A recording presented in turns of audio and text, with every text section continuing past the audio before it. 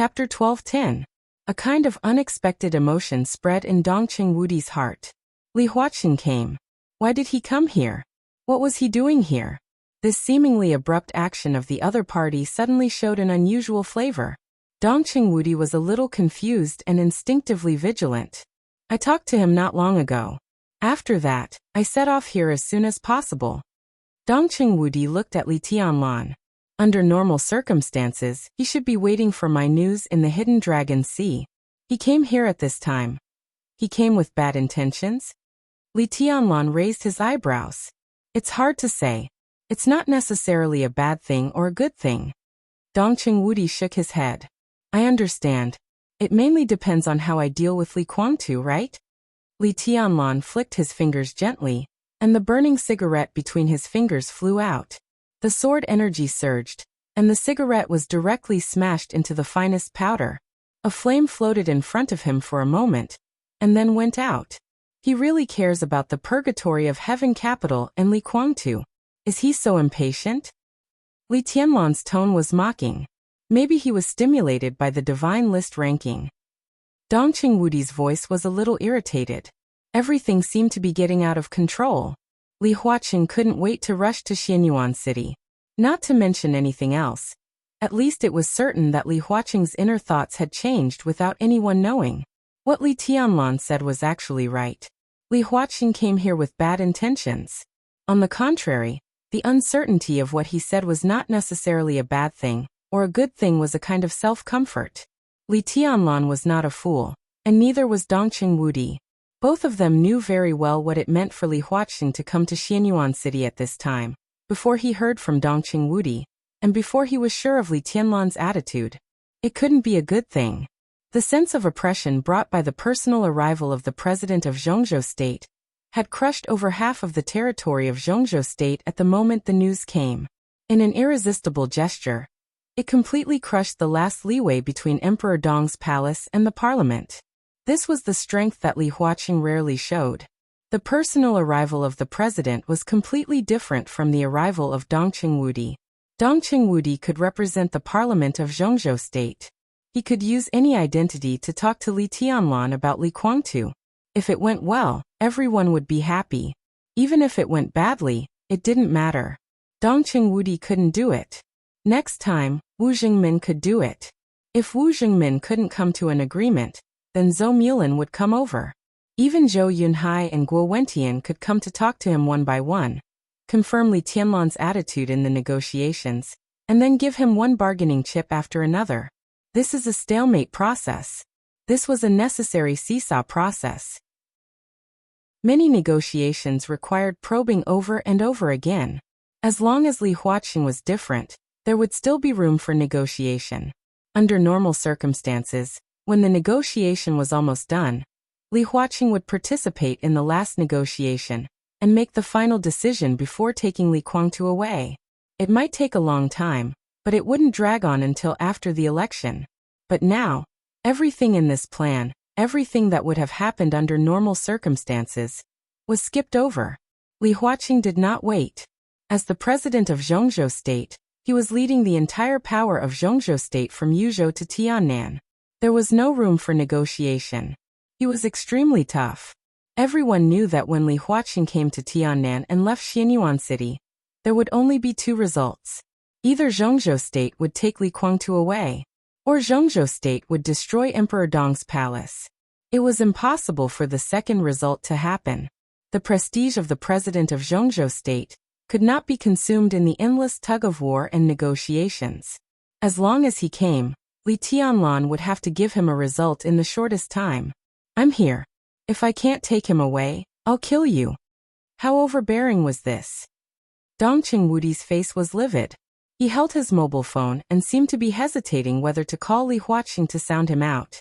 He had a natural position, so if he called him, Emperor Dong's palace would inevitably be suspected of showing weakness. Li Huaqing had never communicated with Dongqing Wudi from beginning to end. Perhaps he, who was on the plane at this time, was waiting for Dongqing Wudi's call. As long as this call was made, he would know that Emperor Dong's palace was not confident. Let him come. Li Tianlan's essence, qi, and spirit seemed to completely condense in a very short silence. His voice revealed a kind of killing determination that could tear the world apart, and it was as hard as gold and iron. I'll wait here. Why do you have to do this? Dongcheng Wudi frowned tightly and held his mobile phone, but he couldn't make the call. Maybe there is another way. There is indeed another way. Li Tianlan nodded. But I don't accept it. His expression and voice were getting calmer and calmer, almost deep. As long as I leave Emperor Dong's palace at this time, Li Huaqing can't do anything. Li Tianlan looked up at the night in the distance and said indifferently, but this is my territory. Why should I leave? Dongcheng Wudi walked up to Li Tianlan. In his sight, he saw a trace of extremely fine but shocking scarlet blood in Li Tianlan's pupils. The wind swept through the night. The sword energy between heaven and earth was like a tide, mighty and mighty. The incomparably strong and even fierce fighting aura surged in Emperor Dong's palace. Li Tianlan's calm voice became a little hoarse, as if he was trying to suppress something. How dare he? Even if I dare to see him, I dare. Tianlan. Dongcheng Wudi frowned. Li Tianlan didn't continue to speak out his rebellious thoughts in the eyes of others. He stopped speaking and seemed to calm down for a moment. The phone rang again. Dongcheng Wudi took a deep look at Li Tianlan, picked up the phone, and said in a deep voice, Qingzhao.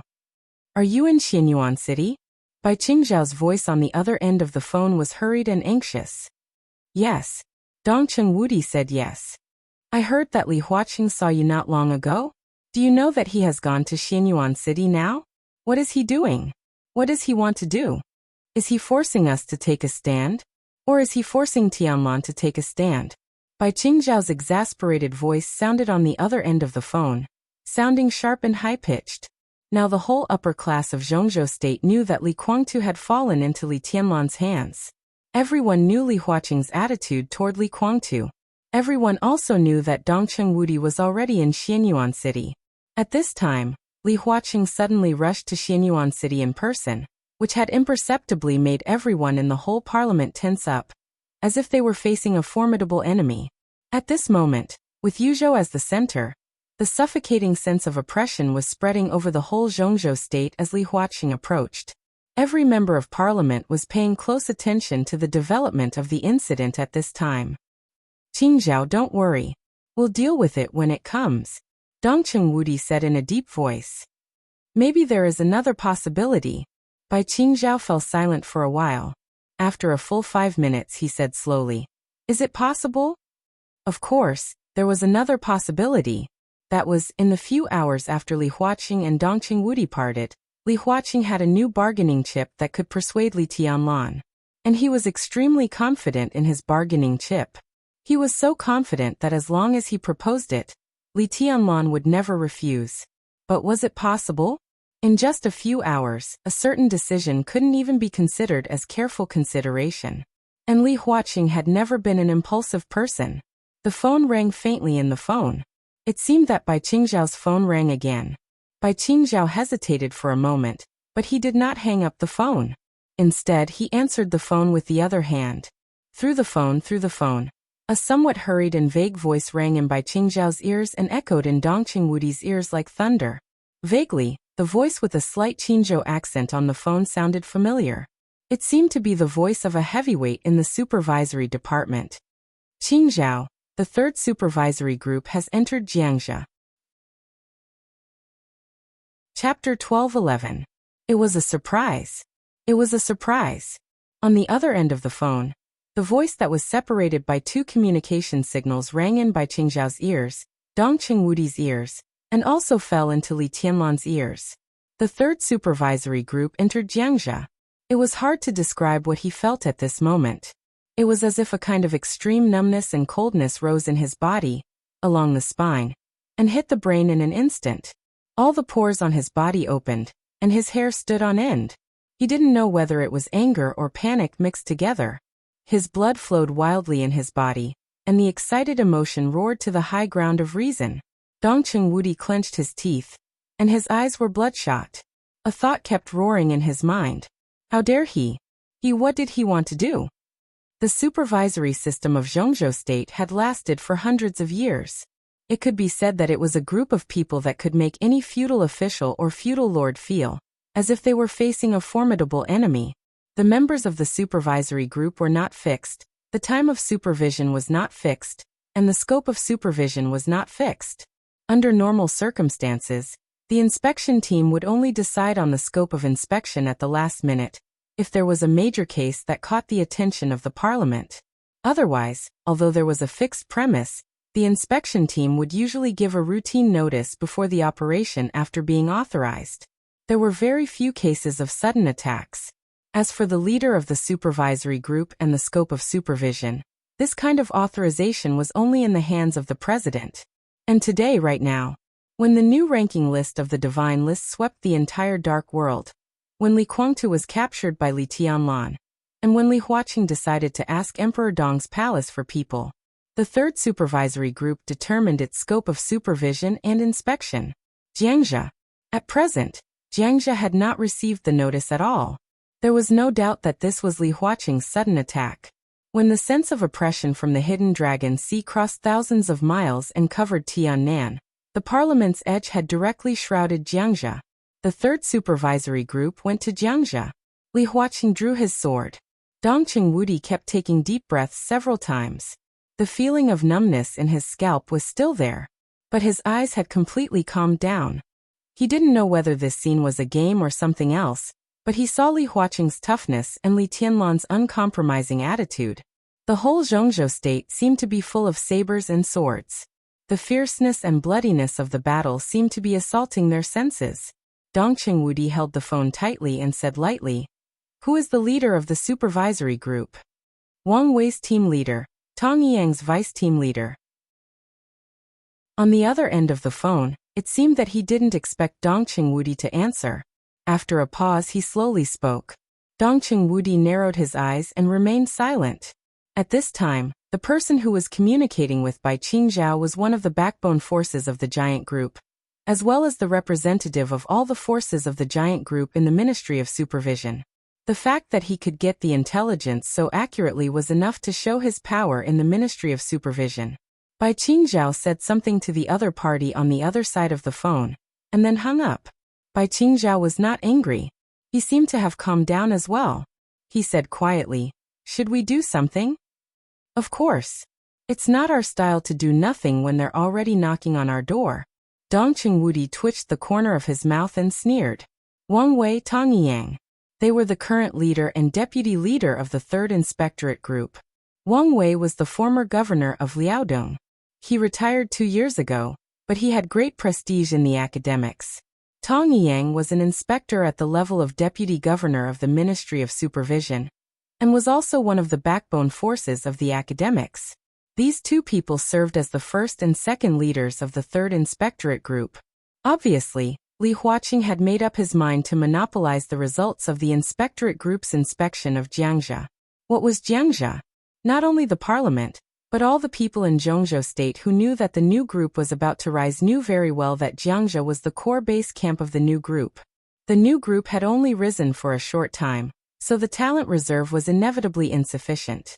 Many of the territories that the new group conquered needed to be replaced by people from Jiangxia. At present, Speaker Jiankong of Jiangxia, Governor Dongqing Qiuqi, and even 5 or 6 provincial councillors of Jiangxia could be said to be popular figures after the election, especially Jiankong, who was the first secretary of Wu Zhengmin, the current deputy prime minister of Zhongzhou state. He was a super capable man promoted by Wu Zhengmin. After Zhou Yuanshan was transferred to Nanyue, he had been the speaker for just over 2 years, but now he had become the main figure promoted by the new group. After the election, he was very likely to enter the parliament. If Li Tianlan could push him into the parliament, then the new group's layout in Zhongzhou state would be easier and more powerful. Headed by Jiankong, Dongqing Qiuqi, 5 or 6 provincial councillors of Jiangxia province, and even the first and second leaders of the local municipal governments were now people of concern. This was the power that the Li family had suppressed and accumulated for many years. They were the elites of the elites. Almost everyone had the ability to take on greater responsibilities. Whether they could go up a step and what position they could reach depended on the explosive power of the new group in the period before the election. This battle array could directly determine the scale and foundation of the new group. At this time, Li Huaqing let the third supervisory group enter Jiangxia. There was no doubt that it was a drastic measure. This knife stabbed straight at Li Tianlan and the key points of the whole new group. Even if the supervisory group was nitpicking and found a little problem, Li Huaqing would have the possibility to completely magnify it. This could completely affect the explosive power of the new group at the last moment, completely suppress their future scale, and the right to speak in Zhongzhou state. What the hell happened? When the list of the divine list came out, Dongqing Wudi originally thought that Li Huaqing would further increase his bargaining chip, but he did not expect that what he waited for was Li Huaqing's almost reckless suppression. What happened on Earth did not seem to matter anymore. What mattered was what he should do after Li Tianlan showed his attitude. Was this kind of suppression a warning to the giant group? A warning to Dongqing Wudi not to interfere in the affairs of the new group? Did he want to isolate Li Tianlan and the new group and make them feel more pressure? Dongqing Wudi sneered. After hanging up the phone with Bai Qingzhao, he quickly found Bai Qingqian's phone number and dialed it. At the same time in Yuzhou. After hanging up the phone, Bai Qingzhao walked out of the study and saw Bai Zhanfang sitting silently in the living room, drinking tea. What did Wudi say? Bai Zhanfang glanced at him and took the initiative to ask. He said that if we do nothing when others have come to fight, it's not our style. Bai Zhanfang said honestly. Bai Zhanfang was silent for a while, as if he was thinking about something carefully. After a while he suddenly laughed and said, "In that case let's do something." Bai Qingzhao was shocked, and the blood all over his body seemed to be completely boiling with his father's words. He took a deep breath, clenched his fists tightly, and tentatively said, "Then shall we wait for the signal from Liaodong?" Waiting for the signal from Liaodong was undoubtedly the best way to fight back against the third supervisory group. Bai Zhanfang smiled indifferently and said, "There's no need to be so troublesome. We old guys are still here. Why let the younger generation do it?" He lowered his eyelids and said lightly, "Your Uncle Zhou is already on his way." Chapter 12:12. When the melodious ringtone of the mobile phone rang again in the roaring rotors, Li Huaqing looked down at the mobile phone. The light on the mobile phone screen had dimmed slightly. The upper right corner of the screen showed that his mobile phone still had 17% battery. The beautiful land and rivers of Zhongzhou State were moving backward unhurriedly under the helicopter. Li Huaqing's eyes lit up for a moment, but the glimmer of light dimmed again when he saw the caller ID on the screen. His mobile phone kept ringing. Since he got on the helicopter, his mobile phone had been ringing. The strong wind brought by the helicopter whistled through the entire Zhongzhou State in the night. He went all the way south, leaving Yuzhou with an absolute sense of oppression, passing through Yan and Zhao, Zhongyuan, North Lake and South Lake, and entering Xia. After replenishing in Xia, he rushed to Nanyuan, Tiannan, Xianyuan City, and Emperor Dong's palace. No one saw Li Huaqing's hesitation. Countless backbone of the academics, retired old people, and then Hua Zhengyang, Zhou Yunhai, Ji Wenzhang, Wan Qingyan, Yi Dongsheng, and even Wang Qinglei. Phone calls rang one after another. Sometimes when he was talking, there was already a notification tone that someone else was calling him. But the phone call he was most looking forward to never rang. He moved forward in silence. The other party responded with silence. Tiannan was getting closer and closer. Li Huaqing looked down at the phone screen that was still lit up and narrowed his eyes. It was Guo Wentian's phone call. Now he finally couldn't sit still anymore. He twitched the corner of his mouth, swiped the phone, and answered the call. Guo Wentian on the other end of the phone did not speak for a while, as if he did not know what to say. Li Huaqing did not speak either, just waiting for Guo Wentian to speak. Guo Wentian's breathing became more and more obvious. His personal position, the position of the Prince Group, and his position in Zhongzhou State, each position was constantly contradictory to what he wanted to say and his attitude. From his breathing, Li Huaqing could clearly hear his constant struggle and entanglement. Is it too urgent? Guo Wentian was silent for nearly a minute before he whispered and asked hesitantly, "Are you afraid?" Li Huaqing laughed. His words were so blunt that they were a little harsh. Guo Wentian was not angry. Instead, he was silent for a long time, and then he said slowly, "I don't know." Li Huaqing did not say anything. Guo Wentian continued, "I don't know if I'm afraid. I don't even know what I'm afraid of. Are you afraid? Are you afraid that he will kill me?" Li Huaqing's smile was obvious. "He has the guts," Guo Wentian said in a deep voice, and then continued with a sigh. "At his age, it doesn't matter if he pierces the sky. He's so young and has this kind of strength. That's why there are restrictions." Li Huaqing said blandly, "I'm not afraid that he will kill me, and we haven't reached that point yet. But I'm afraid that he will leave Zhongzhou state. This is not the result I want." Guo Wentian snorted unconsciously. Of course, he was afraid of Li Tianlan leaving Zhongzhou state. The parliament was aggressive. If Li Tianlan really fell out with Zhongzhou state out of anger, Guo Wentian could be sure that he would not survive, not to mention what would happen to Li Huaqing. This was the absolute dominance of extreme personal force. As the number one on the divine list from Zhongzhou state, if he was forced to leave Zhongzhou state, the anger and hatred in his heart could make Li Tianlan do anything in his extreme thoughts. No one in the whole Zhongzhou state could stop Li Tianlan's assassination.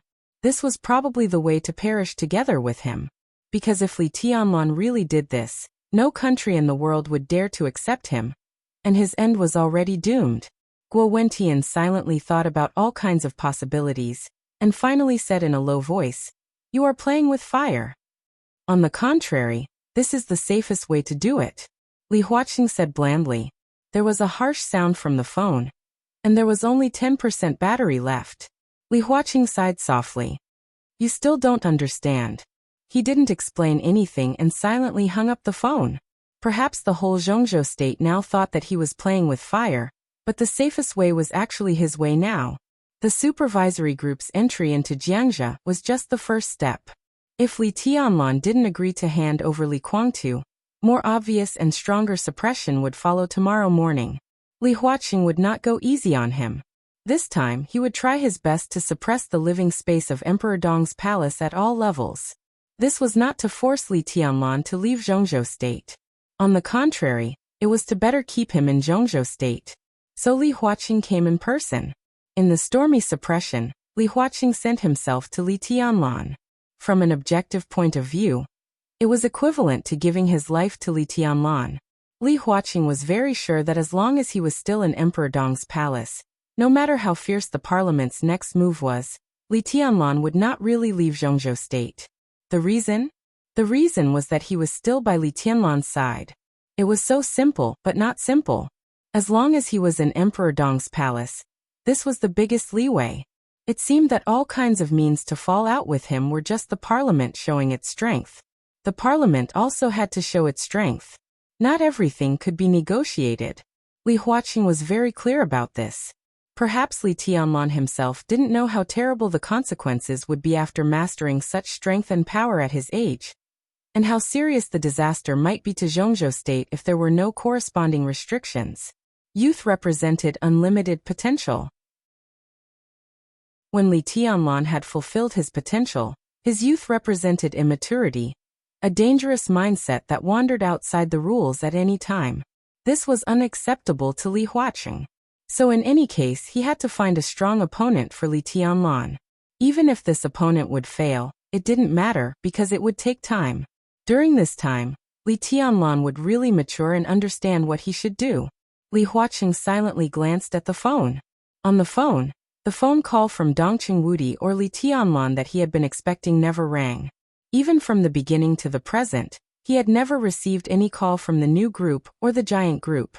Li Huaqing's eyes gradually became dignified. In the unusual silence, he clearly smelled a touch of fighting and gunpowder. The helicopter flew over Nanyuan and the first city in Tiannan. The brightly lit Xianyuan city was close at hand.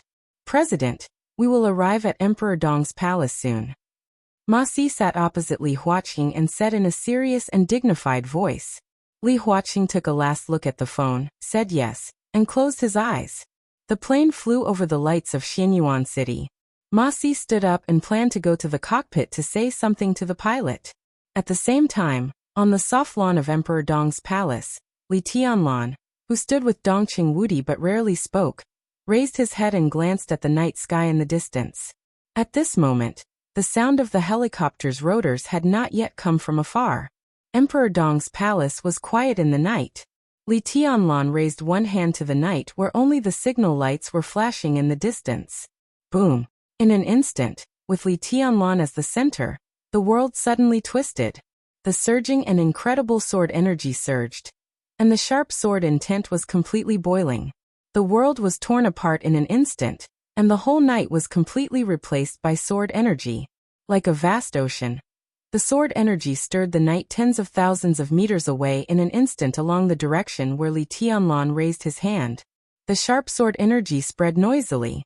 The helicopter that had just entered the sky above Xianyuan City was out of control instantly. The rotating rotors were silently cut into pieces by the sword energy. The helicopter flying in the air suddenly spun and rolled in the air, smashing into the lights on the ground. Li Tianlan raised his hand and closed it slightly. The sword energy all over the sky vibrated at the same time. The falling helicopter seemed to be gripped by an invisible hand at this moment. With the overwhelming sword energy, the helicopter was directly pulled by the invisible hand and rushed into Emperor Dong's palace at an unimaginable speed. The cabin was spinning. Li Huaqing's face was abnormally ruddy. Ma Si fell in the corner with a broken head and a desperate look on his face. The endless sword energy pulled the helicopter from the edge of Xianyuan City all the way to Li Tianlan. The helicopter crashed to the ground, and the huge fuselage slid out of control on the lawn, leaving a deep mark hundreds of meters long. The solid landing gear and the glass in the cabin were completely shattered. Dense cracks appeared on the black fuselage, which had originally looked very majestic, under the wrath of the sword chi. The ridiculously broken helicopter slid all the way and stopped less than 5 meters away from Li Tianlan. With a dull sound, the heavy cabin door of the helicopter fell to the ground, splashing a cloud of smoke and dust. Li Tianlan squinted and looked at Li Huaqing in the cabin, who was facing him motionlessly because of the seat belt. He said expressionlessly, "You're too slow. I'll give you a hand. Welcome to Xianyuan City. Welcome to Emperor Dong's palace." Chapter 12-13. The wind under the curtain of night had completely frozen. In the extreme silence, only the cracks on the helicopter were emitting light sounds and spreading. The sword chi was silent, but it was everywhere. Fine and sharp, it moved around the helicopter, from the cockpit to the fuselage, and then to the tail. More and more cracks appeared. It was as if a pale white flower had suddenly bloomed on the pitch-black fuselage of the helicopter. Irregular patterns were quietly spreading, as if to surround the entire huge fuselage. Dizziness, anger, helplessness, solemnity, all kinds of emotions and perceptions kept tumbling in Li Huaqing's heart. His body seemed to be immersed in the dizziness of the helicopter out of control and rolling in the air. At that moment, the world was spinning, and death seemed to have shown a grim sneer in the night outside the cabin. The majestic sword energy wrapped the helicopter and kept accelerating, dragging them to Emperor Dong's palace, as if death was mercilessly pulling them into hell. At that moment, what Li Huaqing felt was not fear, but a sense of weightlessness that was completely beyond his control. The helicopter's engine seemed to be barely able to maintain stability, but that kind of power was too fragile under the sword energy. All the stability was completely destroyed in an instant. The sword energy surrounded and pulled him, and the seat belt that held his body in place tightened to the limit. After the world spun around him, his body leaned forward crazily under the violent pull. The bulletproof glass of the cabin was shattered by the sword energy, and the warm night wind of Tiannan poured into the cabin violently under the absolute acceleration, bringing with it an indescribable coldness. This feeling would never be forgotten. If this was a show of strength, then it could only be said that this show of strength was really powerful. He was showing the power of Zhongzhou state to Li Tianlan. And now, Li Tianlan was also showing his own power to him. He heard Li Tianlan's emotionless voice, and felt the omnipresent sharpness in Emperor Dong's palace. The sharp sharpness covered the sky and the earth. It was so sharp that it was almost fearless and directly pressed against his heart. Phew! Li Huaqing let out a long breath. Li Tianlan stood outside the cabin, motionless like a statue, looking at him with no expression. Li Huaqing took a deep look at him, unfastened the seat belt, walked to the corner of the cabin, and pulled Ma Si up. Ma Si had fallen into a coma. When the helicopter lost control, Ma Si unbuckled her seat belt and stood up. The out-of-control helicopter tumbled in the air. Caught off guard, Ma Si's body also lost control and crashed into the metal door in front of the cockpit. He instinctively grabbed the nearest handrail, but as the sword Qi pulled the helicopter, the sudden acceleration directly threw Ma Si to the other side of the cabin. Under the huge impact, the top secret of Zhongzhou state directly fainted. Li Huaqing pulled up his secretary with some difficulty. Before he could drag Ma Si out of the cabin, Dongcheng Wudi had already walked in first. "Leave it to me. I'll treat his wound." Dongcheng Wudi smiled and lifted Ma Si with great ease. Then he went to the cockpit, picked up the driver who was also unconscious, and looked at Li Huaqing. Li Huaqing pondered for a moment and nodded. He knew very well that at this time, no matter where Dongcheng Wudi stood, he did not want to stay between him and Li Tianlan. This was also acceptable for him and Li Tianlan. Without Dongcheng Wudi here, Li Huaqing, who faced Li Tianlan alone, would feel more pressure.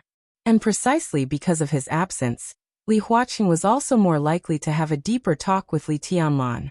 Li Huaqing quickly left the scene with the two wounded. Li Huaqing sat in the broken cabin for a while. When the dizziness in his mind almost disappeared, he took a deep breath and walked out of the cabin. The helicopter will be towed away to check the fault. Fortunately, if it hadn't broken down near Emperor Dong's palace, the consequences would have been unpredictable. Li Tianlan said lightly. "Fault." Li Huaqing's eyes narrowed and he said with a smile. "So I should thank you for saving my life?" "You're welcome." Li Tianlan was still expressionless. Li Huaqing smiled. He was very curious as to why he could smile now. All his actions since he came to the stage seemed very gentle. But gentleness did not mean that he had no temper, nor did it mean that he would appear to be weak. In fact, in the hearts of many people, the gentle and calm Li Huaqing was far more deterrent than the other counselors who banged the table and roared. But at this moment, Li Huaqing was really not angry. Even if the young man in front of him attacked him, destroyed a helicopter, and even made him and his secretary extremely embarrassed, his heart was calm. Maybe it was because he valued him too much, and in his heart, he also had too many expectations for him. Li Huaqing never knew that he would value a person so much and be optimistic about his future, even though the two of them were now on opposite sides. The third supervisory group's entry into Jiangxia is just the beginning, Li Huaqing said. In the next few months, the 1st to the 10th supervisory groups will be sent out one after another.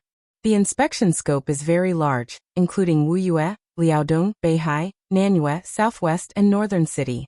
This is the normal inspection tour before the election. Jiangxia is just the first stop.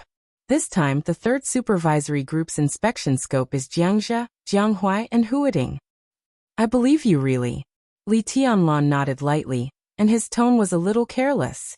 He did believe what Li Huaqing said, but it did not mean that the 3rd supervisory group had no other purpose in entering Jiangxia.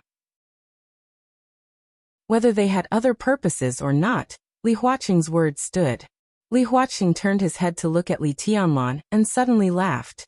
He reached out and pointed at Li Tianlan. "You boy, I know you have emotions, so when I just came to Emperor Dong's palace, you gave me a show of strength. Why? Or are you unhappy? Do you want to beat me to vent your anger?" Li Tianlan turned his head to look at Li Huaqing, and the corner of his mouth twitched symbolically. "I can understand your emotions, and even understand what you think of me now, but in my current position, I have things I should do." "I don't have emotions," Li Tianlan said lightly, "but there is one thing that needs to be clarified. You came at the wrong time. At this time, it is difficult for Emperor Dong's palace to really welcome you." "Oh, why?" Li Huaqing smiled casually. "Next, I will deal with some internal affairs that belong to our Li family, or the family affairs of the Li family. This is our own business, and we will not welcome anyone who wants to intervene. How do you know that I am going to intervene in this matter?" Li Huaqing was calm. Li Tianlan did not answer him, but smiled casually and said, "It's best that you are not. Maybe I misunderstood." He paused and continued, "But many people seem to be very interested in the family affairs of the Li family. Maybe you don't want to intervene, but others seem to be ready to intervene." He looked at Li Huaqing and suddenly laughed. "I'm going to stay in Xianyuan City during this period of time. I'd like to see exactly what kind of things dare to extend their claws towards me and interfere in my family's affairs. If I really see them, I'll chop them into pieces. I think you won't mind, right?" Li Huaqing stopped laughing. He looked at Li Tianlan and narrowed his eyes. Li Tianlan was also looking at him. The two of them stared at each other. They were expressionless. Chapter 12-14. It was 3 o'clock at night. The sudden ringtone of the cell phone rang in the quiet bedroom, dispelling the gentle dream in the warm bedroom. The desk lamp lit up almost as soon as the cell phone rang. Zhao Changjiang, who was in pajamas, took the cell phone and looked at the number. His originally vigilant and solemn face changed dramatically. It seemed that he was very scared. He answered the phone without hesitation and said in a deep voice, "Speaker." Because of his profession, he often received sudden calls in the middle of the night. It might be from the ministry, or it might be from some subordinates who were close to him, or it might be some serious case, or something else. But he never thought that he would receive a call from his immediate superior at this time. The remaining sleepiness disappeared the moment he answered the phone. Zhao Changjiang, who was completely awake, had already reached out to find his clothes. "Oldly, come to my place for a short meeting." On the phone, the steady and graceful female voice laughed. "Am I disturbing your rest?" Zhao Changjiang's heart relaxed a little with the laughter on the phone. He also laughed. "I'm used to it. But I was really shocked when I received your call. There are some things that need to be dealt with urgently. Let's talk face to face later." The other party said lightly and then hung up the phone. Zhao Changjiang began to put on his clothes quickly, just like when he suddenly heard the whistle for emergency assembly in the middle of the night in the army. He was serious, hurried, meticulous, and resolute. "What's wrong?" Beside Zhao Changjiang, the woman who was nearly 50 years old but still attractive asked a little lazily. She raised her hand to rub her eyes and complained. "What's wrong this time? There are really too many troubles in the local area. Tell me, when have you been free from worry in the past few years? You're so busy that you don't eat regularly.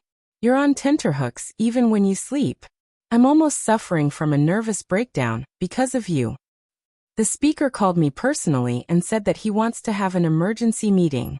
Zhao Changjiang shook his head and said gently, "Go to sleep first. It's all right." "Cousin called you?" At this time, the woman's sleepiness and laziness faded away in an instant. She suddenly sat up in bed. "What happened?" "I'm not sure yet." Zhao Changjiang shook his head. He didn't say it in his heart, but he was almost certain that Speaker Bai, who had never made any big moves since he came to Liaodong, was going to do something big this time. The woman's expression was a little uncertain. Her name was Zhao Qing, a distant relative of the Bai family in Yuzhou. In terms of relationship, she should call Bai Qingqian cousin, but in fact the blood relationship between them was very thin, the kind that could not be more distant. Although they were distant relatives, Zhao Qing had been very close to Bai Qingqian since they were young. Although they were relatives in name, they could be said to be best friends who could talk about anything. Zhao Changjiang and Zhao Qing were even married. They were all introduced by Bai Qingqian back then. At that time, Zhao Zhang was transferred from the Southern Station district to Liaodong. In addition to the fact that Bai Qingqian really needed a trusted confidant to be her right-hand man, Bai Qingqian also wanted to chat with her good friend for a long time. Zhao Changjiang was one of the 11 provincial council members of Liaodong province, and the head of the Liaodong police department. It was no exaggeration to say that he was Bai Qingqian's right-hand man in Liaodong. Although Bai Qingqian came to Liaodong because of the cooperation between the two groups, she did not stand on ceremony when it came to consolidating her right to speak. For nearly 5 years, the overall level of Liaodong seemed to be extremely stable, but Bai Qingqian had long been in power. Her words carried enormous weight, and she quietly overshadowed the sharpness of the governor of Liaodong. The main reason was that she had grasped what she should control in her hands. The Ministry of Personnel, which controlled personnel, was the first thing she grasped, followed by the Ministry of Supervision, and then the propaganda system. Finally, she transferred Zhao Changjiang to control the police department, plus the chief steward of the provincial government, who was bound to keep pace with Bai Qingqian. After mastering 4 powerful departments, Bai Qingqian had already established an absolute advantage in Liaodong. In less than 5 years, Bai Qingqian was almost unshakable in Liaodong. There was no doubt that if she did not leave in this election, the whole Liaodong would be included in the territory of the giant group or the new group. This was undoubtedly what the academics absolutely did not want to see. This was one of their most core territories. As the election approached, the ups and downs of Bai Qingqian's sprint to the parliament made the whole Liaodong turbulent in recent days. All kinds of signs had appeared a few months ago. At this time in the middle of the night, Bai Qingqian suddenly called for an emergency meeting. Zhao Changjiang could hardly imagine the content of this meeting. "You sleep first. I'm going." Zhao Changjiang looked at his wife on the bed, whose expression changed. He took a deep breath and went straight out of his room. He lived in the 6th building of the provincial government compound, not far from the 1st building where Bai Qingqian lived. Zhao Changjiang put on his coat and went out. It was cold in winter in Liaodong. The courtyard was silvery white, and it was snowing heavily again. Zhao Changjiang stepped on the snowflakes and walked in the courtyard of the provincial government compound in the middle of the night. His eyes were firm. Many years ago, he was injured in the Border Control Corps and transferred to the military headquarters. From the military headquarters, he entered the Southern Station District, and then transferred from the military system to Liaodong. His style had never changed. He was calm, firm, and fearless. After more than 4 years in Liaodong, Zhao Changjiang had already established his image as an iron-fisted person. Zhao Changjiang passed by the 4th building of the provincial government compound. The door of the detached villa in the 4th building was just opened. A slightly fat woman in her 50s just wrapped her coat tightly and came out. When she saw Zhao Changjiang, she was slightly stunned. Oddly, Zhao Changjiang was also a little surprised. "The 1st building?" "Yes, Boss Bai summoned me in the middle of the night. I dare not neglect it." The middle-aged woman chuckled. Her figure was slightly plump, and her face was round. In the midst of the falling snow, she looked somewhat benevolent. This was another trusted general of Bai Qingqian, who had come from Qinzhou province. She followed Bai Qingqian all the way to Liaodong, the Iron Lady. When Bai Qingqian was the governor of Qinzhou, she served as the non-director deputy governor of Qinzhou. Now she was one of the 11 directors of Liaodong, and in charge of the Ministry of Supervision. Compared with Zhao Changjiang, who was an iron-fisted person, Guan Yuan in the system of Liaodong was obviously more afraid of this seemingly amiable little old woman. "Let's go together." Zhao Changjiang nodded. Yesterday, Ningning and Haoying wandered outside for a day and had dinner here. The 2 children said that they wanted to travel abroad to see the world. Oddly, Haoying said that he didn't plan to take over your job in the future, nor did he want to be a policeman. After graduation, he planned to do business. This trip abroad seems to be to investigate some project. What's your attitude? Yi Han, who was known as the Iron Lady in Liaodong, looked at Zhao Changjiang with a smile. Her daughter and Zhao Changjiang's son both went to school in Huading, and they were in the same school and the same year. The 2 children had been in love for 2 years, and had a very good relationship. It was only a matter of time that the 2 families would get married. They often visited each other, and their parents were also very supportive of them being together. "That brat still hasn't told me about it. Looks like your mother-in-law found out first." Zhao Changjiang was a little stunned and his tone was a little unhappy. "My old Han intends to give the 2 children a startup capital, and even plans to send someone to accompany them abroad, but it depends on your attitude." Yi Han chuckled. "Let them be." Zhao Changjiang shook his head. "I don't care about this. You can discuss it with Zhao Qing. The 2 children will graduate this year, right? At this time next year, I'm afraid that you and I will not be in Liaodong. It may not be convenient to meet in the future. In my opinion, we should settle their relationship this year. Ningning is a good child. Once she enters my family, I promise I won't treat her badly." "Okay. Yihan's voice was very happy. My old Han also means the same. Ask the two children what they say. If there is no problem, try to let them get married after graduation. The two chatted casually, but their voices gradually lowered.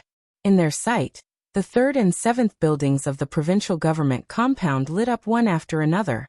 Zhao Chongjiang and Yihan looked at each other, and both of them were silent. Everyone knew what kind of people lived in the third and seventh buildings of the provincial government compound. They could be said to be comrades who advanced and retreated with them. The one who lived in the seventh building controlled the propaganda system of Liaodong and was Bai Qingqian's college classmate. The one in the third building controlled the Ministry of Personnel of Liaodong. He was transferred from Yuzhou at that time because the Bai family directly supported Bai Qingqian, plus Zhao Chongjiang and Yihan. This was the perception of outsiders. Bai Qingqian was one of the four heavenly kings in Liaodong. In the middle of the night, Bai Qingqian actually informed the four of them at once. What did this mean? Liaodong, Yihan sighed in a low voice. Is the most chaotic situation going to start in Liaodong this time? Chapter 12:15. The thick material turned to the last page. Under the soft light, Bai Qingqian put the material aside, picked up the teacup, and took a sip of water. She looked calm. This material had been sent to her office a few months ago. At that time, Bai Qingqian read it over and over again several times. Finally, because she didn't make up her mind, she temporarily sealed it up. The material involved a series of events such as the corridor transformation project of the Liaodong provincial government, as well as a large number of illegal trade in Anong. The target was Tan Xiaotian, the current deputy speaker of Fengtian Academy. There were more than 100,000 words of a large number of reports. Obviously, it was not written by one person, but from many aspects. The time span was as long as 5 years. Although there was no real name, a large number of reports were indeed true. To a certain extent, it could even be said that the evidence was conclusive. Even Bai Qingqian had an impression of many things mentioned in the material. This material appeared in her hands about 3 months ago. The source was still unknown. It was obvious that the election was coming. Because the election was coming, this was a spark sent to her by some people who wanted to fish in troubled waters. However, Bai Qingqian had never acted rashly. After reading the material in detail, she had already begun to let Yihan's Ministry of Supervision take action secretly. Now she had also grasped a lot of breakthrough clues. Some of Tan Xiaoyan's practices had been arrogant to the point of brazen. The secret investigation of the Ministry of Supervision did not even encounter any even symbolic resistance. Some vague evidence had already appeared in the hands of the Ministry of Supervision. So 2 months ago, the provincial government personally issued a notice that Tan Xiaotian was sent to the Zhengji Academy in Liaodong to enter the advanced course. Then he began a half-year-long advanced course. When the news came out, there was no panic in Liaodong. Instead, there was jubilation. The Zhengji Academy in Zhongzhou State was the fundamental and important place of the academics. Its importance was even above that of Liaodong. There were quite a number of super heavyweights in the academics, including Li Huaqing, who had the background of the academy. Because of this, they were jokingly called the academics by the outside world. Specifically in Liaodong, the academy was obviously also a place where it was difficult for Bai Qingqian to influence. Tan Xiaotian had entered the academy's advanced class and not the training class. This was usually a sign that he was going to be promoted. In the past 2 years, the situation in Zhongzhou State seemed to be stable. But as the election got closer and closer, undercurrents were surging not only in Liaodong, but also in all provinces. When Bai Qingqian first entered Liaodong, she had already hurt the nerves of some people in Liaodong. In the past few years when she came to Liaodong, under the seemingly harmonious situation, there had been a lot of conflicts. Among them, Tan Xiaotian could be said to be a representative person. Something. If Tan Xiaotian was transferred from the position of Deputy Speaker of Anong Province to the position of Deputy Speaker of Fengtian Provincial Government, was Bai Qingqian's concession, then letting Tan Xiaotian enter the advanced course was undoubtedly Bai Qingqian's preparation for leaving Liaodong Province. In a sense, This seemed to be a sign that the academics had begun to exert their power and was ready to set things right in Liaodong.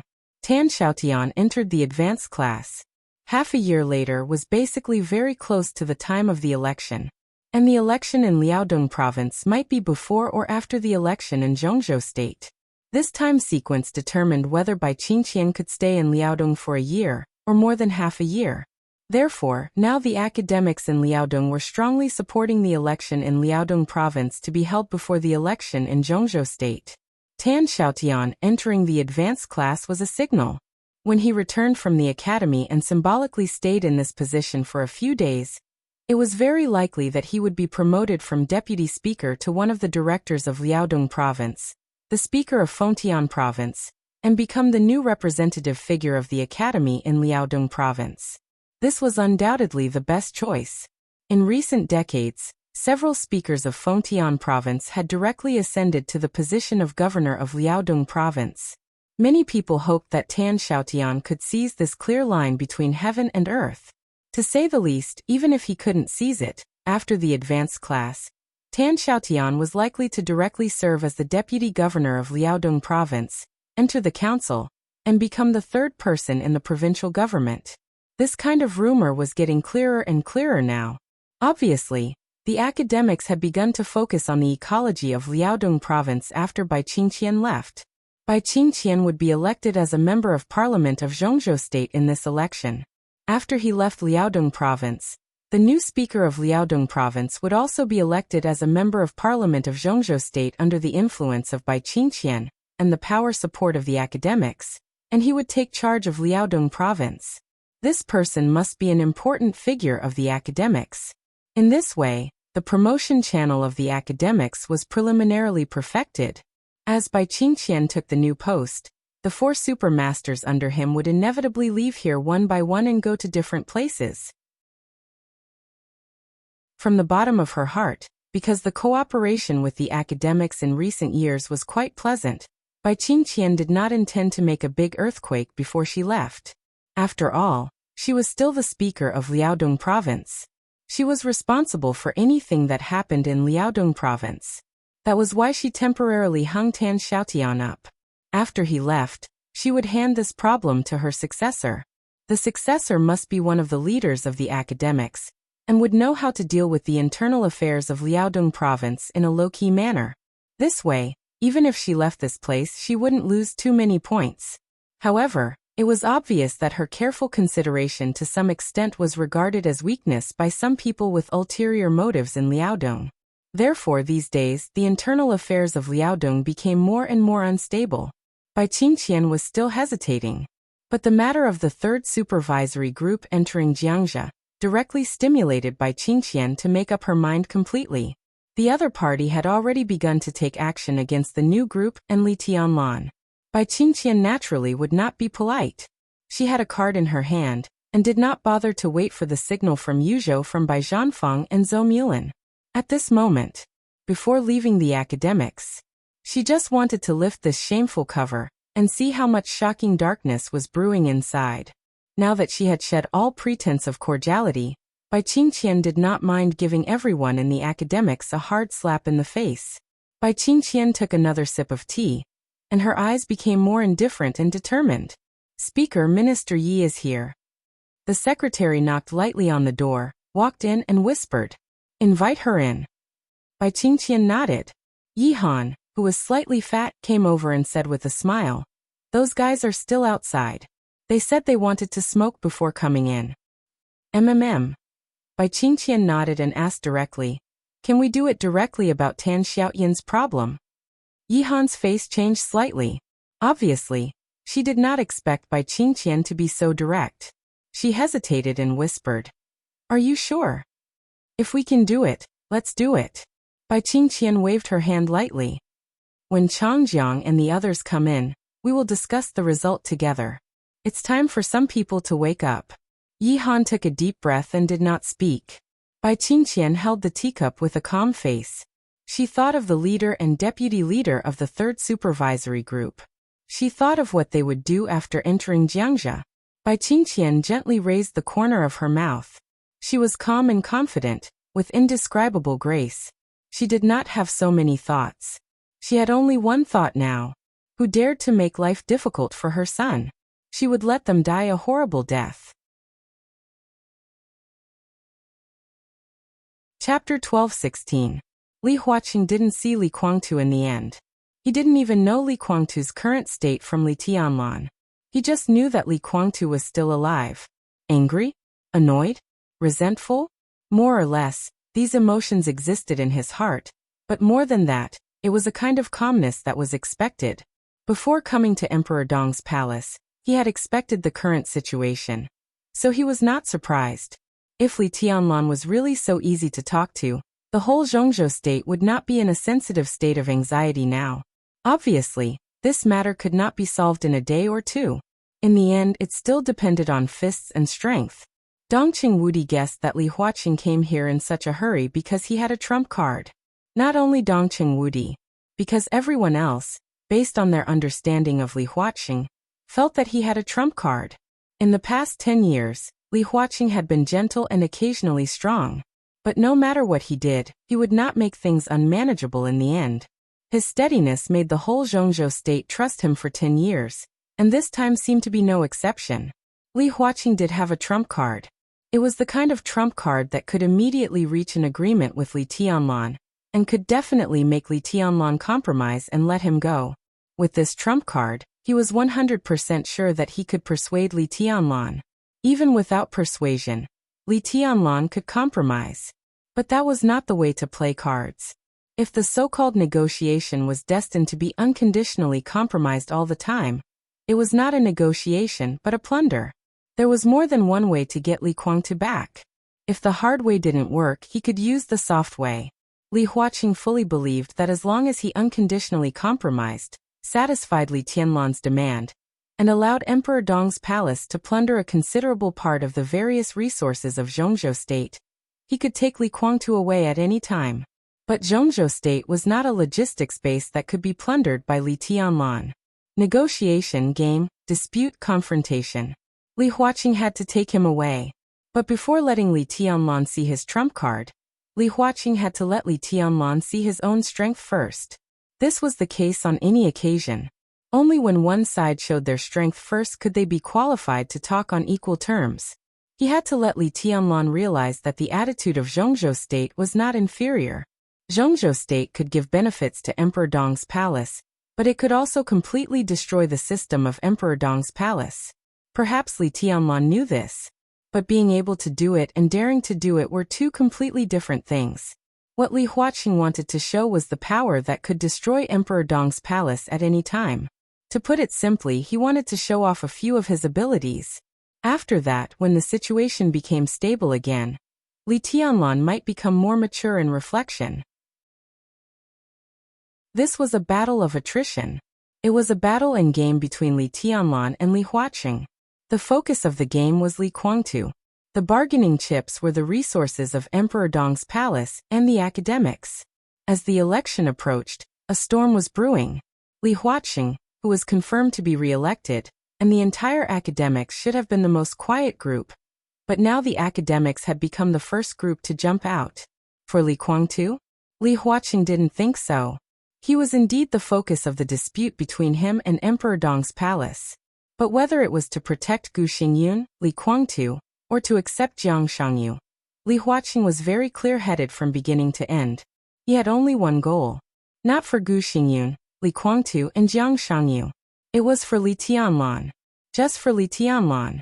Li Tianlan was very polite to him, but also very impolite. The direct result of the disagreement was that Li Tianlan directly left. He was really leaving. Li Huaqing didn't even see Li Tianlan leave. After saying those harsh words, Li Tianlan just turned around and disappeared from his sight. The president, who was left alone in Emperor Dong's palace, stood alone and smoked a cigarette. Then he saw Xiao Mahai, who was now the chief butler of Emperor Dong's palace, walking over with a smile. They didn't talk about the old days. They were not familiar with each other. The general, who had blatantly embezzled tens of millions of prison funds in the past 2 years, had formally submitted his resignation a month ago. Li Huaqing also signed the resignation letter. Someone had taken over Xiao Mahai's position as the director of Emperor Dong's palace. Xiao Mahai, who had left the desert, went to Tiannan and became the director of Emperor Dong's palace. He seemed to be living a good life. Xiao Mahai arranged for Li Huaqing to stay in a villa in the central area of Emperor Dong's palace. The villa complex, which would probably be provided for the high-level officials of Emperor Dong's palace in the future, had just been completed. There was still a slight smell in the villa, but the decoration was absolutely comfortable and luxurious.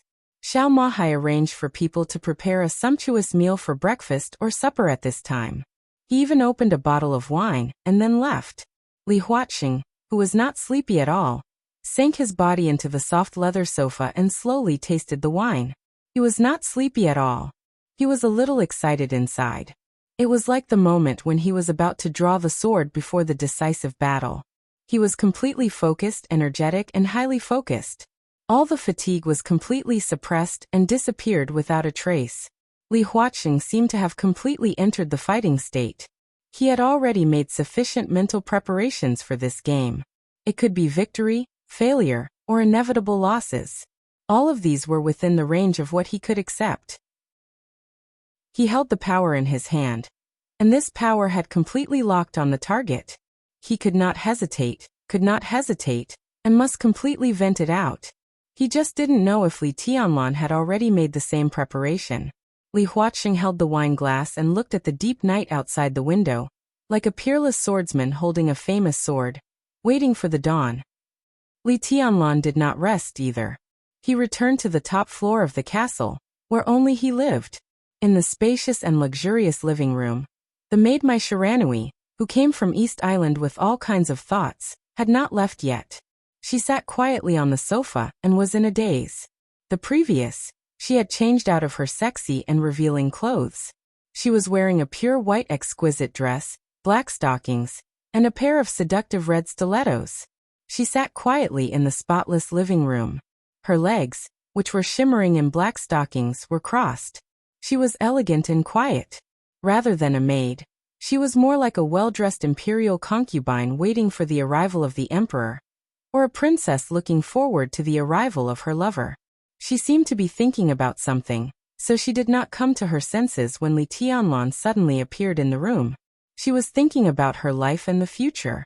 Mai Shiranui had never denied her desire for power. This desire included many things, such as the fanatical worship of real power, the power to dominate the dark world, the power to rule the world and sweep everything, and so on. She had always had a goal in her life. When many so-called young talents in the dark world of East Island worshipped her as a goddess, those people never existed in her eyes. At the beginning, her master Shinichi Miyamoto, the supreme ninja of the invincible realm who supported Liuhua Palace and made it as famous as Wuji Palace and Jifeng Sword Training School, was incomparably lofty in her heart. At that time, the only thing Mai Shiranui wanted was to inherit everything from her master and lead Liuhua Palace to surpass Jifeng Sword Training School and Wuji Palace to become a superforce in the dark world. After Shinichi Miyamoto died in the hands of tribulation, her target became Li Kuangtu. The Purgatory of Heaven capital appeared in East Island. At that time, the man with the code name God, holding a death scythe, was quiet and almost invisible most of the time, but he could fight tit for tat with Sword Emperor Wang Tianzong without falling behind. He indeed had the glory that shone on the whole dark world. Mai Shiranui didn't want to admit it, but she knew very well that in the most glorious years of the Purgatory of Heaven capital in East Island, she had many sleepless nights because of Li Kuangtu. His almost desperate power became something she was crazy about, and also the driving force for her continuous progress. She longed to be conquered by such a man and to be owned by such a man. Age. Appearance. None of these things mattered to her. When she tossed and turned countless nights, she could even disdain the pursuit of the royal crown prince. At that time, there was only the incomparable power in her eyes. She dreamed of becoming Li Kuangtu's woman, sleeping beside him, wearing Li Kuangtu's invincible aura, and enjoying the awe of the whole dark world. Mai Shiranui could see that Li Kuangtu was tempted by her. Many times she could feel the rising temperature in Li Kuangtu's eyes. However, whether it was the royal prince who accompanied Li Kuangtu or Phoenix of the purgatory of heaven capital. They all regarded her as a great threat and guarded her so tightly that there was no suitable opportunity. Li Kuangtu was indeed lustful, but he was not the kind of person who was desperate. If he didn't have the chance to eat her, he wouldn't force her. That was the most glorious years of the purgatory of heaven capital. Now it seemed that it was also the peak period of the purgatory of heaven capital. After the chaos in Snow Country, the purgatory of heaven capital began to fall from the peak at a speed that no one expected. Wang Tianzong's breakthrough completely suppressed the powerful aura on Li Kuangtu. The purgatory of heaven capital left East Island. Countless forces in the dark world were withering. Emperor Dong's palace rose strongly. During that time, Mai Shiranui was lost and confused. The support for the purgatory of heaven capital and the account to East Island pressed her hard at that time. She didn't know who to rely on and completely lost her goal. Until the end, she found that she could only rely on her own strength. Seoul Yohua Palace quietly cut off the relationship with the purgatory of heaven capital. The invincible image of Li Kuangtu that was once deeply rooted in her heart had collapsed. So when she did this, she found that she actually had no burden in her heart. She drew a clear line with the purgatory of heaven capital, and even quietly swallowed a lot of the benefits that belonged to the purgatory of heaven capital. She benefited from both the purgatory of heaven capital and East Island. Liohua Palace was getting stronger and stronger, and her personal strength was constantly breaking through.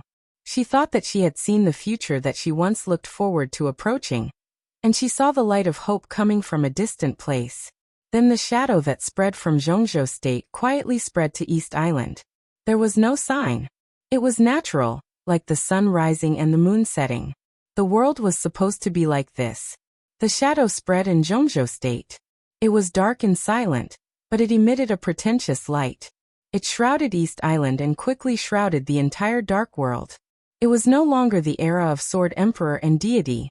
Under the shadow that shrouded the dark world was the absolutely invincible light of East Emperor. It was cold, majestic, awe-inspiring, deep, and immovable like a mountain. It was a shadow that completely made the entire East Island feel completely desperate. But Mai Shiranui actually found that she didn't feel the least bit unwilling in her heart. The kind of almost fanatical worship and admiration for Li Kuangtu was like magma that had cooled down and erupted again from the depths of her heart in an even more unstoppable manner.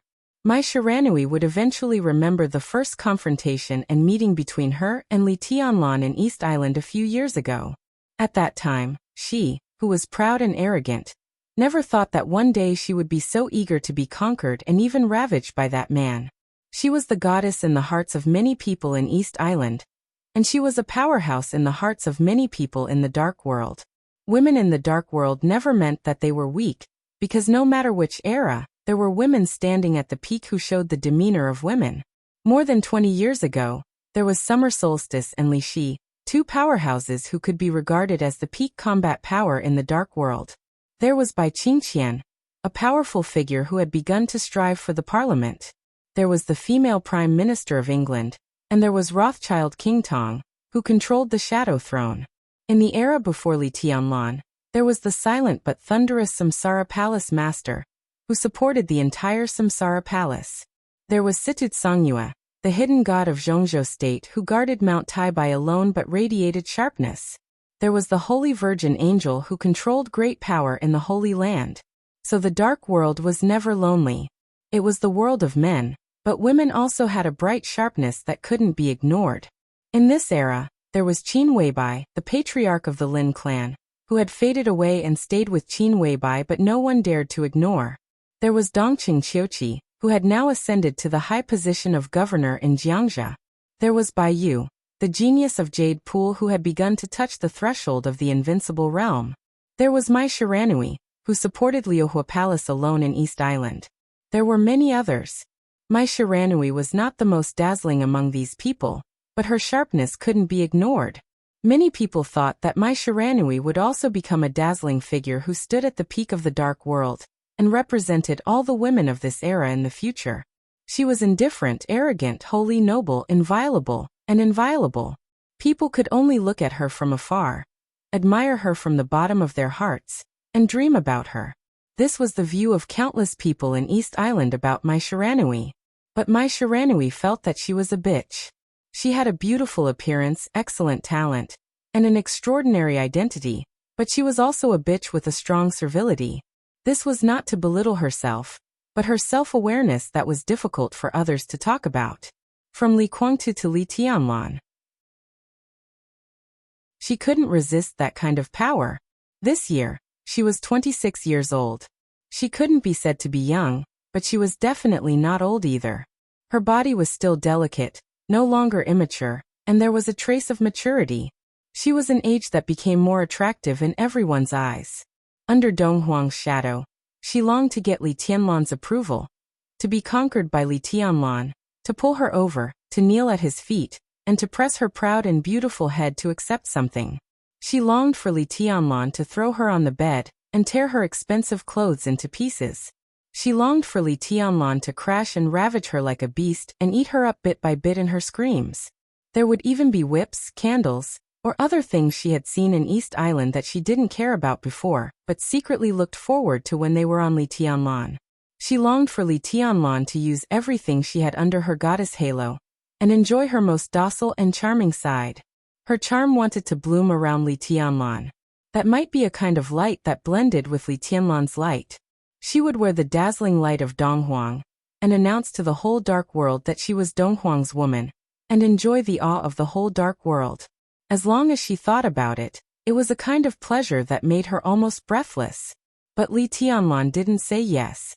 He refused her request to be his woman, but he told himself that he needed a personal maid. The goddess in the hearts of East Island people. The maid of Dong Huang.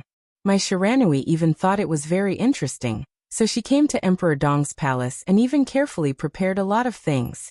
Mai Shiranui would never forget the strange expression on Xiao Mahai's face when he checked her luggage and found something like a whip in her suitcase.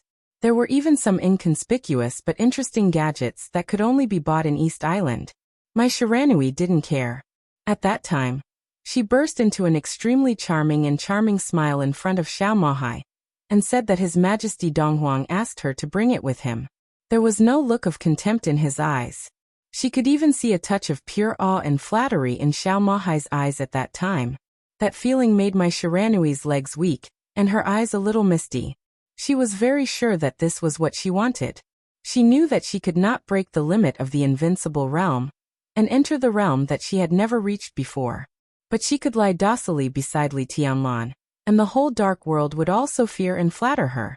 Her Liuhua palace could also become a superpower. Even if she was not in the invincible realm, even if she was just an ordinary person who didn't know martial arts. Mai Shiranui thought quietly. Her face was a little flushed, and she rubbed her legs unconsciously, feeling that she was going to take a bath again. What are you thinking about? Li Tianlan's voice suddenly rang out in the brightly lit living room. Mai Shiranui's whole body shook. She didn't get up at first, but unconsciously made a sound like a cat's meow. Soft, delicate, mellow, and sentimental. The blue veins on Li Tianlan's forehead jumped for no reason, and a nefarious fire almost uncontrollably rose from his abdomen. Your Majesty. Mai Shiranui stood up with a flushed face, a little cramped and a little flustered. A very subtle smell spread on her body. Li Tianlan glanced at her and asked directly, "Where is your room?" Mai Shiranui froze for a moment as if she couldn't believe it. But with some expectation, she said softly, "It's next to yours. I cleaned it up myself. Your Majesty, would you like to have a look?" Li Tianlan waved his hand and said, "Now go and have a rest. I'll call you if I need anything." Mai Shiranui stood where she was, stunned for a moment, then gave a soft, "Oh," and turned to leave. Li Tianlan glanced at her unconsciously, only to find that Mai Shiranui's delicate white dress swayed gently as she walked, and a small wet mark was gradually growing. He frowned and didn't think much about it. He asked casually, "What's the situation in East Island now?" East Island was undoubtedly the priority at the moment. With Mai Shiranui, a chess piece, there shouldn't be too much trouble. Mai Shiranui paused and turned around. Her watery eyes became more and more hazy, and she said in a soft voice, "It's chaotic and they're scared." Li Tianlan nodded thoughtfully. Mai Shiranui stared at him for a while, then turned around in disappointment and walked back to her room. The door of the room was gently closed, and then opened again, leaving a very clear gap. After a while, the tempting pink light peeked out from the gap. Li Tianlan suddenly smiled, and his smile was a little happy. He suddenly thought of Li Huaqing. He could probably understand some of Li Huaqing's thoughts. Li Huaqing began to show his own power, and he came to Tiannan probably because he was afraid that Li Tianlan would do the most extreme thing, which was also the reaction he least wanted to see. It was really a wonderful move. The domestic war was tit for tat. Did he think he could control the situation just by looking at him here?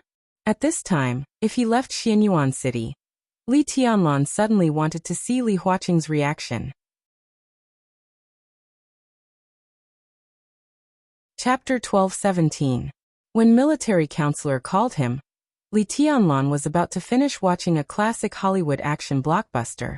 The movie had come to the end. The overwhelming wreckage of machinery was flying in the fire, and the soldiers with shields were fighting fiercely with the muscular giants. In the distance was a ruined city, and the survivors were running for their lives. All kinds of high-tech weapons were in scrupulously blooming destructive flames in the air, and the endless legions were moving forward firmly in the surging artillery fire. One picture after another was reflected in his dull pupils. He sat quietly like a puppet, with countless thoughts flashing in his mind, about East Island, about South America, about Europe. The urgent reorganization of the internal structure of Emperor Dong's palace, the establishment of various departments, the blueprint of the new group, the game with Li Huaqing, the various investments of the Flourishing Age Fund, the future of Tiannan, his future. Everything seemed to explode at once. Everything had to be done, and they had to be done as soon as possible. He didn't pay attention to what the movie was about. It was destined to be a blockbuster without too many connotations. The scenes were gorgeous and hot-blooded, and the special effects were all on. Li Tianlan's thoughts were scattered with the special effects on the screen. He looked quieter and quieter, sitting on the sofa motionlessly. Time was silent, and so was he. Gradually, he was so quiet as if he didn't exist at all. The phone rang. Li Tianlan's body moved slightly. He seemed to come alive all of a sudden. He exhaled softly, turned off the TV in front of him, picked up the phone and said, Your Majesty, Yuzhou is a little lively. Military counselor's voice was still calm, and he came straight to the point. He used the word lively very vividly. In fact, Yuzhou was more than lively now. Li Guangtu suddenly came to Emperor Dong's palace.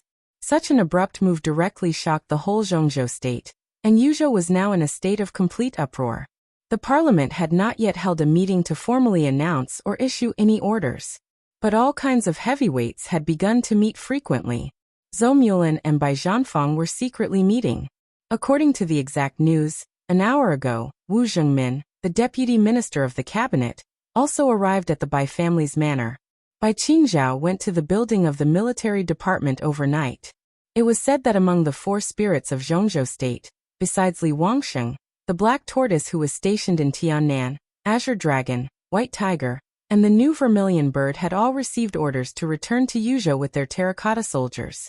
Ji Wenjiang, Wan Qingyan, and Yi Dongxing had also started secretly contacting each other an hour ago. Guo Wentian seemed ready to leave for Southwest City.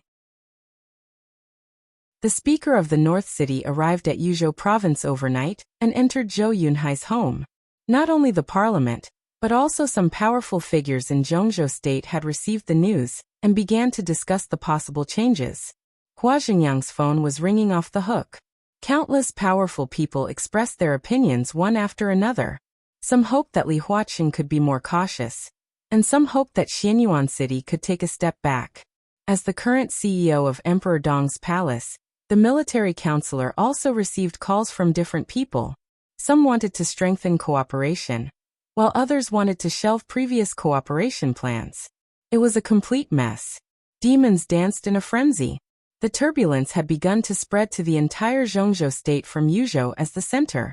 In 24 hours at most, the roaring hurricane would sweep across the entire Zhongzhou state. Is it exciting?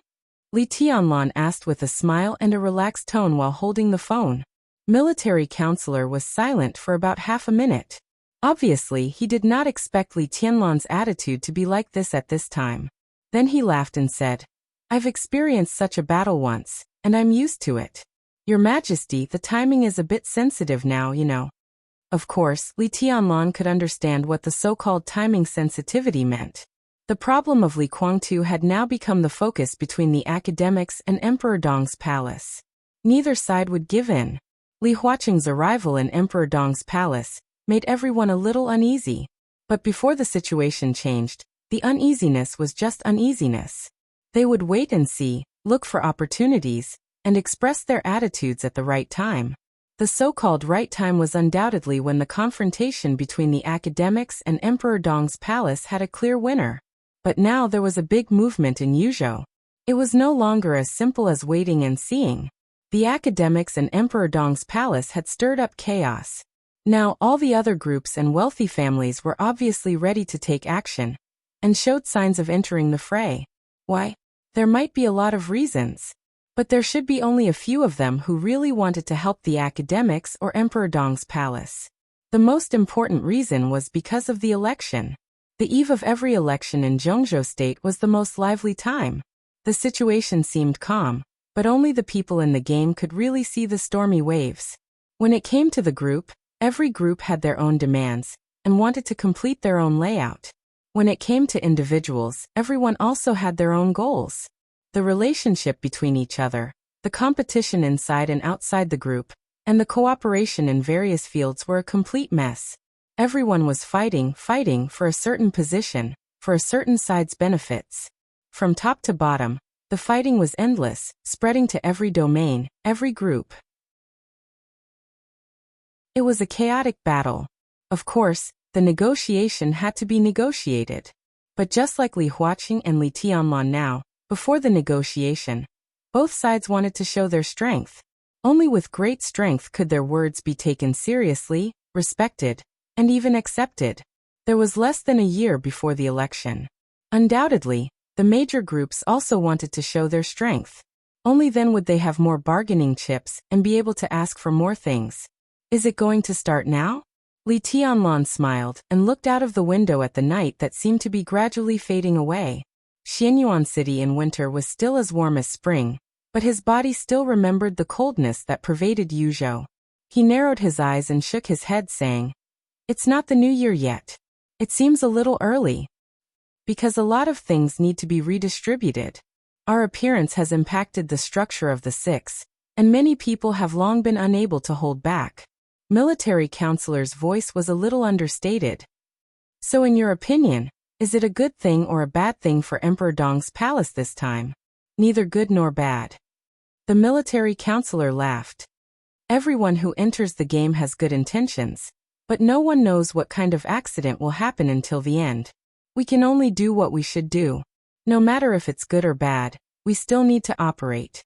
Li Tianlan's voice was more understated, even a little careless. "Well, what can you do?" Military counselor didn't speak for a while. He didn't know whether to give Li Tianlan a thumbs up or a middle finger in his heart. Li Tianlan's words, whether in an understated tone or a careless tone, were the essence of the boss. Li Tianlan's casual words obviously meant that the next task would be handed over to him. However, as the CEO of Emperor Dong's palace, it seemed to be his task indeed. This sentence was undoubtedly Li Tianlan's statement, which meant that military counselor could use all the resources that Emperor Dong's palace currently had to obtain greater benefits for Emperor Dong's palace in the next chaotic battle. As the supreme leader of Emperor Dong's palace, if Li Tianlan bowed to everything personally, the existence of military counselor and others would undoubtedly be meaningless. Li Tianlan was self-aware. He had indeed come to this position, but in terms of skill, layout, power, experience, he was not able to perfectly control all the internal details of a group. At the very least, he was not as good as military counselor in this respect. He just knew what he wanted, and where Emperor Dong's palace would be next. This kind of thing involved the main strategic direction, but not the specific operation process, and Li Tianlan was competent. The goal of the new group after the election was very clear. In the case of keeping Jiangxia, They would take down the 4 provinces of Nanyue, Xie, Dongshan, and Jiangnan. In the case of perfecting the internal promotion system of the group, they would try their best to conquer the cabinet and occupy a relatively strong position. With the 5 provinces and Tiannan as the foundation, the radiating influence and the power of the cabinet would support each other. In the overall strategy of the whole Zhongzhou state, resources would be inclined to Emperor Dong's palace to a certain extent, and it would protect the integration of the new group, the giant group, and the north group. This was the strategic direction of Emperor Dong's palace in Zhongzhou state in the next 10 years that Li Tianlan had personally formulated. The next implementation, the allocation of a large number of resources, and the operation of human relations were the responsibility of the CEO military counselor. Li Tianlan gave the direction to lead Emperor Dong's palace. He didn't care about the process, only the final result. I'm on my way to the Bai family manor. On the phone, military counselor smiled gently.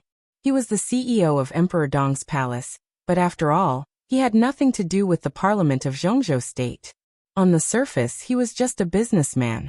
At this time, he naturally had to unite all the forces that could be united to intervene in this chaotic battle.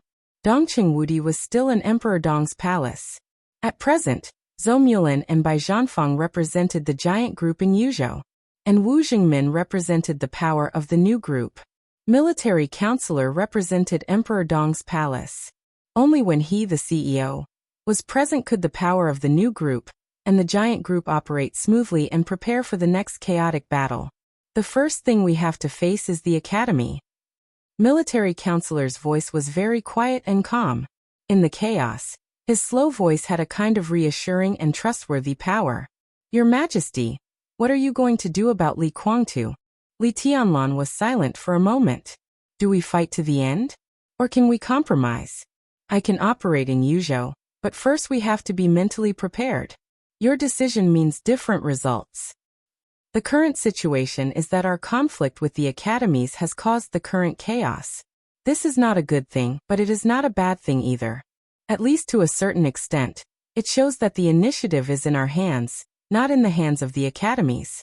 If we fight to the end, the first thing we have to face is the full attack of the academies. In this position, Li Huaqing can't be ignored. Once we fall into a disadvantageous position, other forces who don't want the new group to appear will undoubtedly attack us together. It's hard for us to resist, but once we do, our gains will be far beyond expectations. It's risky to fight to the end, but the benefits are also great. If we compromise, we can make full use of the initiative in our hands. When to compromise and when to hand Li Kuangtu over to the parliament, these are completely up to us. We can even use this to exchange something with the academies.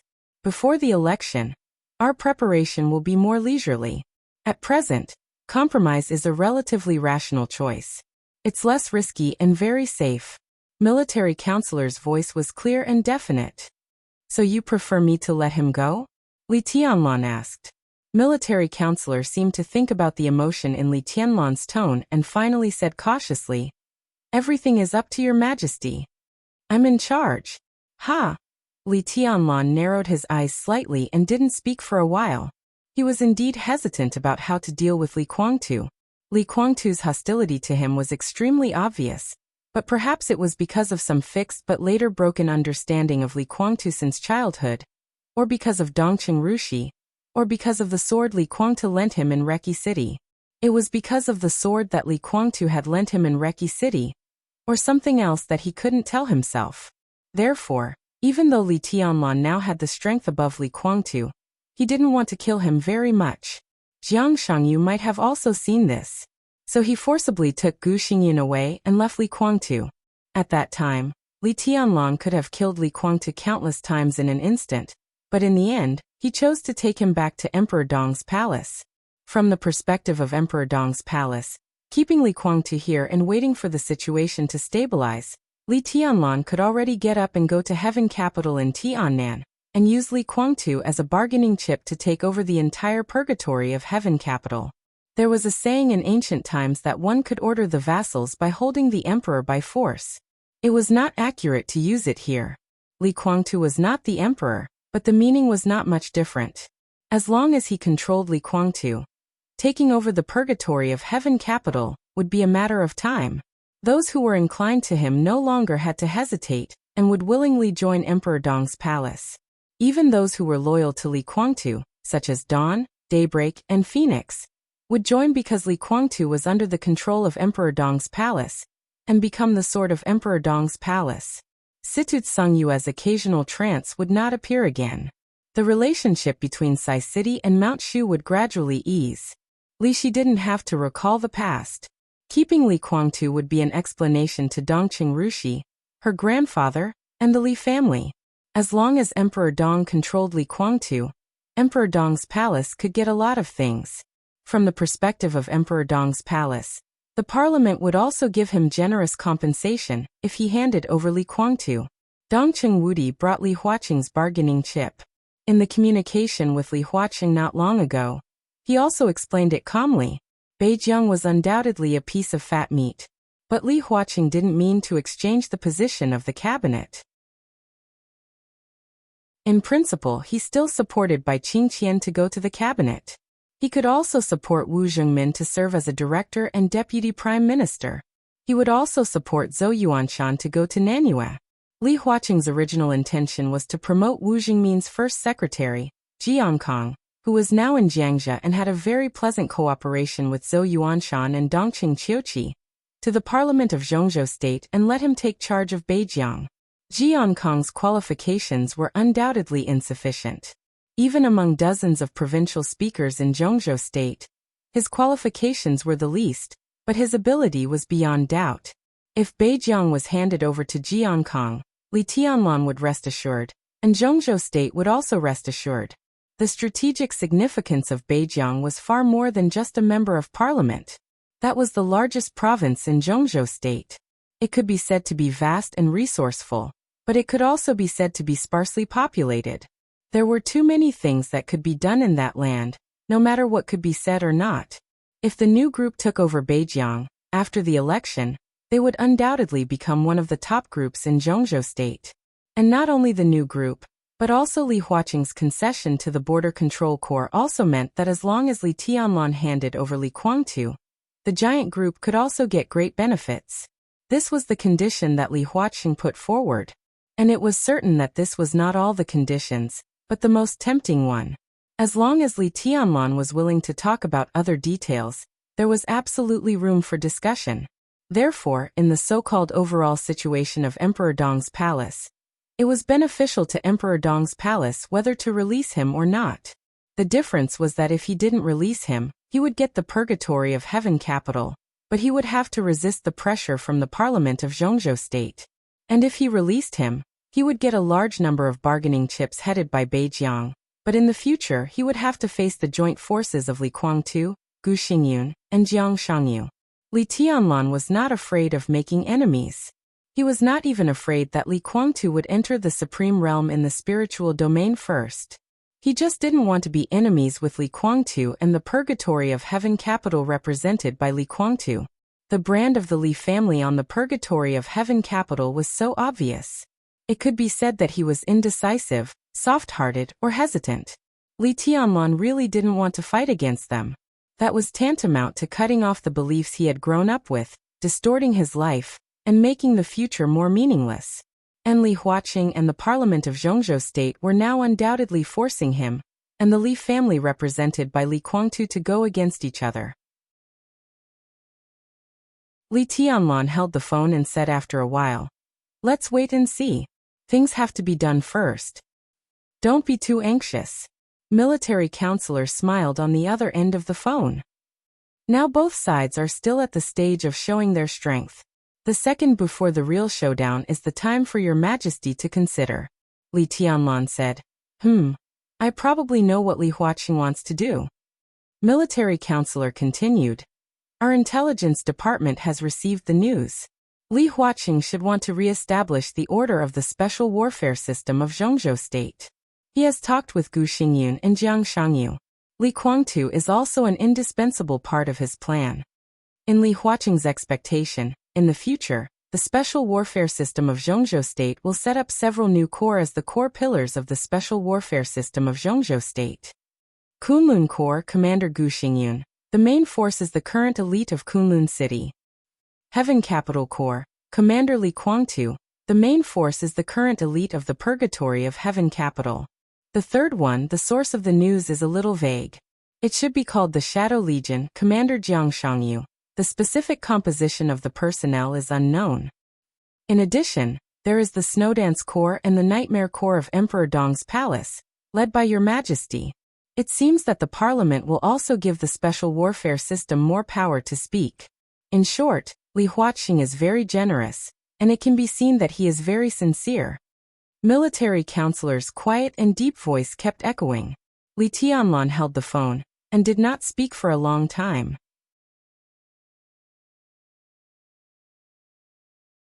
Chapter 12:18.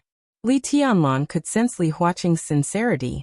If what the military advisor said was true, then Li Huaqing's actions could indeed be said to be very generous. To rebuild the order of the special warfare system of Zhongzhou State and break the inherent concept, in a series of adjustments, Gu Xingyun would step down and Li Tianlan would step up quietly. In this case, Gu Xingyun could be regarded as losing all his face.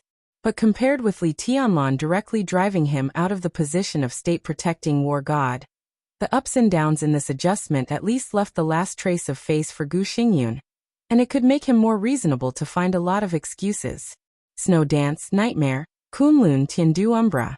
If the 5 regiments were the core pillars of the special warfare system of Zhongzhou State, then Li Tianlan would undoubtedly have a great advantage when facing others. The Snowdance Corps was originally his trusted team, and the Nightmare Corps was the main structure of Emperor Dong's palace. Of the 5 regiments, he could absolutely control 2. Gu Xingyun, Li Guangtu, and Jiang Shangyu each controlled 1. It seemed that the 3 of them together seemed to be more powerful than Li Tianlan, but it was just an appearance. Not to mention the size and equipment of the 5 legions, and the comparison of combat effectiveness between Li Tianlan and the 3 of them. After Zhongzhou State made this plan, if Li Tianlan agreed, then the support of the parliament for him would be completely different. This was Li Huaqing's attitude and sincerity. He could give it to Beijiang, Nanyue, Siyet, Dongshan, and Jiangnan, but he wouldn't touch Zhejiang either. If you want the initiative of the special warfare system, I can give it to you. If they wanted to support him, the parliament would not hesitate. The whole Zhongzhou State had already determined that Li Tianlan would be their real irreplaceable guardian in the next few decades, so Li Huaqing's attitude was very obvious. I can give you what you want. If you want to be promoted, I will personally push you up. What I want is just a part of the living space for others. Will you give it to me? From the perspective of Emperor Dong's palace and the purgatory of Heaven Capital, Li Huaqing was interfering in the internal affairs of the Li family. From the perspective of the special warfare system of Zhongzhou State, Li Tianlan was also trying to monopolize all the resources of Zhongzhou State. Arrogant, despotic, and domineering. Who was the one going too far? Li Tianlan hung up the phone and lit a cigarette. He got up from the sofa with some irritation, and went to the huge and bright French window. Outside the window was the tranquil and beautiful night scene of Emperor Dong's palace. There were no bustling lights. Standing on the 6th floor of the castle, one could see water splashing silently into the air, flat and clean lawns, quietly swaying flowers and grass, clear flowing lake water, quiet wind, and bright stars and moon. Li Tianlan smoked and remained silent. He didn't like this feeling. He really didn't like it. This was a clear and obvious feeling of being bound by something. He had reached the peak, but he had not walked out of the restrictions of the rules. From the second Li Huaqing came to Tiannan, Li Tianlan was very aware of a problem. He was indeed invincible. However, it wasn't as if he couldn't be destroyed. He stood at the pinnacle of this world that contained countless factors, rules, regulations, laws, clear barriers, clear standpoints, the glint of swords, mutual deception, carnage, conspiracies and betrayals, battles and killings. It was a world that was filled with games, negotiations, concessions, compromises, balance, ups and downs. It seemed magnificent, but it was actually a world that was constantly repeating itself. However, he was still tightly restricted by countless rules, and could not be free. The crazy development of Emperor Dong's palace, power, wealth and status, all of them were like shackles wrapped around him. He could clearly see those shining responsibilities, and he could clearly feel his exhaustion, annoyance, and even powerlessness. He wanted his life to move forward, but countless things were telling him that he had to take this step back. He didn't want to get involved in the chaos before the election. He didn't want to play games with Li Huacheng. He didn't want to hand over Li Guangtu. Beijiang, the parliament, the future, the country, they were all F***king things. If he didn't want to do something, then he wouldn't do it. If he fell out with Li Guangtu, he would do it. At worst, Emperor Dong's palace would be destroyed. He would leave Zhongzhou state and kill all the people he wanted to kill. He would move forward and never look back. He wanted to do this, but he could only think about it. Reality and fantasy were different, and they would never be the same. His invincible power had brought him absolute power and wealth to the peak of the world. Now he would have to carry these things on his back and do things that he didn't want to do. For example, he was trying to guess Li Huacheng's thoughts and bottom line, and he would fight for the greatest benefits in this chaotic battle. This was his life and future, and he seemed to be able to see the end with a single glance. Li Tianlan threw away the cigarette butt, took out another one, lit it, and took a deep breath. A white, soft, and slender arm stretched out. There was an ashtray in the slender fingers. A wisp of very pleasant fragrance came from beside him. It was not like the natural body fragrance of Qin Weibai, but it carried a kind of very seductive temptation. The owner of the arm stood quietly beside Li Tianlan, silent and gentle. Li Tianlan didn't say anything, just flicked the ash into the ashtray. The soft arm holding the ashtray was motionless. The cigarette burned out, and Li Tianlan lit another. After smoking 3 cigarettes in a row, he took a deep breath, and the depression in his heart seemed to be exhaled bit by bit with the smoke. Li Tianlan's voice was calm, and he said blandly, "Why don't you rest?" "I can't sleep." Mai Shiranui shook her head gently, took back the ashtray, and squatted down to pick up the cigarette, but that Li Tianlan had thrown on the ground and put it in. Women in East Island were generally petite and exquisite. Mai Shiranui, who was 1.65 meters tall, was already considered tall in East Island, but in the face of Li Tianlan, who was 1.83 meters tall, she still needed to raise her head slightly. She raised her big bright eyes, and her long eyelashes trembled slightly. She looked at Li Tianlan, a little obsessed and a little absent-minded. She remembered the first time she met Li Tianlan. At that time, in East Island, she wore a red cheongsam, looking at Li Tianlan proudly and indifferently, with a condescending mockery. At that time, Li Tianlan was not as tall as he was now. Mai Shiranui smiled and said in a soft voice, "And master, you haven't slept yet.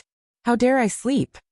Her magnetic and sweet voice trembled slightly under the soft light, and her face quietly crept up with a touch of captivating red. In the past 20 years of life, this was the first time she had called a man of the opposite sex master.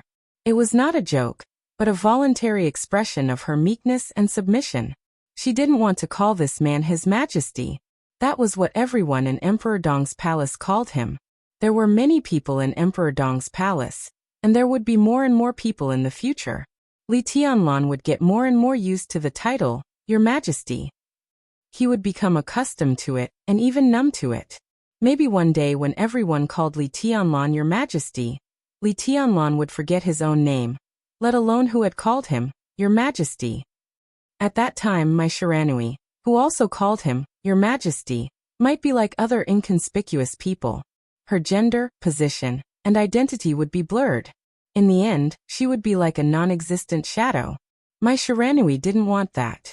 So she let go of her pride and reserve and called Li Tianlan Master. She was already his maid, so she should call him Master. She felt a sense of intimacy as if she was owned by him. Mai Shiranui was a little excited. Li Tianlan glanced at her, expressionless. Mai Shiranui, who was still dressed in a pure white suit, turned around and put down the ashtray. With a burst of fragrance, she poured a glass of water for Li Tianlan and said softly, "Master, if you don't want to rest, would you like to taste the tea ceremony that has been passed down in the Mai Shiranui family for a long time?" Li Tianlan took the glass and took a sip. he said lightly. I want to drink wine, strong wine. I'll get it. Mai Shiranui turned around with a chuckle. Her long hair flew, and her slender waist swayed gently. She came and went like the wind. In the dead of night. Beauty and strong wine. Li Tianlan's heart was restless, but it had nothing to do with desire. In the corner of the living room, there was a wine cabinet of moderate size, in which all kinds of famous wines were neatly placed, dazzling. In fact, Li Tianlan was not very interested in wine. The wine cabinet was also brought by Qin Weibai. She preferred to drink a little grape wine or red wine before going to bed, and Li Tianlan would drink some with her. However, Qin Weibai lived here for a short time, so the wine cabinet still looked full. Mai Shiranui did not touch the foreign vodka and the like. She bent down and turned out a bottle of high alcohol content Maotai, took 2 crystal glasses and put them in front of Li Tianlan, and then called the No. 2 restaurant. The No. 2 restaurant was on the 5th floor of the castle. It was a small cafeteria. Compared with the No. 1 restaurant, the chef's skills and ingredients were nothing special. They were all top chefs transferred by Han Donglu from the hotels under the Flourishing Age Fund. However, the number of chefs in the No. 2 restaurant was very small. There were about 20 people in the dessert, Western and Chinese dishes. To put it bluntly, they served Li Tianlan alone. They worked in 2 shifts and were on call 24 hours a day.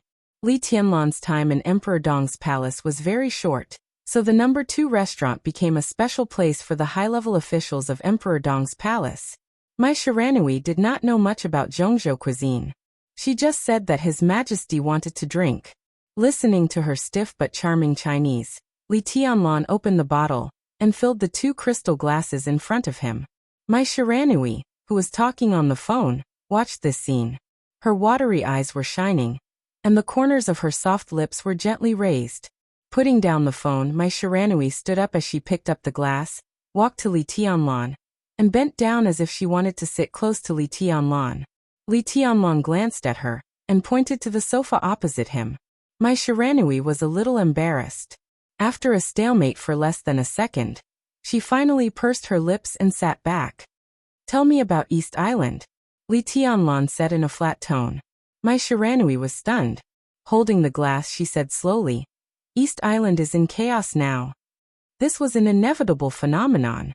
With the destruction of Wuji Palace and Jifeng Sword Training School, the dark world of East Island without a martial arts grand master was completely leaderless.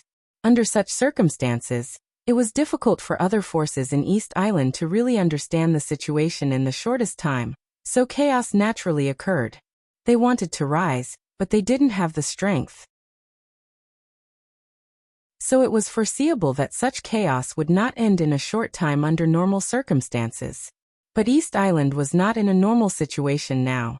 Emperor Dong's palace would inevitably intervene in everything in the dark world of East Island. The royals who had been in control of all this might object, but their objection was meaningless. Emperor Dong's palace was invincible. When the elites of Nightmare Troop wiped out the remaining forces of East Island, what could the royals use to oppose Li Tianlan? Did they have to send troops to suppress them on a large scale in their own country?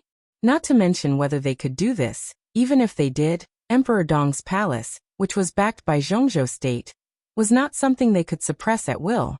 If they dared to move, the incident would undoubtedly escalate. Fight with Zhongzhou state. When these words were put together, no other country in the world had such confidence. When its special warfare system was completely destroyed and scattered, and the remaining stragglers didn't have the strength to protect their own territory, the strong intervention of external forces was unavoidable. Under such circumstances, the royals could at most give those stragglers some symbolic support. But when the external force that intervened was Emperor Dong's palace, the royals might not even have the courage to give their own people symbolic support. Some of the elites of Nightmare Troop were still in East Island, and they occupied Wangtian Pavilion, the former headquarters of Purgatory of Heaven Capital in Heaven Capital. There were not many of them, just 200 elites, and only 2 of them were in the Thunder-Shocking realm. This kind of lineup was nothing in the eyes of East Island, and there was more than one force that could completely suppress this lineup. But so far, no one dared to target these 200 elites. This showed their rationality to some extent. But at the same time, none of the forces had come into contact with this group of elites. This also showed how conflicted they were. But all of this was meaningless. Whether they were rational or conflicted, Emperor Dong's palace would march into East Island in an unstoppable manner. Those who obeyed it would prosper, and those who disobeyed it would die. The smartest way for East Island at present was to contact Emperor Dong's palace. It didn't matter if they didn't want to or not. But now that their special warfare system was about to be lost, they could only bow their heads, and to some extent, test the opportunity to cooperate with Emperor Dong's palace. The royals really want you to go to East Island, Master. I think they should have a lot of things to talk to you about, but I guess they don't dare to leave East Island and come here. My Shiranui winked charmingly. If there's a chance, I'll go there. Li Tianlan took a sip of wine and said casually, "How's the strength of Liuhua Regiment now?" Liuhua Regiment. A familiar and confused look flashed in my Shiranui's beautiful big eyes. She had never heard of Liuhua Regiment, but somehow she felt the name was familiar. After a full 10 seconds, she finally realized why this name was so familiar. Her master casually took her from East Island, and the goddess of the special warfare system of East Island became Donghuang's personal maid. That was it. How could it be? Now it was just an understatement. Liuhua Palace, the force that used to be as famous as Jifeng Sword Raining School and Wuji Palace. The force that once had a supreme ninja of the invincible realm. The force that even surrendered to the purgatory of Heaven Capital, was still called Liuhua Palace. Between Li Tianlan's words, it had completely disappeared. From now on, there was no Liuhua Palace in East Island. The former ninja Holy Land was now the Liuhua Regiment. The Liuhua Regiment that belonged to Emperor Dong's palace. They were no longer a subsidiary force, but a part of Emperor Dong's palace. My Shiranui looked at Li Tianlan in a daze.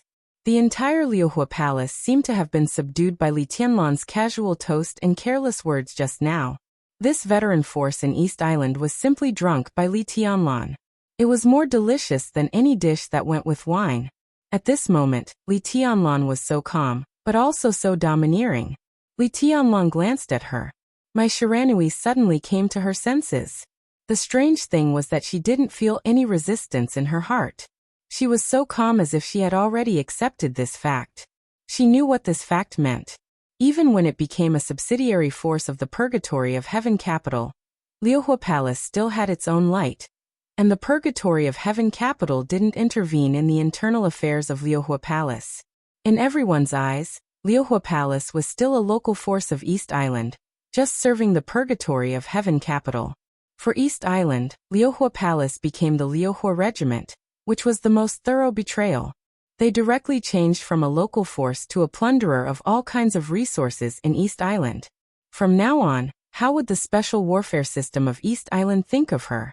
How would Liuhua Palace, no the Liuhua Regiment, deal with themselves? My Shiranui was silent. She looked deeply into Li Tianlan's eyes. "Master, let me be your woman, okay?" My Shiranui suddenly spoke. Her words were inexplicable, and her voice even sounded a little pleading. "There's no difference," Li Tianlan said blandly. He took off his shoes casually, stretched out his legs, and put them on my Shiranui's knees.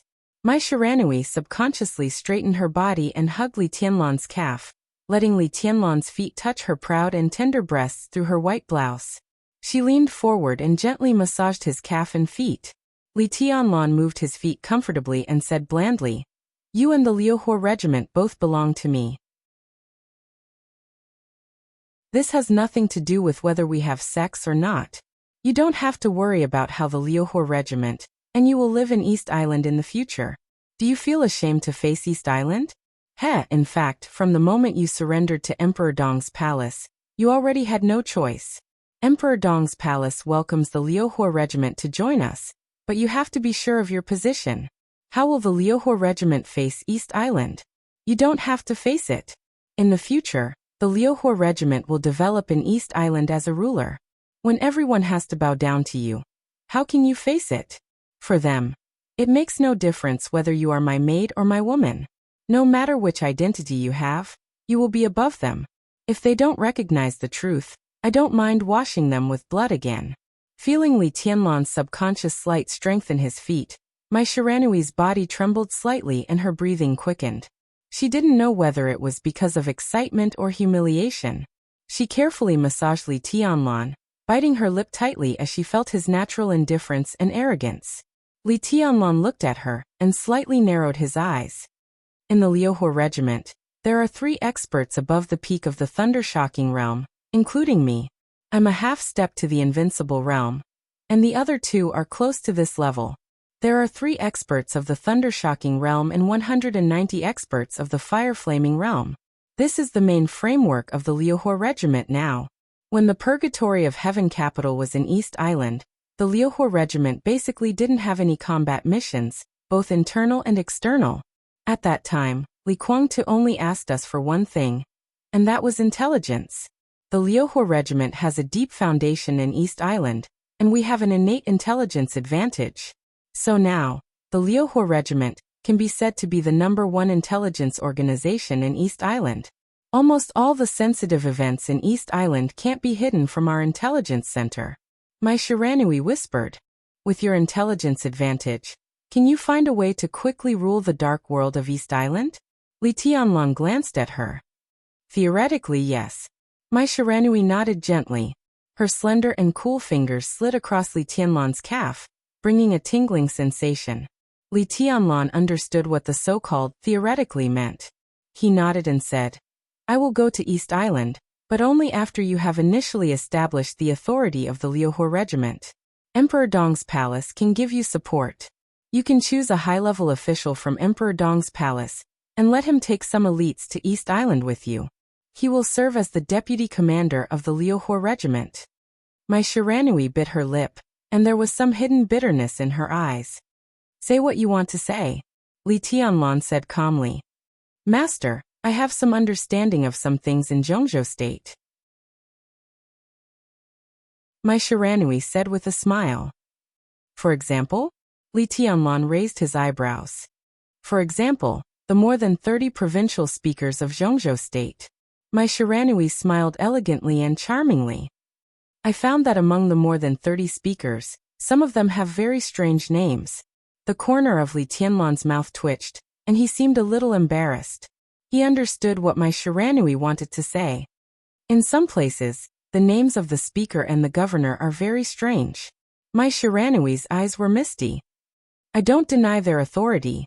It's just that in those provinces, there is usually a deputy governor or deputy speaker whose division of labor is not very clear. They can be surnamed Li Wang, Sun, or Sun. Their names are very in line with the style of Zhongzhou State. It's very normal. Li Tianlan looked at her and said nothing. And in those places, every time something important happens, your news media will intentionally or unintentionally mention the deputy governor, whose division of labor is not clear, and is even somewhat like a marginal figure. Mai Shiranui blinked her big eyes and looked innocent. Master, why is that? Li Tianlan wanted to pull his foot back, but Mai Shiranui hugged him tightly. Mai Shiranui, who seemed to have completely adapted to the identity of a maid, was constantly stripping away the estrangement and distance between her and Li Tianlan. She pouted her lustrous red lips, as if she was dissatisfied and acting coquettishly. She was about to cry. Master doesn't trust me. You think too much. Li Tianlan shook his head. And it's also wrong.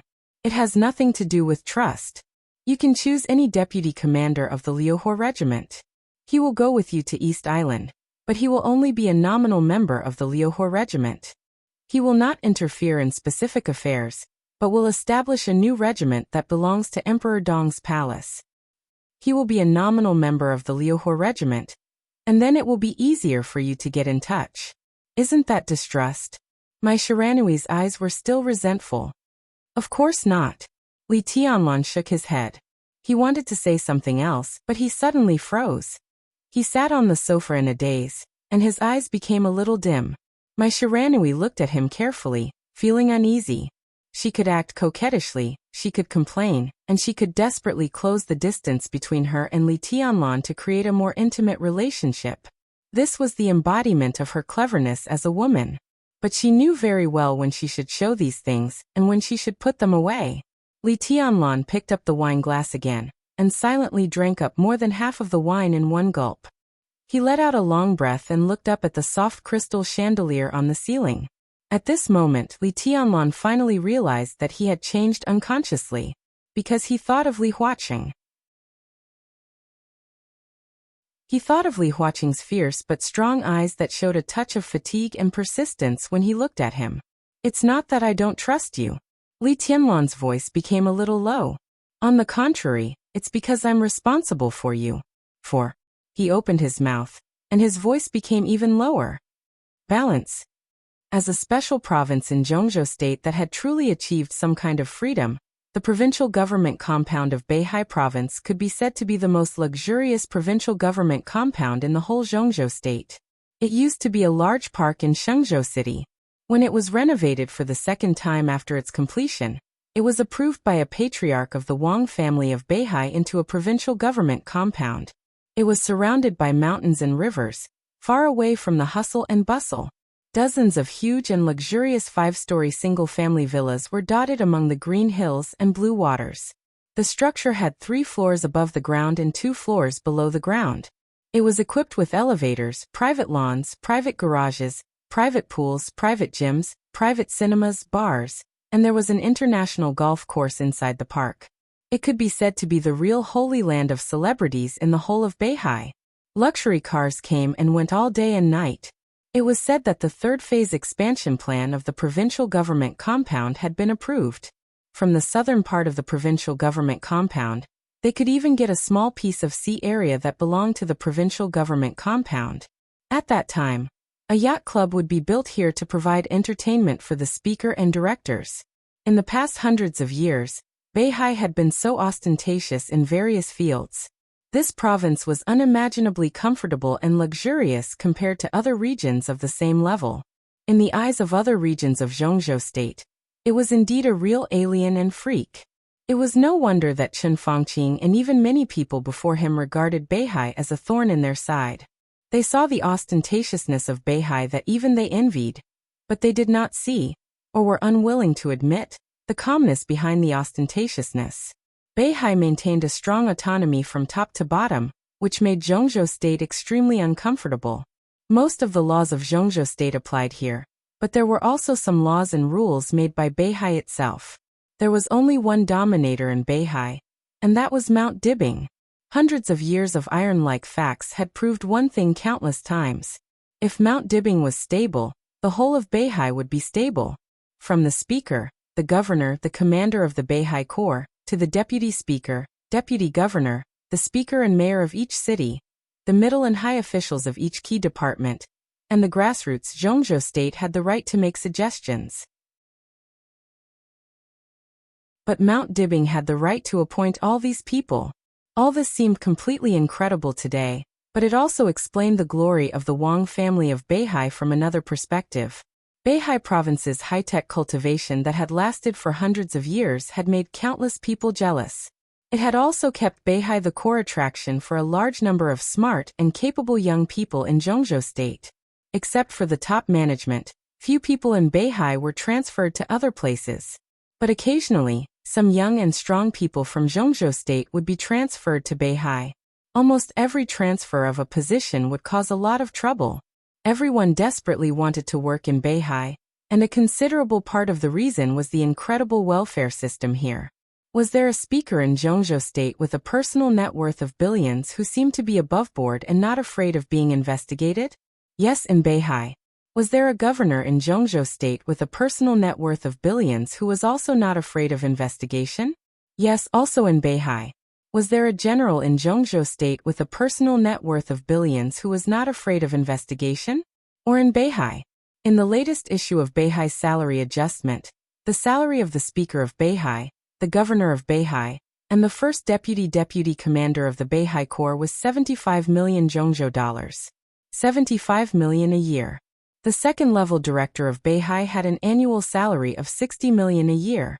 Non-director deputy governor members had an annual salary of 50 million. As for the cities in Beihai, the mayor of Shenzhou got the salary of a director.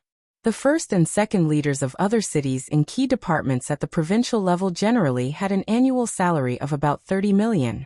The deputy positions were between 10 million and 15 million. Further down, the city departments, bureaus, offices, departments, and staff had a clear salary at each level. 3 years ago, according to the real statistics of Beihai Province, an ordinary staff member in Beihai earned 680,000 Zhongzhou dollars a year. 400,000 was the annual salary, and 280,000 was the unit bonus. Mount Dibing paid tens of billions of salary for the administrative system of Beihai every year. This was just a salary, not some investment or starting some project. It was just a simple salary. In the completely unbelievable and even absurd salary, Beihai Province was also creating more incredible benefits for Mount Dibing almost crazily. The administrative system of Beihai was the most streamlined in the whole Zhongzhou state. In some cities in Zhongzhou state, there were more than a dozen deputy chiefs at any time. However, the structure of only 5 deputy chiefs in each city of Beihai was unique. Everyone had a clear division of labor and clear responsibilities. Therefore, their organization was the most streamlined, but the most efficient. Sitting in their positions, whether it was a leader or a staff member, everyone was doing their best to be responsible for their own work seriously. They even wanted to broaden their work scope and get the greatest work results. The director of industry spent most of his time doing research. The director of investment promotion took his subordinates and ran around like a group of salesmen all day long. It was an indescribable atmosphere of desperation and seriousness. Fanatical, excited, and happy. Everyone was working hard to do their own things, and wholeheartedly to make everyone in Beihai live a better life. The year-end audit of Beihai was completely in the charge of the core personnel of Mount Dibing. There was no falsehood at all. It was specific to each city and department. If one did a good job, in addition to the annual salary, there would be a considerable part of the absolutely generous bonus. If one did a bad job, the salary would be downgraded. 2 consecutive salary downgrades, and the appointment would be cancelled. Sharp, accurate, and clear. Along with the super high salary, there was cruel and almost brutal punishment in the administration of officials. This was a sharp sword hanging over the heads of everyone in Beihai. If the amount received was more than 100,000 yuan, life imprisonment, no commutation for life.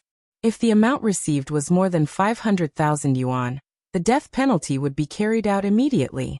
If the amount received was more than 1 million yuan, home, death, punishment. This could definitely be regarded as the most thorough regulation that Beihai had ever implemented. The degree of its implementation was as firm as the wages that Beihai had never been in arrears for hundreds of years. There was no room for maneuver. No matter what the relationship was in Zhongzhou State, no matter whether the recipient's family was in Beihai, Zhongzhou State, Star State, or any corner of the world, as long as the amount received was more than this limit, death was everywhere. When the first heavenly son of Beihai personally made this law on the stage of Formidable Person, he said, "This is the overall situation of Beihai." When the incredibly high salary was compared with the huge and unbearable cost of making mistakes, no matter how greedy a person was, he could completely calm down and feel the shock.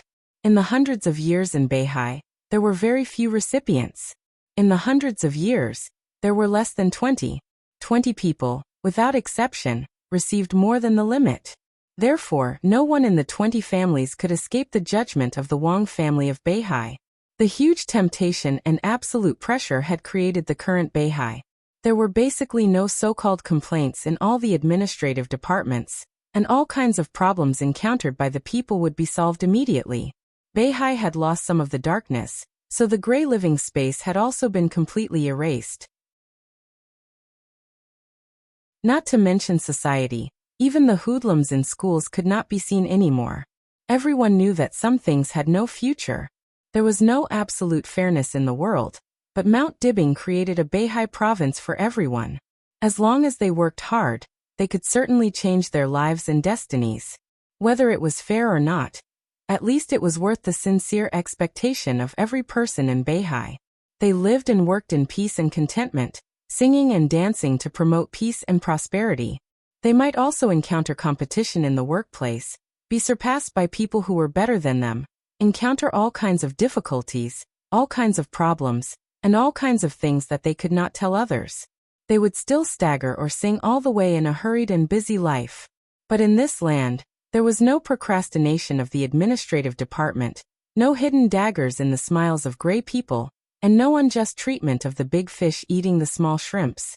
Even some of the distorted ideas in Zhongzhou State were not many here. People in Beihai always believed in one thing. If your life did not change, it was not the problem of society, but your choice was wrong. How simple was this sentence? But this was Beihai. There was no outside storm, no desperate gray, no special features that could destroy the will. Outside Beihai, there was another world. But in fact these so-called no, and even more things, those things from all corners and fields intended to reach deep into Beihai for some purpose. Did all of this really not exist? That was impossible. Darkness and gray had always existed, but they could not enter Beihai. All of this turned into overwhelming pressure and fear that seemed to be able to destroy everything. It fell on Mount Dibing and on every patriarch of the Wang family of Beihai for hundreds of years. Generation after generation. They silently carried all of this, the storm, and the stormy waves, and never took a step back. In front of the number 1 building in the courtyard of Beihai provincial government. When Wen Siyuan met Wang Shengxiao, the gorgeous morning sun was rising from the sea level in the east. The warm light penetrated the darkness and pierced the dark clouds in the sky. The light fell from the sky and pierced Wen Siyuan's eyes. In his sight, Wang Shengxiao was walking over step by step. The sword energy was dense, and the space was twisted. The sunlight falling on him seemed to form a halo around him. The sun lit up the sky and fell on the clear lake in the courtyard of the provincial government. The waves were sparkling. Wang Shengxiao seemed to be walking in the light waves of the sky and water. His figure was majestic. When Siyuan stood up from the stone table in front of the door, Wang Shengxiao's figure walked into a verdant courtyard. "Shengxiao, you're getting more and more stable." When Siyuan smiled gently and his voice was gentle and deep. This speaker of Beihai, who had now gained the full support of the Wang family of Beihai and most of the support of the Southeast group, was not tall. He wore glasses and looked elegant. Even if he dressed casually in his own home, he stood there with an indescribable grace, confidence, and gentleness. At first glance, people would have a good impression of him and a sense of trust. "Uncle Wen, I'm sorry to disturb you." Wang Shengxiao shook hands with Wen Siyuan and joked. "Other people outside make me busy every day. Now you come to my home and make me busy every day. You're not kind." Wen Siyuan chuckled and waved his hand. "Let's go inside." "Forget it. Let's sit outside." Wang Shengxiao shook his head. He knew Wen Siyuan's habits. This man started in Yuzhou, walked out of the Ministry of Supervision, entered the cabinet, went to Huading, and finally came to Beihai from Wuyue. He served as the deputy speaker of Shangzhou, the mayor, the speaker, and also the deputy speaker of Beihai. From the governor's position to the leader of the Southeast group, he liked to sit outside the yard in the morning. His biological clock was very regular. He usually got up at 5:30 a.m. For 2 hours after getting up, he never dealt with official business. Instead, he sat in the yard in front of the door in a daze, listened to music, and completely let himself go, regardless of the weather. He started eating breakfast at 7:30 a.m., got ready to go to work at 8 o'clock a.m., came back at 6 o'clock p.m., ate, watched the news, and chatted with his family. If there were no accidents, he would go to bed on time at 10 o'clock p.m. The whole of Beihai developed quietly in this routine day after day. It was stable and magnificent. Now when Siyuan invited him into the house, which was undoubtedly to accommodate him, Wang Shengxiao casually sat on the cold stone bench in winter, handed Wen Siyuan a cigarette, and said softly, "I didn't plan to visit you at this time, but there were a lot of things last night, so I had to disturb your relaxing time. I already know what's going on." Wen Siyuan nodded and looked at Wang Shengxiao with appreciation in his eyes. "The second place on the divine list. Not bad. You are still young. In another 10 years, it is hard to say who will be the first. Tianzong was not as good as you when he was young. At that time, Li Guangtu showed off his ability, just like Li Tianlan now. He suppressed Tianzong. But what happened later? It was Tianzong who topped the divine list, and even entered the heavenly sun realm. The future is so long. Who can say for sure? Wang Shengxiao smiled bitterly. Looking at the rising sun, he laughed at himself and said, the second place on the divine list, can be said to be the real shadow of my father. Without Wang Tianzong's supreme sword energy, Wang Shengxiao now had the strength of the half-step invincible realm, and there was still a long way to go before he reached the invincible realm. The second place on the divine list? He couldn't even get to the bottom of the divine list. Still the same sentence.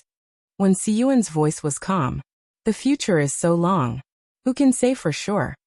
Wang Shengxiao nodded and said, this is not the most important thing. I didn't come here to seek comfort, because I lost my life in Mount Dibing. When Siyuan's eyes flashed, the new ranking of the divine list had become an established fact, and could not be changed. In fact, Beihai had known this result for a long time. The glorious list that shone in the dark world now was signed by Wang Shengxiao, who represented the recognition of the Wang family of Beihai. When Siyuan said that he already knew what happened last night. Obviously, although the fact that the new ranking of the divine list could not be changed was shocking, it was not enough for people who knew Wen Siyuan to break his routine. Compared with the dark world that was still sensational, the whole Zhongzhou state had been completely attracted by the fact that Li Huaqing suddenly came to Emperor Dong's palace.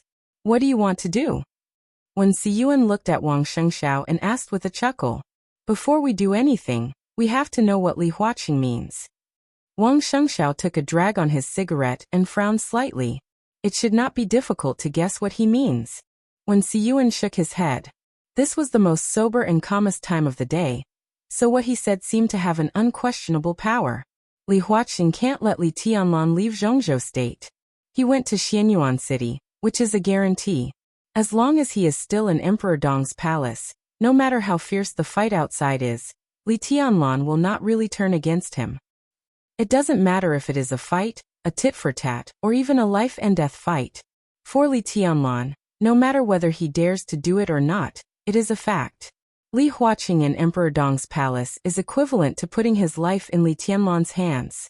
This sense of security will not even let Li Tianlan have the idea of turning against him completely. Now the idea of both sides is very simple. They each have a trump card and there is room for negotiation. But no one is convinced by the other. Li Huaqing wants to control Li Tianlan and let Emperor Dong's palace better serve Zhongzhou state. Li Tianlan is dissatisfied with Li Huaqing because of the Li family. Li Guangtu. This is actually just a cover. Of course, this cover is indispensable. But the core problem is still Li Huaqing and Li Tianlan. They can negotiate, but they don't want to. Both sides are afraid of making a bad start and giving in without a bottom line in the future. So they can only fight. Today I will take you down, next year you will take me down. Fight. When you are tired of fighting, sit down and talk.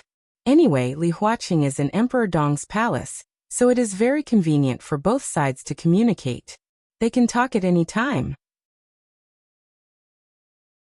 If they can't reach an agreement, they can continue to fight. Both sides are now showing off their strength, so that they can put forward better conditions in the final negotiation. Now the whole world knows Li Tianlan's trump card, so it is too easy to guess. Both Emperor Dong's palace and Li Tianlan have the right to negotiate, so his trump card is a life and death struggle. Once he leaves Zhongzhou state, all the people who have offended him in Zhongzhou state have to be cautious like frightened birds, guarding against his possible assassination and beheading at any time. This is Li Tianlan's personal power. Under the counterattack of Zhongzhou state, Emperor Dong's palace is destroyed. Apart from other things, the flourishing age fund alone is enough to cause a shock to the global financial order. The financial storm is very likely to evolve into a worldwide financial crisis. Many domestic fields will also be shaken at the same time, causing a huge social impact and immeasurable losses. At that time, if that really happens, the huge impact is estimated to be enough to make any prime minister step down directly. And the destruction of Emperor Dong's palace also means that Zhongzhou state will lose the elite forces of Emperor Dong's palace, Sai City, half of Mount Shu, and even half of Jade Pool. Dongqing Wudi of the giant group won't let it go. The consequences will be even more unbearable. Li Huaqing, who caused all this, will be the one who caused all this. Li Huaqing, who caused all this, even the entire academics, can't bear the consequences. Li Tianlan has now grown to the extent that he is able to drag Zhongzhou State into trouble. If not, why does Li Huaqing have to be so careful? But if he wants to do this, the price is not what Li Tianlan can bear. When all this happens, Emperor Dong's palace must have been destroyed. The whole Zhongzhou State regards him as a mortal enemy. So what if Li Tianlan is invincible in the world? When Zhongzhou State wants to kill a person with all its strength, even if it is not his opponent, there are still a lot of other ways. In that case, Zhongzhou State will be very uncomfortable, and so will Li Tianlan. When Siyuan's voice paused, and then he continued, so it is unlikely that Li Tianlan will use this trump card. But anyway, this card is in his hands. Since he appeared in the sight of Zhongzhou State, the outside world has been comparing you with Li Tianlan and Gu Hanshan. Now Gu Hanshan has long been eliminated, and Jiang Shangyu has joined. Among the three of you, Li Tianlan's talent and strength are beyond doubt, but he is too radical.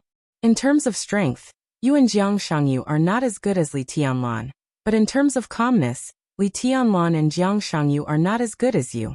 In terms of forbearance, you and Li Tianlan are not as good as Jiang Shangyu. If the situation happened to you and Jiang Shangyu today, Zhongzhou State wouldn't be too worried, because the possibility of you compromising is very high.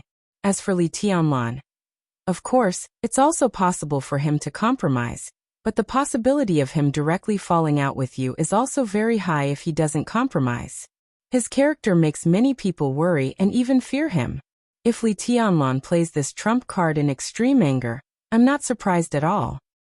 At that time, the new group and the academics will die together, and Zhongzhou State will be in deep trouble. Wang Shengxiao shrugged. That's why Li Huaqing will rush over. As long as he is there, the possibility of this happening is very low. When Siyuan said faintly, the most important thing is that Li Huaqing definitely has a trump card in his hand, and it is a decisive one. After analyzing the current situation, he thinks that as long as he plays this card at the right time, Li Tianlan will definitely compromise, and there will be no second choice. What will it be? Wang Shengxiao's eyes flickered a little. Countless people were analyzing Li Tianlan's character, but no matter how they analyzed it, one thing was certain. Li Tianlan was completely amenable to coaxing but not coercion. It was difficult for the so-called threats and oppression to make him compromise. Maybe at that time, he would rather die in glory than live in disgrace. He shook his head slightly and said softly, "Anyway, it is unlikely to be a threat or anything. Then it can only be interests." When Siyuan said lightly, "What interests can move Li Tianlan the most thoroughly? Let him compromise quickly and let Li Guangtu go. Even if he will become Li Guangtu's opponent. Even if it will make the integration of the Li family become far away? How great is such a benefit that Li Huaqing is so sure that Li Tianlan will compromise?" Wang Shengxiao was silent. His thoughts were a bit chaotic, but he knew what Wen Siyuan meant. Even though he didn't know what Li Huaqing's trump card was, from these few words, he could understand that this trump card represented unimaginable benefits. It was almost unprecedented, and could even be said to be unprecedented in history. But what could it be? It can't be that Li Huaqing intends to have Qin Weibai kidnapped to threaten Li Tianlan, right? Wang Shengxiao made a joke. When Siyuan was stunned, and actually began to think about this possibility. Is Qin Weibai still in Zhongzhou State? Wang Shengxiao was also stunned and said helplessly, "Uncle Wen, I'm just kidding. How is this possible? Why not?" When Siyuan looked at Wang Shengxiao deeply, his eyes flickering. If he does this, he will completely become a sworn enemy of Li Tianlan. Even if Li Tianlan will compromise, will Li Huaqing really dare to let Qin Weibai go back in the situation of a dead end? He can only bite the bullet and control her. What is this? Keep her captive? Let her meet Li Tianlan once a year. Let Li Tianlan become a slave and fighter of Zhongzhou State?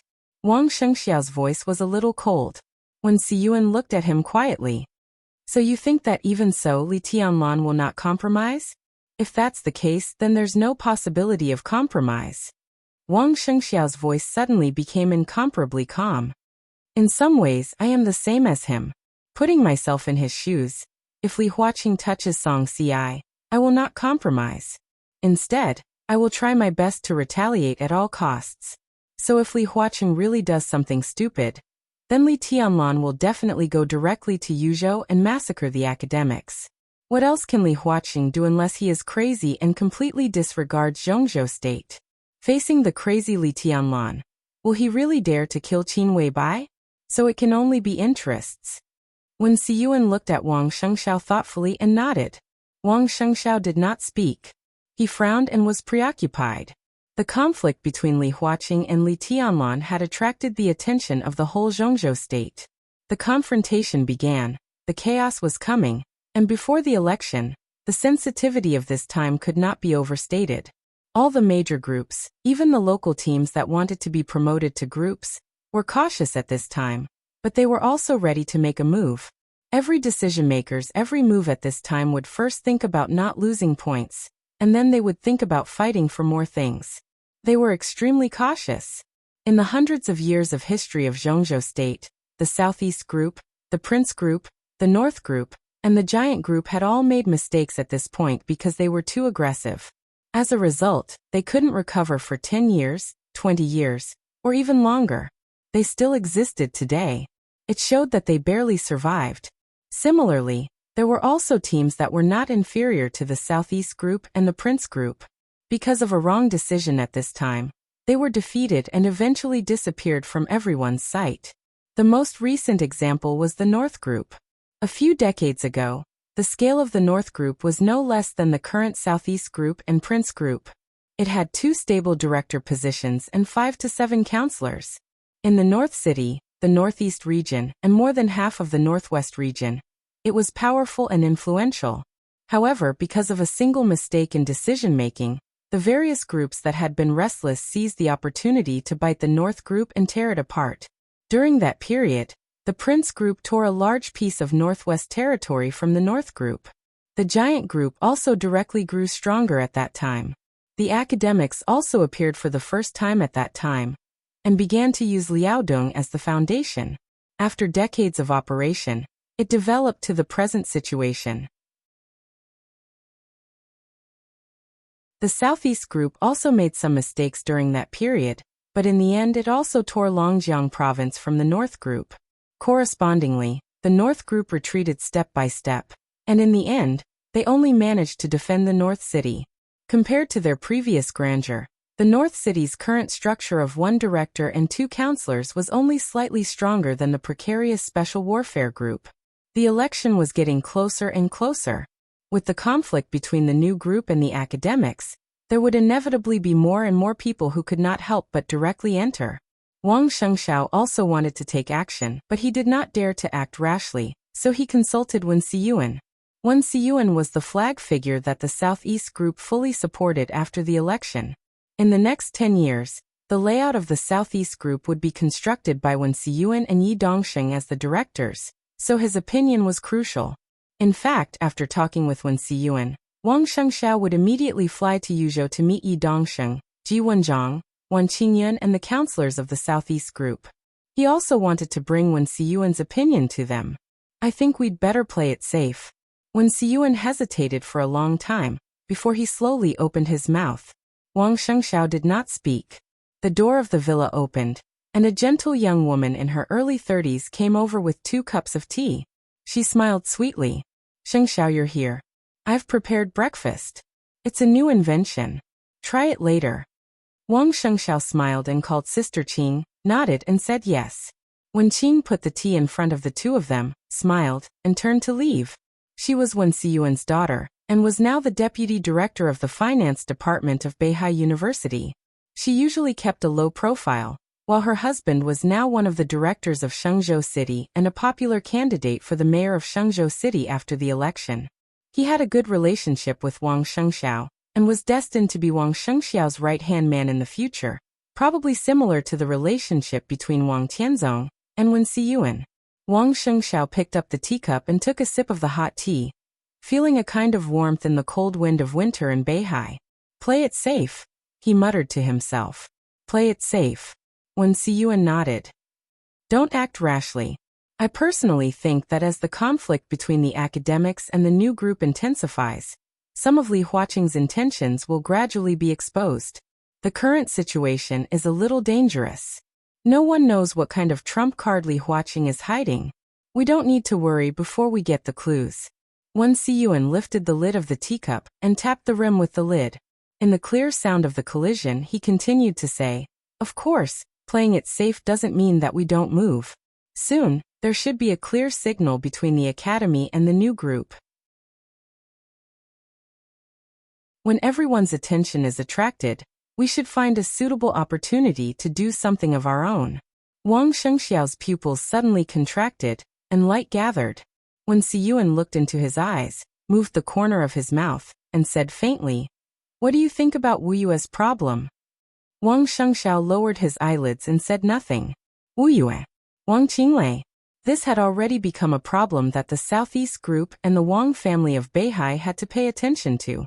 Wang Qinglei had become more and more active in Zhongzhou State in the past 2 years.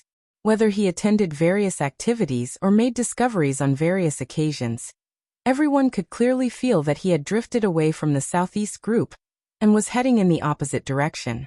Instead, he was getting closer to the Prince Group. Wang Qinglei was a senior counselor. With his qualifications, if he didn't betray, the Southeast Group was ready to push him and Wan Siyuan to be directors of Zhongzhou State. 5 years later, Wang Qinglei was also a suitable candidate to compete for the position of president in the eyes of the Southeast Group.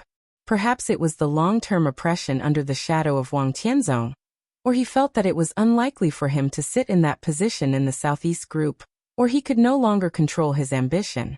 In the days when he was fully fledged, his remarks made his position more and more subtle. In the end, when Wang Tianzong completely fell, he betrayed the Wang family of Beihai. What made the Southeast Group more sleepless at night was that Wang Qinglei was now the chairman of Wu Yue. Wang Qinglei was very influential in the Southeast Group, but after all, this was a blatant betrayal. Not everyone agreed with him, and not everyone wanted to change. In this election, it was impossible for the Southeast Group to support Wang Qinglei.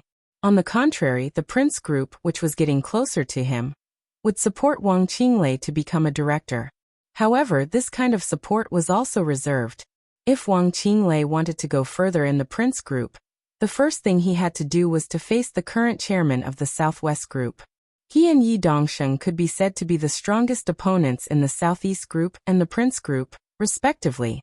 Tan Zhao, the chairman of the Southwest Group, was no worse than Wang Qinglei in terms of qualifications. Compared with Wang Qinglei, who joined the Prince Group halfway, Tan Zhao's position in the group was obviously more deep-rooted. His existence affected many circles inside the Southwest Group, big and small. If Wang Qinglei wanted to defeat Tan Zhao in the Prince Group and get most of the support of the Prince Group, he had to do something first. Simply put, the Prince Group needed Wang Qinglei's proof of loyalty, or in other words, a sufficient expression. What could Wang Qinglei use as a proof of loyalty? A gift that was big enough to defeat Tan Zhao. Wu Yue. The whole Wu Yue. It could only be Wu Yue. If Wang Qinglei could win Wu Yue for the Prince Group and tear this most developed province in Zhongzhou State, which was even above Nanyue, from the Southeast Group to the Prince Group, it was indeed enough to persuade most of the forces of the Prince Group to support him to fight for the position of director. Wu Yue. A stable position as a member of parliament. A cultivation base for countless outstanding talents. A huge influence in various fields. These were all things that the Prince Group could try its best to fight for. Wang Xingxiao could even be sure that in the following chaotic battle, the strategy of the Prince Group without control was to target the Southeast Group while keeping an eye on the new group. After Wang Qinglei, the most likely person to succeed Wang Qinglei was Yu Chuanguang, the former mayor of Huoding and the current governor of Wu Yue. He was Wang Xiaoyao's best friend and loyal follower. He was also Wang Qinglei's firmest ally.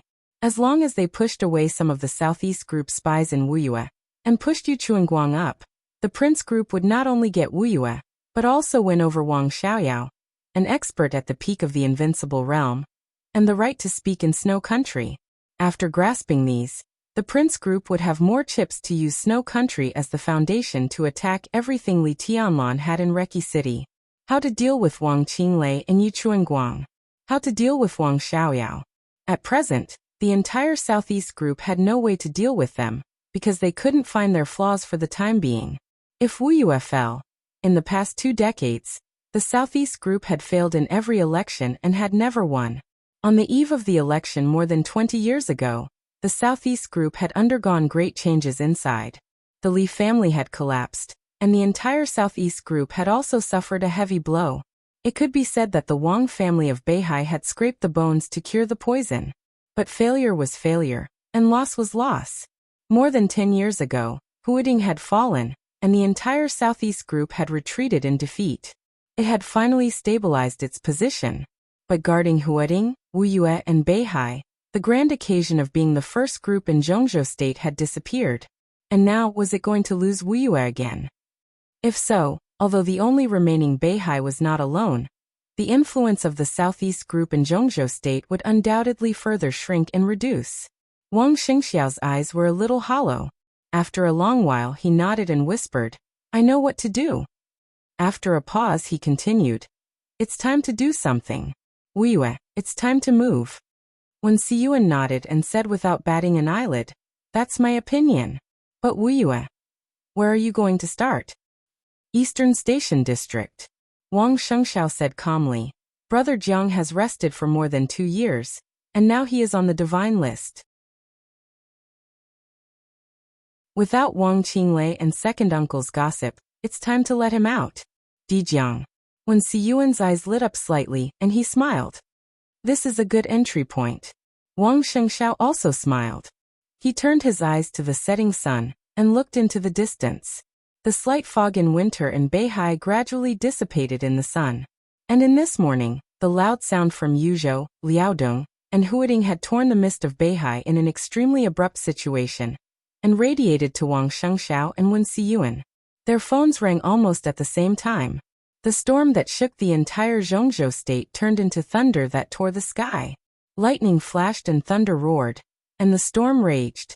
Liaodong, Tan Xiaotian, the secretary of Wang Wei, the leader of the 3rd Supervisory Group, who had gone to Jiangxia, was suspected of serious violations of records, and was under the control of the Liaodong Ministry of Supervision. The Ministry of Police, Ministry of Publicity, Ministry of Personnel, and other departments began to take action at the same time.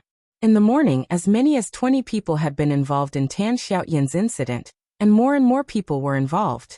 Wang Wei, the leader of the 3rd Supervisory Group, who had arrived in Jiangxia, locked himself in the hotel room all morning, and did not go out. The storm in Liaodong was fierce, rolling up the snow in the northeast. In the raging wind and snow, everyone seemed to be able to see by Qingqian's calm, but ubiquitous sharpness in the calm eye of the storm.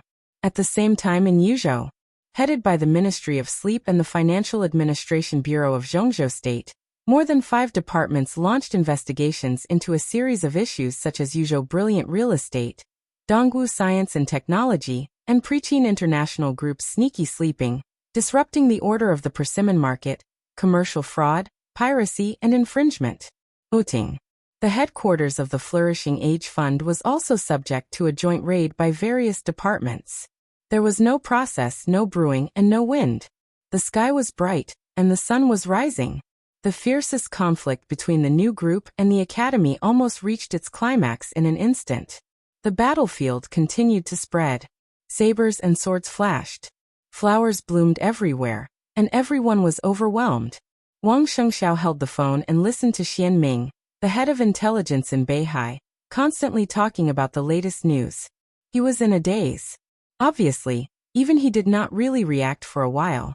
He had thought that there would be a clear signal, and there would be a gradual escalation of the situation and process. Everything was gone.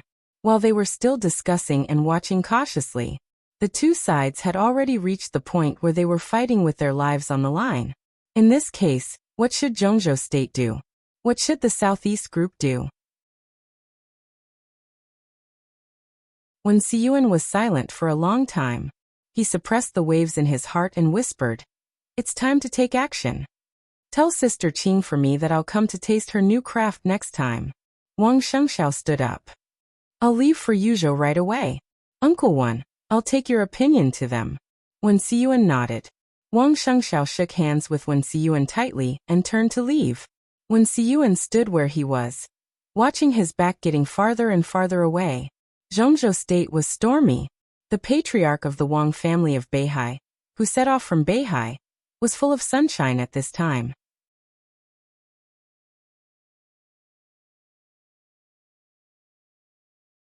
Chapter 12:19. There was another snowfall in Yuzhou. The chilly white snowflakes were floating in the skyscrapers of Yuzhou province and the sky above the old garden, covering the pavilions, terraces and mansions in the old garden, the clear west mountain, the verdant woods outside the old garden and the winding paths. The snow was getting heavier. The scenery between heaven and earth turned from light white to a vast expanse.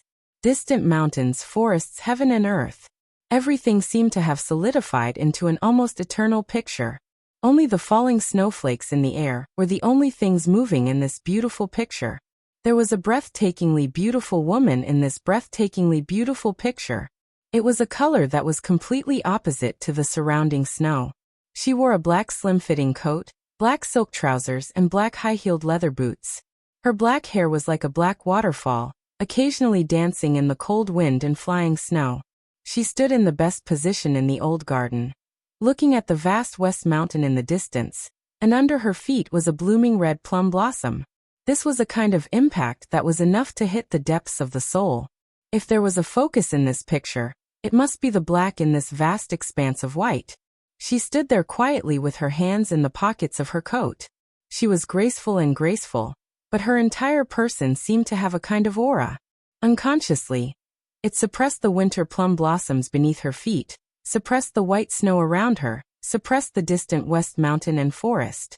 She was colder than the flying snow, more gorgeous than the winter plum blossom, and more piercing than the winter wind.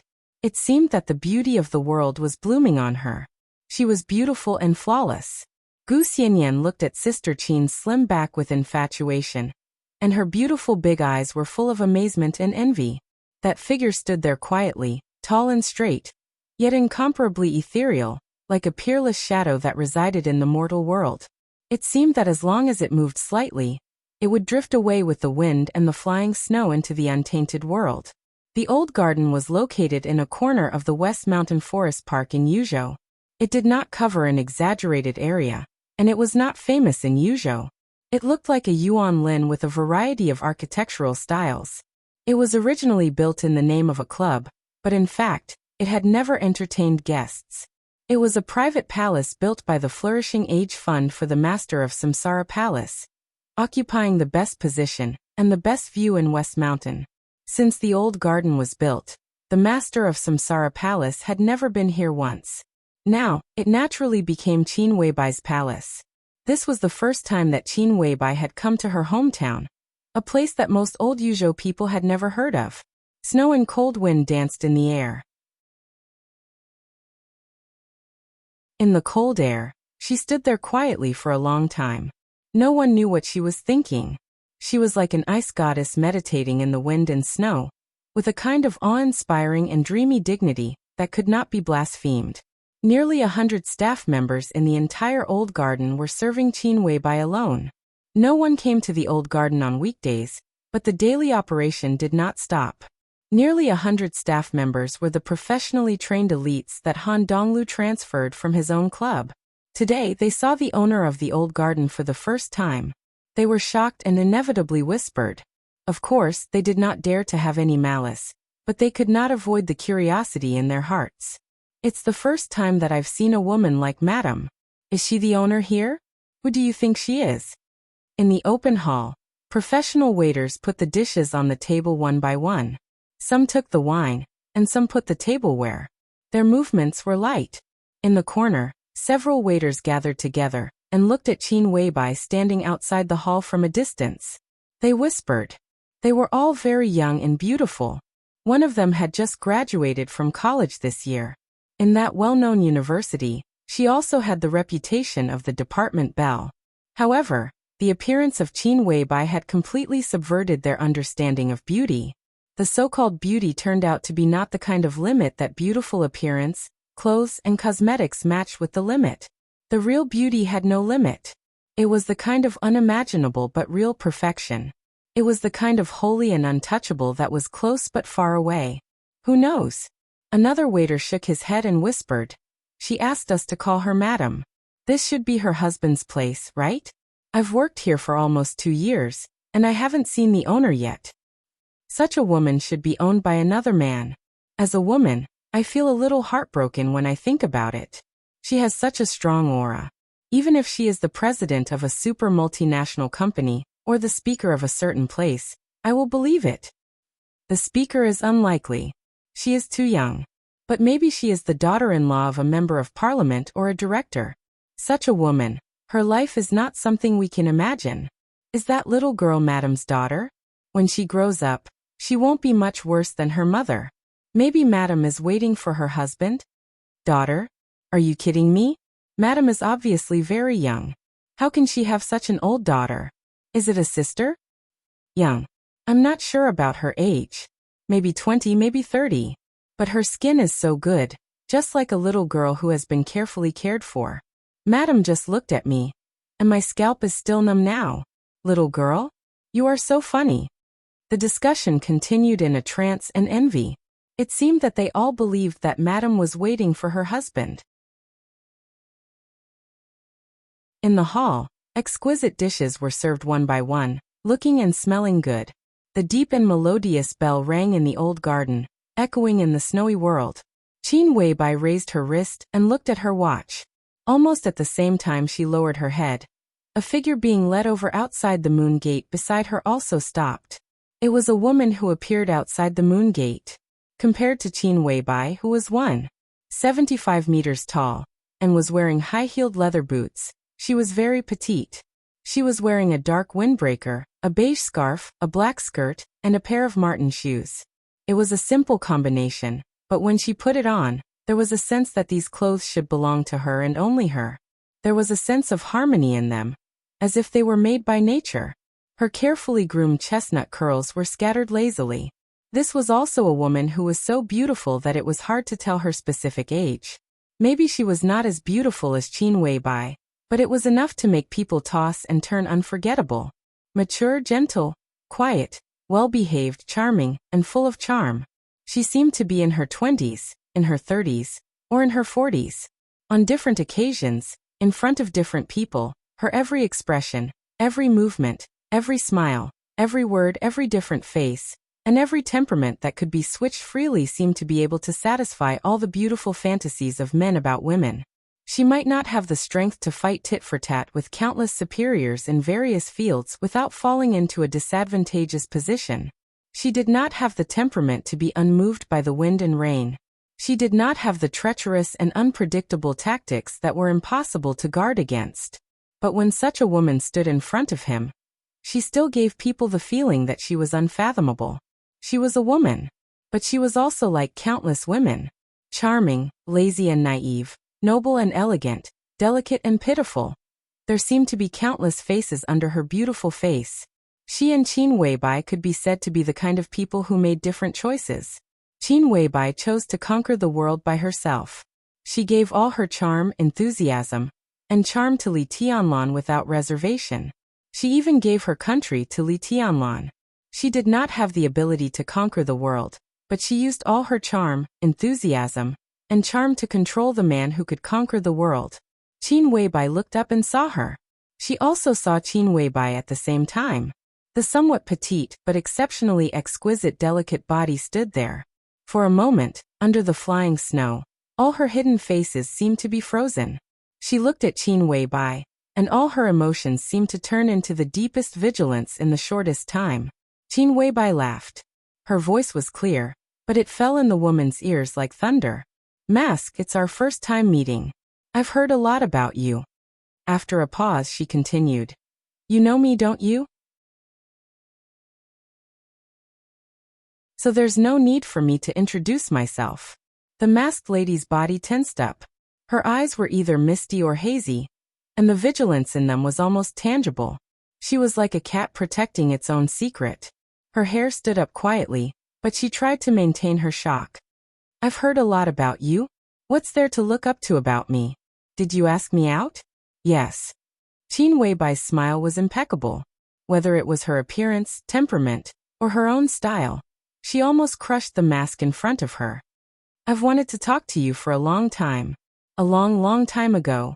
But I never had the chance until now. Mask took a step back subconsciously.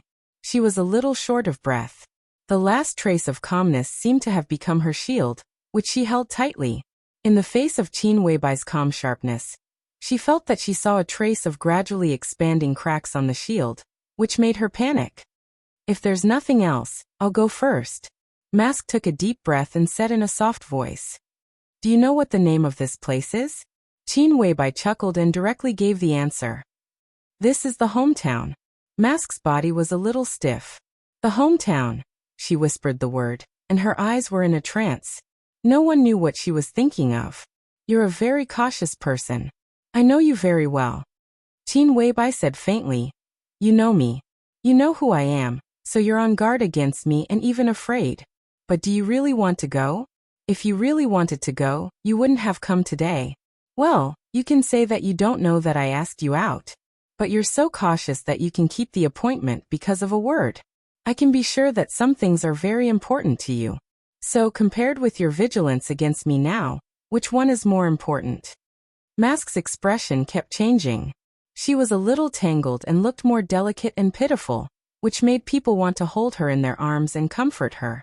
In the light footsteps, Gu Xianyan trotted over and stood beside Qin Weibai. She looked curiously at the strange and charming woman in front of her, as if she didn't know the relationship between her and Qin Weibai. Your life shouldn't have been like this. Qin Weibai said softly. Don't you really want to know what happened in the depths of West Lake in Lin, and 25 years ago? Like a peerless swordsman with outstanding beauty, Qin Weibai looked at the struggling eyes of Mask, and thrust her sword straight to the vital part. Jiang Nishang? Or should I call you Gu Qingqiu? Gu Qingqiu's face was pale, and her body was shaking. She even couldn't stand steadily. She stared at Qin Weibai with unconcealable fear in her eyes. It seemed that the shield she held in front of her had finally lost the sharpness of Qin Weibai. The last trace of calmness was torn apart in Qin Weibai's whisper. Her defense line was shaky and about to collapse. How do you know? She tried to open her mouth, but her voice, which was originally very beautiful, became a little hoarse. Gu Xianyan narrowed her eyes and looked seriously at the strange woman in front of her. Although she was very young, no one really treated her as a child, whether she was with Qin Weibai or in Kunlun City. She was cultivated regardless of her age. Gu Xingyan regarded her as a chain that might be able to tie Li Tianlan or other super heavyweights in the future. And Qin Weibai felt that she needed to cultivate a successor. Therefore, the sensitive situation of outsiders looking at flowers in the fog was never a secret to Gu Xianyan. It was never a secret to her. As long as she wanted to know, she could know the basic sequence of events. The flames of war had spread all over Zhongzhou State. Late at night 7 days ago, Li Huaqing personally flew to Emperor Dong's palace, and had not returned to Zhongzhou State yet. In the morning after that night, the academy and the new group began to pour fire on each other almost at the same time. 7 days was neither a long time nor a short time. When the resources of both sides were fully mobilized, everyone could smell the fierce smoke of gunpowder after the war. As of today, the two groups affiliated to the Flourishing Age Fund had been in trouble. One of them might face a huge fine of more than 1 billion Zhongzhou dollars, and the other was likely to be completely closed down. Many departments were completely firing at the Flourishing Age Fund. The stocks of many listed companies affiliated to the Flourishing Age Fund were shaking violently. The groups that had dealings with the Flourishing Age Fund in many fields were a little uneasy. This brief introduction affected the entire stock market of Zhongzhou State. The Flourishing Age Fund was so big that almost no one knew its specific scale, except for Han Donglu. This neutral wealthy family, which seemed to be a financial giant entrenched in Huating on the surface, had quietly extended its tentacles to all aspects in the past. Energy, aerospace, minerals, real estate, internet, construction, hotels, film and television media, medicine and health, electricity, communications, automobile manufacturing, insurance, fashion, daily necessities, retail. The shadow of the Flourishing Age Fund could be seen everywhere in dozens of fields. In more fields, the Flourishing Age Fund seemed not to be directly involved, but it held a large number of shares of other groups. Such a situation of great momentum was destined to have withered branches, and there were all kinds of birds in the woods. It was inevitable that some black sheep would appear, which was something that even Han Donglu could not control. The Flourishing Age Fund found more and more problems in 7 days. Han Donglu, who had flown from Yuzhou to the headquarters of Huading, was calm and collected. But the joint investigation of various departments was getting more and more difficult. It was not that they could not find any problems, but that they were afraid. In just a few days, the overall loss of the Flourishing Age Fund had reached billions, and there were also a lot of righteous forces involved. Everyone could see the continuous bleeding of the new group, but everyone could also see the growing shock in the economic field of Zhongzhou State. The whole parliament was a little uneasy, and there were even voices that some problems should be handled with caution. Several prominent international funds seemed to have aimed at the stock market of Zhongzhou State, and were ready to make a move. Star State also seemed to have a plan to announce the appreciation of Star Dollar. Everyone was waiting for an opportunity, or a suitable node, and then they could give a fatal blow to the economy of Zhongzhou State. Everyone knew that it would be very convenient to start with the Flourishing Age Fund, and they could also find some problems. They did find problems, but they also found that the Flourishing Age Fund they knew was only the tip of the iceberg of the real Flourishing Age Fund. With the deepening of the investigation, the huge outline of the Flourishing Age Fund beyond the limits of everyone's imagination had faintly emerged. It was a huge and incredible monster. And this was just the industry of the Flourishing Age Fund in Zhongzhou State. What else did the Flourishing Age Fund have in the world? If the economy of the entire Flourishing Age Fund was combined, some people had estimated that it was even a behemoth close to the economy of the Wang family of Beihai. The confrontation between the academy and the new group was in full swing, but no one dared to joke about the future of Zhongzhou State. Therefore, the joint investigation of various departments was getting more and more difficult, and the pressure from all sides was increasing. The academics were looking for a new breakthrough. The internal turmoil of the Flourishing Age Fund was turbulent, but in 7 days, Liaodong had already been in turmoil.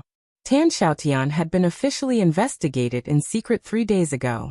Originally, everyone thought that it was just the problem of the National Highway Reconstruction Project of Feng Tian. After knowing that Wang Wei, the leader of the 3rd inspection team, had entered Jiangxia, Bai Qingqian wanted to slap Wang Wei in the face. But no one expected that Bai Qingqian was completely touched this time, and she completely fell out with him. From the feedback from all sides, the problem of the national highway reconstruction could only be regarded as a trivial matter for Tan Xiaotian. His real problem was in Anong. It was an illegal trade network he built in Anong that connected the peninsula, and from the peninsula to the periphery of Snow Country and Goryeo. It involved the scope of polar light, from food to population to arms. Tan Xiaotian could get huge profits just by saying hello. At present, it was not clear how big this dark economic chain was, but a conservative estimate showed that the amount had exceeded hundreds of billions. Tan Xiaotian. Hundreds of billions. The two were obviously not the same concept. So how many people were involved in the hundreds of billions? Anong developed very fast in Liaodong, and it was also jokingly known as the secretary class. At its peak, there were 13 directors in Anong, and 7 of them were secretaries. Such a scene was rare in the whole Zhongzhou State. People jokingly discussed that Anong developed very fast, so the big bosses would put their trusted secretaries to guild.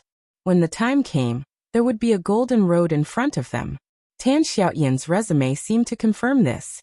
From the mayor of Anong to the deputy speaker of Feng Tian, although the rank was the same, the prospects were completely different. After the election in a few months, no matter where he went, Tan Xiaotian would definitely be a deputy governor, which had something to do with the rapid development of Anong. But when this illegal trade chain appeared, everyone was considering whether the big bosses put their secretaries in Anong to gild, or to protect some secrets that could not be exposed. No one knew where this idea came from, but in just a few days, it had become very popular in Liaodong. Today, In addition to Tan Xiaotian, 3 directors in Anong had been secretly investigated by the Ministry of Supervision of Liaodong. There was no doubt that these 3 people were secretaries, and one of them was the secretary of the current governor of Liaodong. A monstrous storm was brewing in Liaodong. Everyone could guess the answer that was about to break out of the shell, and was destined to be earth-shattering. No one expected that Bai Qingqian would act so fiercely. She did want to deal with Tan Xiaotian and Wang Wei, but what she wanted to do this time was to completely destroy the core base of the academics and capture all the forces of the academics in one fell swoop. The monstrous pressure pressed down from the parliament to Liaodong. Not only the academics but also individuals from the giant group, the southeast group, and even the north group called Bai Qingqian, trying to suppress this matter, or at least control it within a certain range. At this time, Hua Zhengyang, the leader of the academy in Yuzhou, the vice minister of the cabinet, had a thorough talk with Bai Qingqian. The conversation between the two was almost a reprimand from Hua Zhengyang to Bai Qingqian. Vice Minister Hua clearly told Bai Qingqian that the parliament supported her work, but hoped that she would not make a fuss and make trouble out of nothing. In the current situation, stability came first. Bai Qingqian, however, was tit for tat and did not give any face to the leader of the academy. Her response at that time was also very clear to Gu Xianyan, because after this incident, Qin Weibai and Bai Qingqian talked on the phone, and did not avoid her at that time. Bai Qingqian said so at that time. Tan Xiaotian's problem is not only a problem of Zhongzhou state, but also a serious injury to our friendship with the peninsula. Vice Minister Hua, you can think about how serious the consequences will be if this matter is suppressed. One day, when the people of the peninsula who can't even eat enough and can't even afford to wear clothes learn that their young and beautiful women have come to Zhongzhou state to engage in various industries under the temptation of people like Tan Xiaotian, what kind of situation and consequences will it be? Can you and Liaodong bear the consequences? This question could be said to be powerful and resonant. Hua Zhengyang even threw the phone on the spot. At present, the 3rd supervisory group was still active in Jiangxia, but the team leader, Wang Wei, had already closed his door and did not participate in the summary meeting of the supervisory group. Tan Xiaotian's accident directly made Wang Wei's reputation in Zhongzhou state drop to the freezing point. Everyone was still waiting for Tan Xiaotian to be completely broken through, waiting for this storm to completely engulf the few big shots standing at the top of Liaodong. Under such circumstances, it seemed that they were afraid of the complete rebound of the academics, so the giant group also began to quiet down. Bai Zhanfang and Zhou Mulin, who had already had a countermeasure, began to quietly put away the cards in their hands that they were ready to play, waiting for the right time. As a result, the flames of the 2 battlefields of Liaodong and the flourishing age fund continued to burn, igniting the overall situation. Under such circumstances, Qin Weibai, who had been quiet in Yuzhou, suddenly made an appointment with this woman in front of her, which made Gu Xianyan instinctively feel that something was wrong. At this time, Qin Weibai could not meet a meaningless person. Gu Qingqiu, Jiang Nishang. Gu Xianyan blinked her watery eyes and looked at the woman in front of her. What kind of impact could she have on the next overall situation? Her surname was Gu. Was she from Kunlun City? It shouldn't be. Otherwise, how could she not know her? Qin Weibai looked at Gu Qingqiu quietly, looking at the horror in her eyes. If these 2 names were a sword that pierced the vital point, then Qin Weibai's next words were a fatal blow. You are 36 years old this year, and you have been carrying out tasks since you were 21. Your codename is Fairy, and your secondary codename is Mask. Those who know these 2 codenames think that there are 2 people. In fact, both codenames are you. You desire freedom, like photography, and have always dreamed of traveling all over the world. But if you want to fulfill this dream, you need to continue working for another 14 years. You like Switzerland and want to settle down there. Someone promised you a large sum of money when you were 50 years old, and helped you get Swiss citizenship. But you have never been to Switzerland. If the farthest place you have been is England, because your child is studying there. You should have just entered middle school this year. You had a boyfriend in college. During your mission, you even performed an abortion for your boyfriend. That was your biggest mistake. You still contact him occasionally, but you don't love him anymore. You even want to. Enough. Gu Qingqiu's body fell to the ground. She covered her ears, shook her head wildly and screamed. Qin Weibai looked at her with a smile. She was not indifferent or enthusiastic. There was a touch of trance and sadness in her eyes. You are afraid, she whispered. What are you afraid of? Are you afraid that I will tell these things to your master? Or afraid that I will tell these things to your man? Gu Qingqiu raised her eyes and looked at Qin Weibai. Her eyes seemed to be looking at a devil in an angel's clothes. Why do you know these? Why do you know these impossible? Gu Qingqiu muttered to herself. She seemed to be on the verge of collapse. Qin Weibai did not speak. She turned and walked to the antique open hall. Gu Xianyan looked at Gu Qingqiu seriously. She hesitated and trotted to follow Qin Weibai, like a butterfly. Qin Weibai walked into the hall and took off her coat. The simple pure white sweater outlined her figure and looked more charming and soft. Gu Xianyan gently pulled her hand and whispered, Sister, she is. Qin Weibai sat on the chair, looked out of the window and said calmly, Li Shi's successor is also your predecessor. If you continue to stay in Kunlun City, you can get in touch with her about a year later. She will become your teacher. Gu Xianyan's brain was stunned for a moment. She opened her small mouth wide and looked stunned. Her predecessor. Li Shi's successor. This identity could not be more obvious. Kunlun City, the previous generation of Phoenix Pavilion. Master. Gu Xianyan shook her head subconsciously, feeling a little confused. Gu Qingqiu. This was a figure hidden at the bottom of Kunlun City's secrets.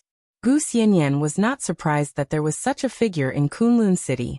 But the previous pavilion master of Phoenix Pavilion turned out to be a figure hidden at the bottom of Kunlun City's secrets. She stayed in Kunlun City for several years. The two invincible realm experts in Kunlun City were both her teachers. She was in daily contact with the high-level officials of Kunlun City. They would teach Gu Xianyan their experience in various aspects, and they would talk about some random things when chatting.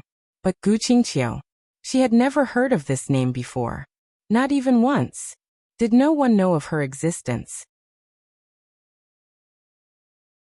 Or did everyone know but did not tell her? 25 years ago, Gu Xianyan recalled this time point. That should be the time when the Li family collapsed and Li Shi officially completed her task and became the wife of the Lord of Kunlun City. At that time, did Kunlun City find a second pavilion master of Phoenix Pavilion? No. Gu Qingqiu was 36 years old this year. According to Qin Weibai, Gu Qingqiu should have joined Kunlun City 25 years ago. She was 11 years old that year. Qin Weibai said that she started to carry out tasks at the age of 21. In other words, Gu Qingqiu was the pavilion master of Phoenix Pavilion 15 years ago? 15 years. 25 years. For such a long time, Kunlun City had been hiding her in the deepest place? So who was her task target? Gu Xianyan suddenly felt that Gu Xingyan was a little scary. Putting everything else aside, just the depth of his thoughts that were hidden in the dark was something that most people couldn't compare to. Sister, who is her task target? Gu Xianyan asked cautiously. Phoenix Pavilion had not been established for a long time in Kunlun City. Li Shi was the first pavilion master of Phoenix Pavilion.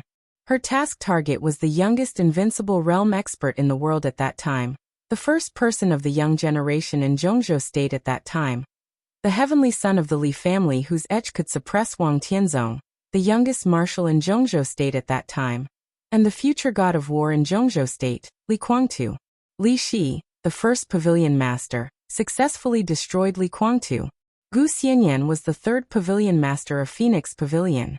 Kunlun City's target was even more terrifying. Li Tianlan.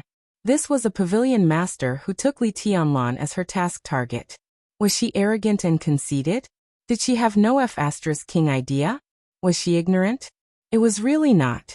Kunlun City regarded her as the third pavilion master. It seemed to be just a simple identity, but in fact for this identity, all departments of Phoenix Pavilion had made the most cautious and meticulous analysis, and there were millions of theoretical reports to support this conclusion. They made Gu Xianyan the third pavilion master, which meant that they firmly believed that Gu Xianyan was qualified to hunt Li Tianlan. That million-word theoretical report was the foundation that supported all of this.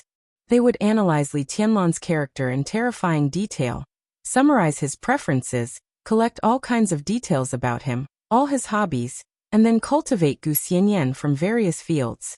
This kind of targeting was undoubtedly the most terrifying and impeccable. The cultivated Gu Xianyan might not be the most perfect, but it was certain that, in the analysis of Kunlun City, such Gu Xianyan must be the most perfect in Li Tianlan's eyes. Of course, Gu Xianyan couldn't do this now. But there was no problem with everything. Li Tianlan was young enough, and Gu Xianyan was immature enough. She still had a lot of time to grow up and be cultivated. Kunlun City had enough strength to equip her from all aspects. In this process, how many resources to mobilize and how much money to spend were not the issues that Kunlun City considered at all. They could spend tens of billions just to cultivate a woman who could stay with Li Tianlan and make him love her so much. Then the tens of billions of funds were valuable, and it would definitely bring Kunlun City a return that far exceeded the cost. This was the idea that Kunlun City built Phoenix Pavilion. And this idea was indeed successful now. They cultivated Li Shi, successfully overthrew the Li family, and replaced it. Li Shi hunted Li Guangtu in the past. Gu Xianyan would hunt Li Tianlan in the future. This was Gu Xingyun's plan. There were always some people who said that smart people would not fall in the same place twice. In fact, history always repeated itself. Kunlun City was full of confidence. Because this was the core secret of their success. No one would doubt the way to make themselves successful.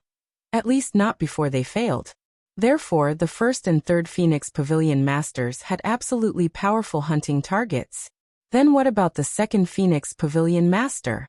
This woman was so low-key that she seemed to not exist even in Kunlun City. She hit so deeply. This woman who had been on duty for 15 years and had successfully hunted for 15 years. Who was her target?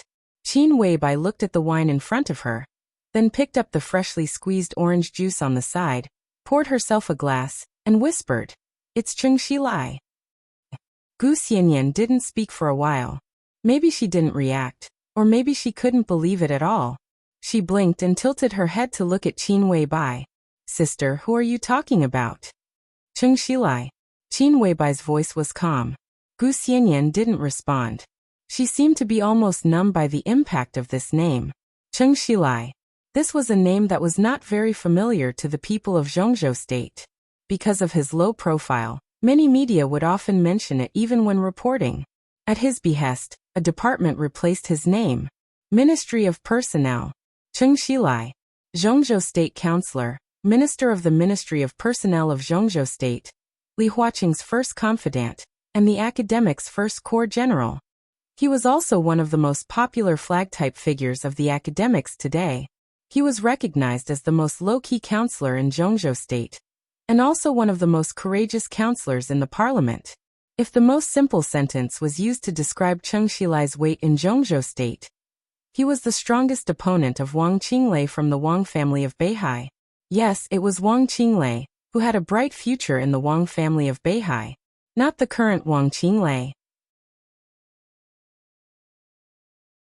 If it weren't for Li Huaqing's re-election in this election, Cheng Shilai would almost certainly be pushed into the director's seat by the academics without any accident. And even if Li Huaqing was re-elected, Cheng Shilai was still very likely to become one of the directors of Zhongzhou State after the election, one step ahead of Wang Qinglei. Even if he couldn't go further, he would continue to sit in the position of Minister of the Ministry of Personnel, with students all over Zhongzhou State and a more solid foundation. After 5 years, the possibility of him directly succeeding Li Huaqing would also greatly increase. There was no doubt. Cheng Shilai's existence was the academic's greatest hope in the post-Li Huaqing era. When Wang Qinglei's future was obscure, Cheng Shilai, who was getting more and more stable, was almost the heir in everyone's eyes. What did this mean? Cheng Shilai, the academics, Kunlun City, Phoenix Pavilion. This is terrible. Gu Xianyan muttered to herself. Gu Xingyun is terrible. Yes, he put a woman with Cheng Shilai for 15 years. The most important thing is that she never made any request to Cheng Shilai. She just silently waited for Cheng Xilai to become a director, or to climb to the top of Zhongzhou State. In terms of long-term planning, Gu Xingyan can be regarded as a true disciple of the Li family. Qin Weibai's voice was a little subtle. In her sight, Gu Qingqiu, bathed in the wind and snow, stood up shakily and looked deeply at Qin Weibai in the hall. The two people's eyes met, and there seemed to be sparks in the air that were enough to burn the flying snow. Qin Weibai's expression was cold and proud. She raised the orange juice in her hand, and through the bright and transparent floor-to-ceiling window in the hall, she greeted from a distance. Gu Qingqiu hesitated and took a step forward. Qin Weibai raised the corner of her mouth. She could bring disaster to the country and people. Sister, you want to use Gu Qingqiu to destroy Qing Xilai? Even destroy the whole academics? Gu Xianyan was a little excited. After all, she was a child. No matter how mature she was, the childishness of wanting the world to be in chaos still existed.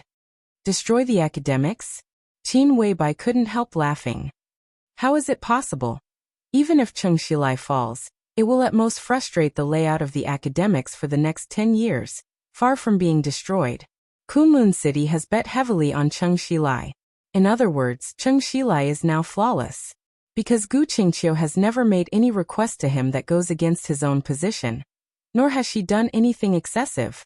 Gu Qingqiu is indeed from Phoenix Pavilion, but in Gu Xingyan's eyes, before Cheng Xilai reaches the top, she does nothing but complete the task. Qin Weibai blinked her eyes and said softly, so although Gu Qingqiu's background can't be changed, just from looking at it now, she's actually just Cheng Xilai's lover. Moreover, she's an extremely obedient and dutiful type. What impact can a lover have on Cheng Xilai? Even if it's exposed, it's just like that. Not to mention any punishment, there won't even be a verbal criticism. Destroying the academics like this, unless the academics is made of paper, then you are. Gu Xianyan was a little confused. Since she had doubts, she naturally had to ask. She was the successor cultivated by Qin Weibai, and Gu Xianyan also understood this. No matter how intelligent the goddess was, no matter how invincible Emperor Dong was, they would eventually grow old and could not disobey the will of time, but Emperor Dong's palace would always exist.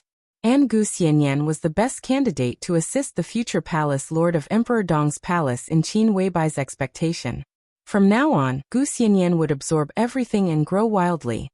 I need to detonate Gu Qingqiu, the bomb, and use Cheng Xilai to test something that I have always been confused about, but it's very important. Qin Weibai's eyes narrowed slightly, and she continued, and the outside world is now guessing what trump card Li Huaqing has in Emperor Dong's palace. They don't know, but I do. Li Huaqing does have a trump card in his hand, and his trump card can indeed persuade Tianlan to compromise in an instant, which will be far more beneficial than the purgatory of heaven capital. It's just that Li Huaqing himself is hesitating whether to play this card or not.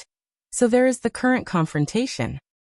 If Cheng Xilai's matter is exposed, the subsequent impact will also indirectly stimulate Li Huaqing, so that he will make up his mind earlier and end all this. Qin Weibai's red lips were soft, and her white teeth gently bit the straw. It's like killing two birds with one stone. Gu Qingqiu finally made up her mind and walked into the hall. She took off her scarf and coat, standing opposite Qin Weibai, looking at her silently with a calm expression. Qin Weibai chuckled, reached out her hand and said lightly, "Please sit down."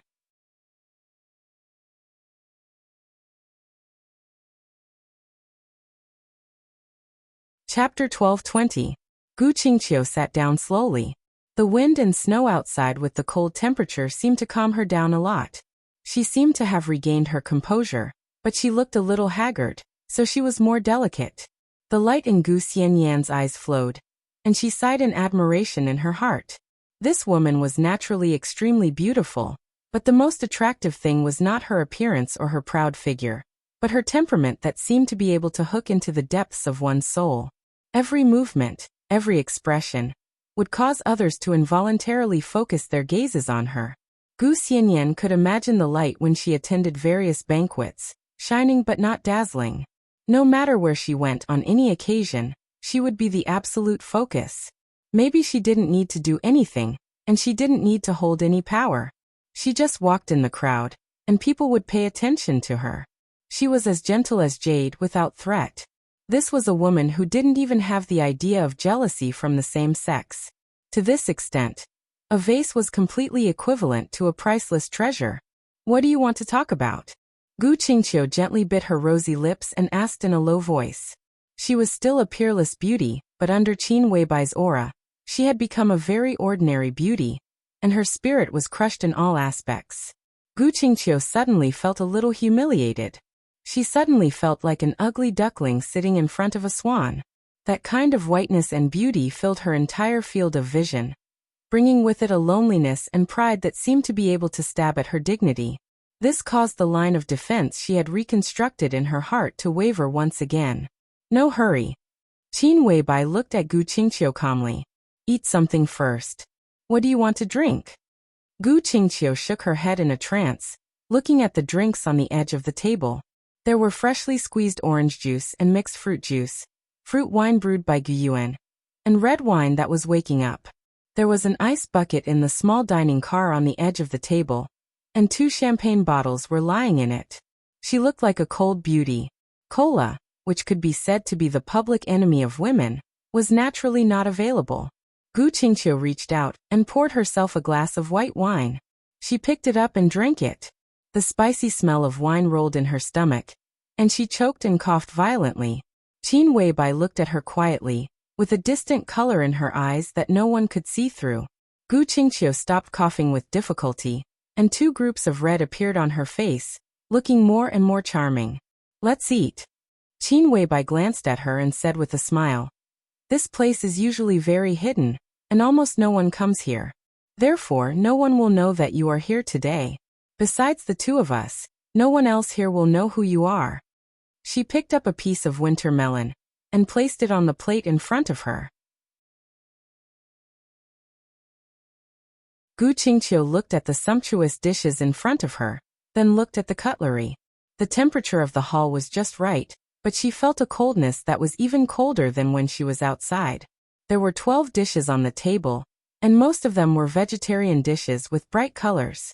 Of the 2 meat dishes, one was a pigeon, and the other was neither fish nor fowl. It was a plate of dog meat that would not appear in most banquets.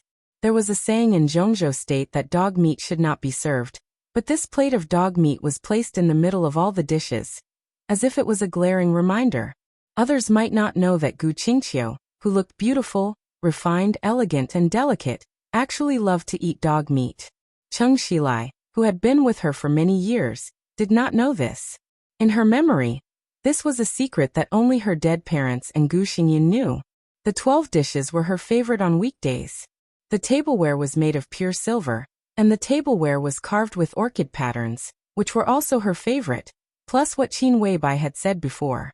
This kind of fear of being understood little by little from the details was constantly rising in her heart. She did not know why the other party knew her existence. She also did not know why the other party knew her so well. The vigilant instinct was screaming wildly, reminding her to leave this dangerous woman in front of her, but she did not dare to move and sat in the same place. Gu Qingqiu watched Qin Weibai eat gracefully, drank a glass of orange juice, and watched the people around her prepare desserts after the meal. Gu Qingqiu ate something randomly. The taste should be very good, but she could not taste it at all. Xianyan does not know you, but you should be familiar with her. After eating quietly, Qin Weibai picked up a tissue and wiped the corners of her mouth. Her movements were delicate and elegant. Yes. Gu Qingqiu opened her mouth vigilantly.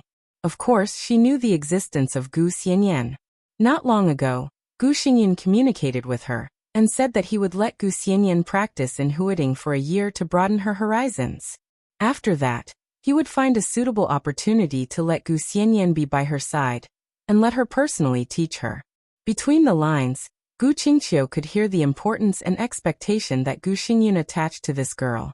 Gu Qingqiu had already begun to come into contact with some of Gu Xianyan's information, and began to consciously think about how and what she should teach her. Gu Xianyan needed to broaden her horizons, and she also needed a year's time to prepare to train her into the Phoenix Pavilion's pavilion master. However, no one expected that Gu Xianyan would make such a sharp and crazy backstab in Huading. Phoenix Pavilion was completely exposed, and the Special Warfare Group in Kunlun City were in turmoil. However, Gu Xianyan stood beside Qin Weibai and became a highly valued figure in Emperor Dong's palace. Gu Qingqiu silently glanced at Gu Xianyan. Gu Xianyan blinked her big eyes and looked at her innocently. Her acting skills were really good. Gu Qingqiu lowered her head and took a sip of juice. Li Shi Gu Qingqiu Gu Xianyan. Third-generation Pavilion Master of Phoenix Pavilion. The first-generation Pavilion Master was now the Deputy Palace Lord of Emperor Dong's palace. The third-generation Pavilion Master seemed to be fully trained by Qin Weibai. Only she, the second-generation Pavilion Master, was still faithfully fulfilling her obligations. Gu Qingqiu was very sure that Li Shi and Gu Xianyan were definitely not Qin Weibai's sources of information.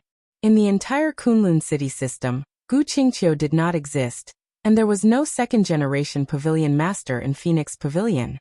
In the entire Kunlun city, only one person knew of her existence, and that was Gu Xingyun. Even Gu Qianchuan did not know of her existence. Such a degree of secrecy naturally meant that Gu Xingyun had to spend more resources to train her. But now she had been with Cheng Xilai for 15 years and gave birth to a son for him. Now Wang Qinglei's future was unknown, and Cheng Xilai was more and more brilliant. Gu Xingyun's efforts had undoubtedly begun to pay off. Xianyan will be with me from now on. Qin Weibai whispered. I can teach her what you can teach her. I can teach her what you can't teach her. Even if I don't understand, it doesn't matter. I can find the most professional people in the world to teach her. Emperor Dong's palace is far better than Kunlun City in terms of resources and prospects. I can't be sure of Xianyan's future. In the future when Tianlan and I are old, Xianyan may not become the hostess of Emperor Dong's palace, but she will definitely have the same power as the hostess of Emperor Dong's palace. What does it have to do with me? Gu Qingqiu said lightly. In fact, I believe in Kunlun City's vision in this regard, but I don't quite agree with their approach. Their approach has many limitations, but they have a good eye for selection, especially the candidates for the Pavilion Master of Phoenix Pavilion. Especially the candidates for the Phoenix Pavilion Master. If possible, we don't want to miss out on any of them. Qin Weibai looked into Gu Qingqiu's eyes, and her voice was clear and sharp. I don't know what you're talking about. Gu Qingqiu suddenly smiled. Perhaps her heart was still shaken, but on the surface, she had completely calmed down. A gentle and beautiful smile bloomed at the corner of her mouth. It had a soul-stirring charm. What is Phoenix Pavilion? She couldn't clearly admit anything in front of Qin Weibai, even if Qin Weibai knew her beyond her imagination. Qin Weibai smiled, and didn't seem to mind Gu Qingqiu's pretending to be stupid. She just said slowly, Phoenix Pavilion has very strict requirements for the selection of pavilion masters, not only in terms of body and appearance. Because the hunting target of the Pavilion Master of Phoenix Pavilion is the big shots who can affect the world. From the perspective of current science, every Pavilion Master of Phoenix Pavilion has to bear a lot of karma. Therefore, every Pavilion Master needs enough luck to bear these karma. You don't have to believe in things like luck and karma, but no one dares to clearly say that it doesn't exist. This is something that can't be seen or touched but is invisibly destined. In Zhongzhou State, this is called metaphysics. Gu Qingqiu stared at Qin Weibai blankly. Qin Weibai's voice was soft, like a cloud of cold mist that would melt in the wind and snow at any time. Zhongzhou State once had 2 recognized metaphysics grandmasters. They could prove that karma does exist. More than one general or member of parliament had been instructed by them and achieved achievements that others couldn't imagine. When the parliament made some important decisions, they would also ask them what should be paid attention to. Such people are rare in Zhongzhou State. But coincidentally, the monk who raised me was one of them. The whole Zhongzhou State knows that you are the adopted daughter of great master Wu Wei. Gu Qingqiu played with the cup in her hand. This is my luck. Qin Weibai nodded. But the whole Zhongzhou State doesn't know that when the Samsara Palace still existed, Xian Xuanzi, a metaphysics grandmaster who was as famous as great master Wu Wei, was the 13th supermaster of the Samsara Palace, codenamed Tianji. Gu Qingqiu's hand holding the cup suddenly tightened, and she looked up at Qin Weibai. This is impossible. Qin Weibai didn't speak. Gu Qingqiu sneered. I only know that Xian Xuanzi once called you a demoness who brought disaster to the country and people. And that was before he joined the Samsara Palace. In the last few years of his life, he was the 13th super master of the Samsara Palace. Qin Weibai gently raised the corner of her mouth. I sent Xian Yan to Kunlun City, through Xian Xuanzi. You should know Gu Xingyan very well. He firmly believes in metaphysics. I believe in him very, very much. I can even say that I rely on him. Qin Weibai paused and said meaningfully, without Xian Xuanzi's approval, do you think Gu Xingyan would casually push someone to the position of Pavilion Master of Phoenix Pavilion? Gu Qingqiu's expression changed slightly. He was keenly aware of the meaning contained in Qin Weibai's words. Gu Xianyan was the Phoenix Pavilion Master. She was also the Phoenix Pavilion Master. The expression on Gu Qingqiu's face vanished. She slowly raised her head and looked into Qin Weibai's eyes. What do you mean? Are you interested in Xian Xuanzi? Qin Weibai smiled playfully. Then I'll tell you a story. It's about Xian Xuanzi. The dishes were removed one by one. More than a dozen kinds of exquisite desserts of different colors and shapes were served. Qin Weibai put a piece of soft cake in front of her and said casually, Xian Xuanzi's family can be regarded as a standard metaphysical family. His father, his grandfather, and even those older than him are all engaged in this industry, and they are all people with real talent. Although they have not reached the level of guru, they are not Jianghu swindlers. Their family was very famous for a while, but this kind of fame was not a good thing in a special period that you haven't experienced but have definitely heard of. Xian Xuanzi's father was dragged out and smashed to death with stones and glass on the street. After the family fell, his mother took him to the northwest. During that time, life was very hard. There was a famine, and his mother starved to death. That year, Xian Xuanzi was only 16 years old. He had no family, and the orphanage would not accept children at this age, so he became a homeless child. He went to the northwest, went to the south, drifted in the northeast, and was driven away as a beggar in Yuzhou. When he was at his poorest, he snatched the bread that was bitten by a stray dog on the roadside. He stole wood, worked as a laborer, built a boat, went to jail, and washed dishes for people in restaurants. Before the age of 30, he lived a life where he didn't know the next meal. He couldn't afford to smoke, couldn't drink, and was so fat that others didn't even bother to look at women. He didn't know anything and had no education. Wu Yu from Huating in Yuzhou had been floating around, and couldn't even find a job that could barely support himself. It was not until he was 30 years old that he finally found something that changed his life. When that period of history passed and people no longer felt fear and disgust for metaphysics, he began to tell people's fortunes. His family's knowledge was profound, and he was indeed talented. He was also willing to study Qimeng Duanjia, Tai Chi, 8 diagrams, and a few out-of-print books that he brought back from the ancient wood when he stole wood. He turned them over and over, and the accuracy of his fortune-telling was amazingly high. People began to line up at his fortune-telling stall. Later, he had some money and set up his own studio. The studio became a private numerology consulting company. He finally tasted the taste of women. He got married, had a daughter, and made friends with social celebrities in his eyes. But he chose the wrong side. His company was closed down, he lost all his money, and even his wife died. He became worthless again. After what he had experienced, he didn't want to go back to the days when he didn't have enough to eat. Besides, he still had his daughter to take care of. At that time, Xian Xuanzi wanted to live a better life even in his dreams. Although he had nothing material, he still had some fame. So he wanted to use that fame to find the most powerful backer and a better future for his daughter. So he took his daughter, who was born with the flying phoenix, to Jiangzhou. He wanted to take refuge in the Li family, which was at its peak in Zhongzhou state. Because at that time, everyone knew that the Li family was very particular about these things, and they also had their own metaphysics master, Great Master Wu Wei. But at that time, Li Honghe and the Wang family of Beihai were busy dealing with the Heroes Club, the Jiang family of South America, and the fantasy world's invasion of Zhongzhou State. Moreover, they were close friends with Great Master Wu Wei. How much importance could they attach to a Jianghu fortune teller? Naturally, Xian Xuanzi couldn't see the war god of Zhongzhou State. But the Gu family, the vicious dog beside the Li family at that time, had heard of Xian Xuanzi's fame. The Gu family secretly took in Xian Xuanzi, but they didn't pay too much attention to him. They just kept him as a secret guest and didn't see him on various occasions. But his daughter, who had a noble birth destiny at that time, blended well in the Gu family. His daughter was very beautiful. Although she was still young at that time, she already had the shadow of a stunning beauty.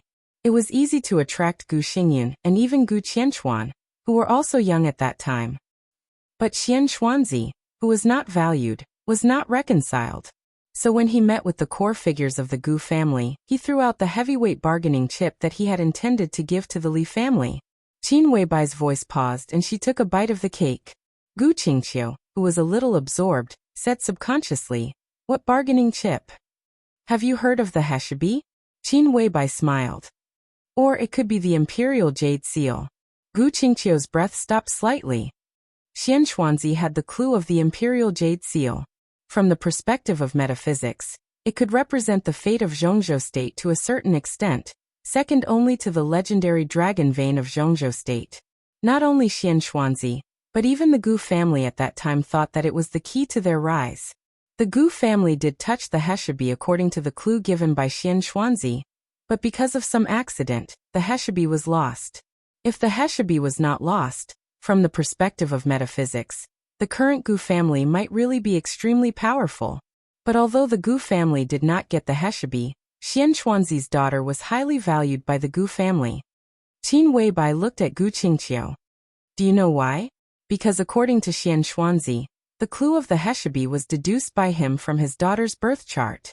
There is no way to find out whether this is true or not, but Xian Xuanzi's daughter was carefully trained by the Gu family to cultivate her martial arts. They cultivated her talents and her logic of thinking. She grew up silently in the Gu family and became more and more dazzling.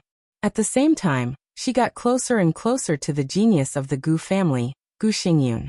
They loved each other at that time, but when Gu Xingyun's parents were about to formally propose to Xian Xuanzi, Xian Xuanzi's daughter met another man.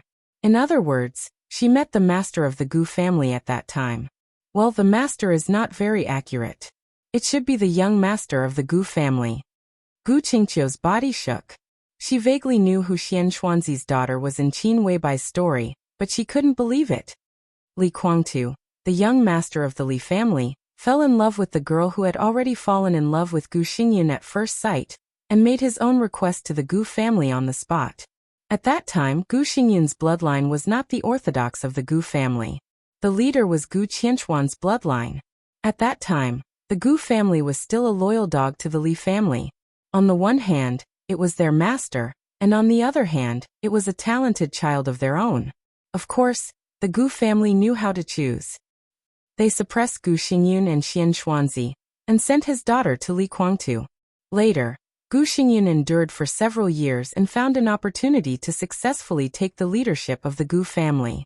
However, Gu Xingyun, who controlled the Gu family, was still not qualified to take back the girl who had already belonged to Li Guangtu. He didn't know who to hate, especially after he found that the girl he loved was becoming more and more indifferent to him, but became more and more gentle and considerate to Li Guangtu. He wanted to kill Li Guangtu, wanted to overthrow the Li family, wanted to get that girl, wanted revenge and loved her very much. But he hated her very much. So he imprisoned the girl's father, imprisoned Xian Xuanzi, and threatened the girl to reveal Li Guangtu's various movements and martial arts progress to him. Later, he became more and more excessive, and began to try to control Li Guangtu's various behaviors through the girl. It was also during that time that Kunlun City began to cultivate all kinds of excellent and beautiful young women, quietly placing them around the important figures of the Li family. Resources were constantly mobilized, and more departments were set up. The means of cultivating excellent young women became more and more professional, which also meant that the management began to become troublesome. Kunlun City put together this set of system for cultivating young girls, and officially named it Phoenix Pavilion. Xian Xuanzi's daughter, the girl who succeeded in making Li Guangtu fall in love, became the first pavilion master of Phoenix Pavilion. Gu Qingqiu held her cheeks and listened attentively, as if she was really listening to a story, but her eyes were twinkling. This was definitely not Xian Xuanzi's original intention, Qin Weibai said. Seeing his daughter involved in the storm between the Li family and the Gu family, and could be torn apart at any time, as a father, of course, he was not reconciled, and of course, he wanted to do something. When Gu Xingyin was torturing him once, he told Gu Xingyin that their plan wasn't perfect. They should be looking for a beautiful woman with the fate of 100 tigers to be placed by Li Guangtu's side. The 100 tigers were fierce, far more suitable to carry out the Gu family's plan than his daughter's flying phoenix fate. He wanted to find a girl with the birth destiny of 100 tigers to replace his daughter. At the very least, he wanted to put her and his woman beside Li Guangtu at the same time to find a suitable scapegoat. Gu Qingqiu's body suddenly trembled, as if she had been electrocuted. Her ruddy face instantly turned pale. Qin Weibai's voice continued, but the unhurried tone seemed to gradually add a touch of cruelty and sharpness. Gu Xingyin agreed to this plan. He fed Xian Xuanzi the Gu family's unique poison, and let him out of the Gu family. It was at that time that he, who originally had his own name, became the real Xian Xuanzi. He was responsible for secretly collecting all kinds of girls who met the requirements of Phoenix Pavilion for the Gu family. With the support of the Gu family's resources, Xian Xuanzi's activities in the outside world could be said to be flourishing. Metaphysics Grandmaster? What is a metaphysics grandmaster? With the cooperation of a big force behind him, he can mobilize all kinds of resources, he has real talent, and he can achieve the effect of turning stone into gold in the shortest time. With many such examples, he naturally becomes a metaphysics grandmaster. This is a method of hyping up fame. The only thing needed is that the hyped object has real talent. So in those years, Xian Xuanzi became more and more famous. More than half of the upper class of Zhongzhou state had heard of his fame, and his reputation began to catch up with great master Wu Wei. Xian Xuanzi began to be often invited to the homes of some social celebrities, and even participated in some charity activities and various banquets. He came into contact with more and more people. During that period, his name was extremely famous. Zhongzhou state even set off a metaphysics craze because of the existence of him and great master Wu Wei. It's just that Xian Xuanzi's heart has always been very uneasy. He became successful and got everything he once dreamed of, but he never found the birth destiny of 100 tigers, and he had the luck to save his daughter's goal. Until he received an invitation. That year, Xian Xuanzi was still in Huiting, but he received an invitation from Linen. The inviter was a local wealthy family in Jiangxia, with a large business and a great reputation in the clothing and retail industry. The businessman wanted to invest in other fields, so he wanted to find Xian Xuanzi to consult about his luck in the next few years. Xian Xuanzi was invited to Linen. The patriarch of the small wealthy family was very sincere, and held a welcome banquet for Xian Xuanzi. It was at that banquet that he saw a little girl. The girl was about 7 or 8 years old at that time, but she had already shown an extraordinary demeanor. She was as fair as jade, could play the piano, draw, understand poetry, and was very good at playing the violin. The girl at that time was probably equivalent to the fairy face of a few years ago. No matter where she came from, as long as people saw her, they could see the kind of light shining in her. Xian Xuanzi was overjoyed, because that girl was the one he had been looking for a long time. The one who could replace his daughter. He could see the girl's birth destiny and the huge luck in her that was enough to make his family prosper. So when the businessman asked him alone after the banquet, Xian Xuanzi gave his own answer. The businessman asked about his luck in the next 3 years. At that time, Xian Xuanzi's answer was that he would soar to the sky in 3 years. But no one knew that his answer was actually only half a sentence. Then he left Lin and returned to Kunlun City overnight. After meeting Gu Xingyin, he told Gu Xingyin the half sentence that he didn't tell the businessman. 3 years later, his family would be ruined. Da-da-da. There was a slight sound in the hall.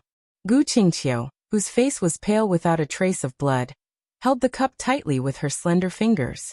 The cup trembled slightly on the table. Qin Weibai's voice was still calm and a little cold. Behind every metaphysics grandmaster, there is absolutely powerful capital power, so they have the ability to turn stone into gold in the eyes of others. Gu Xingyun began to mobilize all kinds of resources. Within 3 years, the businessman who invited Xian Xuanzi to Lin and was really successful. His assets doubled and he was in the limelight. Such development made Xian Xuanzi famous, and also made him the businessman's guest of honor. He often went back and forth to Lin, and secretly observed the growth of the girl. The girl became more and more amazing. It took Xian Xuanzi 3 years to determine the target. So in order to prove the second half of his sentence, a large amount of capital of Gu's surged in, and almost destroyed most of the businessman's assets overnight. This was done very cleverly, almost without anyone noticing. Gu's made full use of several competitors of the businessman, and completely ruined the businessman's group. From the beginning to the end, not to mention the businessman, even the competitors who were used as pawns didn't know the existence of Gu's. The bankrupt businessman was burdened with huge debts. All his properties and cars were sold, and his family lived on the streets. The businessman couldn't bear the huge pressure, and jumped into the lake by the West Lake. His body was found a few days later. When the businessman's wife saw her husband's body, she completely collapsed and naturally went crazy. She was sent to the cheapest mental hospital by the local city government, and died a month later. The cause of death is still unknown. And the girl who showed dazzling brilliance, who was originally loved, knew dance and music, knew poetry and painting, and was the focus of everyone's attention, was only 11 years old. She wandered on the streets for about 3 months. In the summer, she didn't change a dirty dress.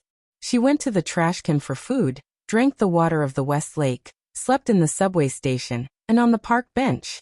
The relatives who sympathized with the girl and wanted to pick her up had inexplicable accidents. More than one thirsty tramp wanted to take her home and collect her, but all of them died inexplicably, because the girl was herself a prey. The hunter in the dark forced her father to die, killed her mother, killed all the relatives who wanted to adopt her, and killed all the people who had bad intentions towards her. The hunter wanted the girl to live in the most desperate environment, and the most difficult life. Qin Weibai looked at Gu Qingqiu, who seemed to be about to faint at any time, and her voice was as cold as a knife. Because that was the only way to save her before the hunter took action. When she survived, she knew how to be grateful. Isn't this an unforgettable kindness? Jiang Nishang, do you agree with this statement? It's impossible, it's impossible. Gu Qingqiu kept shaking her head. At this moment, she was like a puppet who had lost her soul. Her eyes were chaotic to the extreme, and she had lost all ability to respond. Let's continue to tell this story. Qin Weibai smiled. The hunter let the girl live for more than 3 months in the most desperate days. Then he created a coincidence and let the girl appear in front of him. He was very kind and gave her a chance to talk to him. What did an 11-year-old girl know? She didn't have a sound outlook on life and values. How could she know who destroyed her family? The only thing she knew was the names of a few of her father's competitors. She wanted revenge. This was human instinct. And the kind hunter did catch several competitors of the girl's father. He took them to the depths of the West Lake, where the girl's father jumped into the lake, and gave the girl a short knife. The hunter just watched the girl cut her enemies until they bled and couldn't breathe. He gave the girl her first lesson, and she learned what ruthlessness was. The hunter took the girl to a secret base, made her forget her name, and gave her a new name, Qingqiu. The girl was originally a daughter of a rich family. She had a good foundation, and her age was just right. She received all kinds of training, which could be said to be twice the result with half the effort. The hunter's ambition was to train the girl into the most perfect woman. But before the girl grew up, in fact, not long after the girl entered the secret base, the Gu family found a great opportunity to completely overthrow their master. But they still didn't give up on training the girl. It seemed that they had tasted the sweetness, so they did their best to train her. They spent 10 years creating a woman they thought was perfect. After completing the most difficult step, the girl appeared next to the youngest deputy speaker of Zhongzhou State at that time with little effort. The people of Phoenix Pavilion thought that not many people could resist the girl's charm. And it was true. The 21-year-old girl easily took the hand of the ambitious deputy speaker, went to his bed, and was carefully protected by him like a treasure.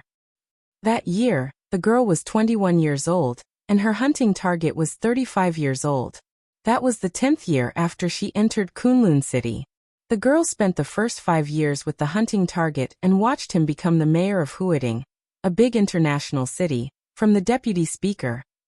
In the second 5 years, she watched him become the speaker of a province from the mayor of Huading.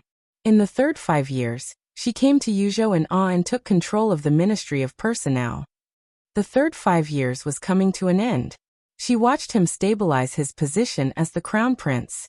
At that time, the girl was no longer young, but she was still spoiled by him. For 15 years, she didn't know whether she fell in love with him or not. But no matter whether she did or not, she didn't think it mattered. Because in her heart, he was just her hunting target. Maybe she had feelings for him, or maybe it was very deep. But no matter what, it couldn't be compared to her unforgettable gratitude to the hunter. She just hoped that time could go faster, to the most critical point, to do what she wanted to do, and then get a sum of money, go to the country she had been looking forward to for half of her life to settle down, leave Zhongzhou State, and never come back. Then at the end of the third 5 years, she received an inexplicable invitation. She came to this private palace called Homeland, and watched the woman tell her a story. Qin Weibai picked up the newly changed orange juice, poured herself a glass, and drank half of it in one gulp. She rarely spoke so much, so she soon felt tired. Gu Qingqiu's eyes were a little crazy, sitting in the same place, motionless. The atmosphere was almost suffocating. Qin Weibai was giving her time to react. Gu Xianyan had always been an honest child. She blinked and looked at Gu Qingqiu, holding her cheeks. There was some sympathy in her big eyes, and she said crisply, "You are so poor." "No," Gu Qingqiu said softly. She shook her head hard and desperately. "No, not me." Her movements were getting bigger and bigger. All her emotions completely broke out at this moment. Gu Qingqiu suddenly screamed, stood up, and directly overturned the table in front of her. She screamed, "It's not me, it's not me." Countless desserts flew in the air. Qin Weibai seemed to have been prepared. She tapped the ground with one leg, and her chair moved back all the way to the French window. Outside the window, the snow was flying, and it was pure white, as if heaven and earth were hanging upside down. Qin Weibai waved her hand. The security guards and waiters who had rushed out paused, and all carefully retreated, looking at Gu Qingqiu with vigilance. Qin Weibai was still sitting in the chair, legs crossed, cold and proud, looking down. "This is not true. You lied to me." Gu Qingqiu stared at Qin Weibai. "Why did you lie to me?" She seemed to want to rush over desperately, but she gritted her teeth and restrained herself. "It's just a story," Qin Weibai said faintly. Gu Qingqiu's excited emotions suddenly stagnated, and her whole person seemed to be stunned. She stood there blankly, and tears welled up in her eyes. After a while she said hoarsely, "Why did you tell this story?" "I respect the truth. There is no fabrication in the story. If you really take the story as a story, maybe you can ask Hunter why he made up this story." "I don't believe it." Gu Qingqiu gritted her teeth and sneered. "You are sowing discord. You want to provoke the relationship between me and Gu Xingyun, right? Are you afraid that he will ruin your plan? So you stab him in the back, right? I know you are a terrible woman, and the whole Zhongzhou state knows it. But do you think I will be fooled? I don't believe it. I don't believe a word you say." Qin Weibai turned her chair and looked out of the window at the quiet and snow-white West Mountain. In Gu Qingqiu's eyes, there was a perfect dream, but extremely sharp and indifferent side face. "Then you can go." Qin Weibai had no intention of persuading Gu Qingqiu. "Goodbye. Neat and tidy." Gu Qingqiu froze in place again. She breathed quickly, and her chest kept rising and falling. She was silent. The silent stalemate lasted for 5 minutes. Qin Weibai turned her head and looked at her. Are you waiting for me to treat you to afternoon tea? I don't believe it. Gu Qingqiu muttered to herself and shook her head. Tears kept gushing out of her eyes and falling to the ground. Why are you telling me this? What do you want me to do? You have the right not to believe it. This is your freedom. Qin Weibai said softly. I just treat you as a friend, so I tell you this. I have fulfilled my obligation. As for what you want to do, you have received the most professional training, and you don't need me to teach you. You cannot believe it. Leave here now, and I will pretend that we have never met, and I can promise not to do anything. You can also choose to doubt and ask me to provide evidence. Qin Weibai took out her limited edition Hermes black and white handbag, and took out a USB flash drive from it. Gu Xianyan came over and took the USB flash drive. This is the evidence you want. Things were done very cleanly that year, so even this evidence can't directly prove anything. However, the information in this contains a lot of things. As long as you are not stupid, you can probably speculate the truth of the matter, and even continue to investigate. You are not the only one in the information. There are a few others whose situations are similar to yours. I am not familiar with them. What you want to do is entirely up to you. Gu Xianyan walked to Gu Qingqiu and handed over the USB flash drive in her hand. Gu Qingqiu looked at the black USB flash drive with fear, and subconsciously took a step back. Qin Weibai looked at her quietly and said nothing. After a long time, Gu Qingqiu carefully reached out and took the USB flash drive. She clenched her fists tightly as if she was holding a mountain. Why do you know this? Gu Qingqiu's mouth moved. And those things about me? It doesn't matter. Qin Weibai laughed. Her laughter was a little soft, with a little relief. The important thing is that the contents of the USB flash drive can guarantee the authenticity of the story I told. Gu Qingqiu was silent for a moment and said hoarsely, I'm leaving. Goodbye. Qin Weibai did not get up and nodded. Gu Qingqiu turned and left. Her body was shaking, and she was lost. Gu Xianyan looked at her back and said with some doubt in her voice, Sister, her reaction is very strange. Isn't it exciting enough? Qin Weibai smiled and sent Gu Qingqiu away. After eating her fill, she was as languid as a cat, languid and lazy. Gu Xianyan nodded hard. Don't underestimate her. Qin Weibai said softly. This is a person who has received the most professional training in all aspects. In a sense, it can even be said to be the ultimate version of you. Her current situation may be the direction you want to grow in Kunlun City's eyes. She is definitely a master in controlling her own emotions. In fact, I was a little surprised that she could have the reaction just now. What will she do next? Gu Xianyan seemed to start imagining. Gu Qingqiu, Cheng Shilai Kunlun City, Gu Xingyun. This was definitely the core bomb of Kunlun City. If it exploded at this time, what would the consequences be? What effect could it have on the current situation? Do what she should do, such as change her fate. Qin Weibai's voice was a little vague. She looked through the window at Gu Qingqiu's graceful back that was about to disappear. She didn't tell her why she knew so much. In fact, it really didn't matter. The other Qin Weibai had thought of these things in her mind, so Qin Weibai also knew. In the time and space that she didn't know was the past or the future, Qin Weibai had heard the story she had just told Gu Qingqiu. Gu Xingyan told her the story himself. That was after the siege of the snowy night. In that time and space, she knelt beside Dongqing Huangtu's body and held his body, which was colder than ice and snow, in her arms. Gu Xingyan stood beside her and said this story in a cold and happy voice, telling the idea that those who obey me will prosper, and those who oppose me will die. At that time, Gu Qingqiu had died. His bones were cold. Qin Weibai didn't tell Gu Qingqiu that everything she was doing now was actually meaningless, because even in the end, until she completed the task ahead of time, she never got the money promised by Gu Xingyun, nor did she go to Switzerland that she wanted to forget for many years, nor did she pick up the camera and travel around the world. Gu Xingyun would not allow her, who knew too much, to survive. Death was an inevitable situation. She once wore a small and exquisite mask, and lived with Gu Qingqiu in a luxurious villa as his cousin. She slept on the same bed, met Qing Shilai's brother-in-law, Went to the university town in Yuzhou.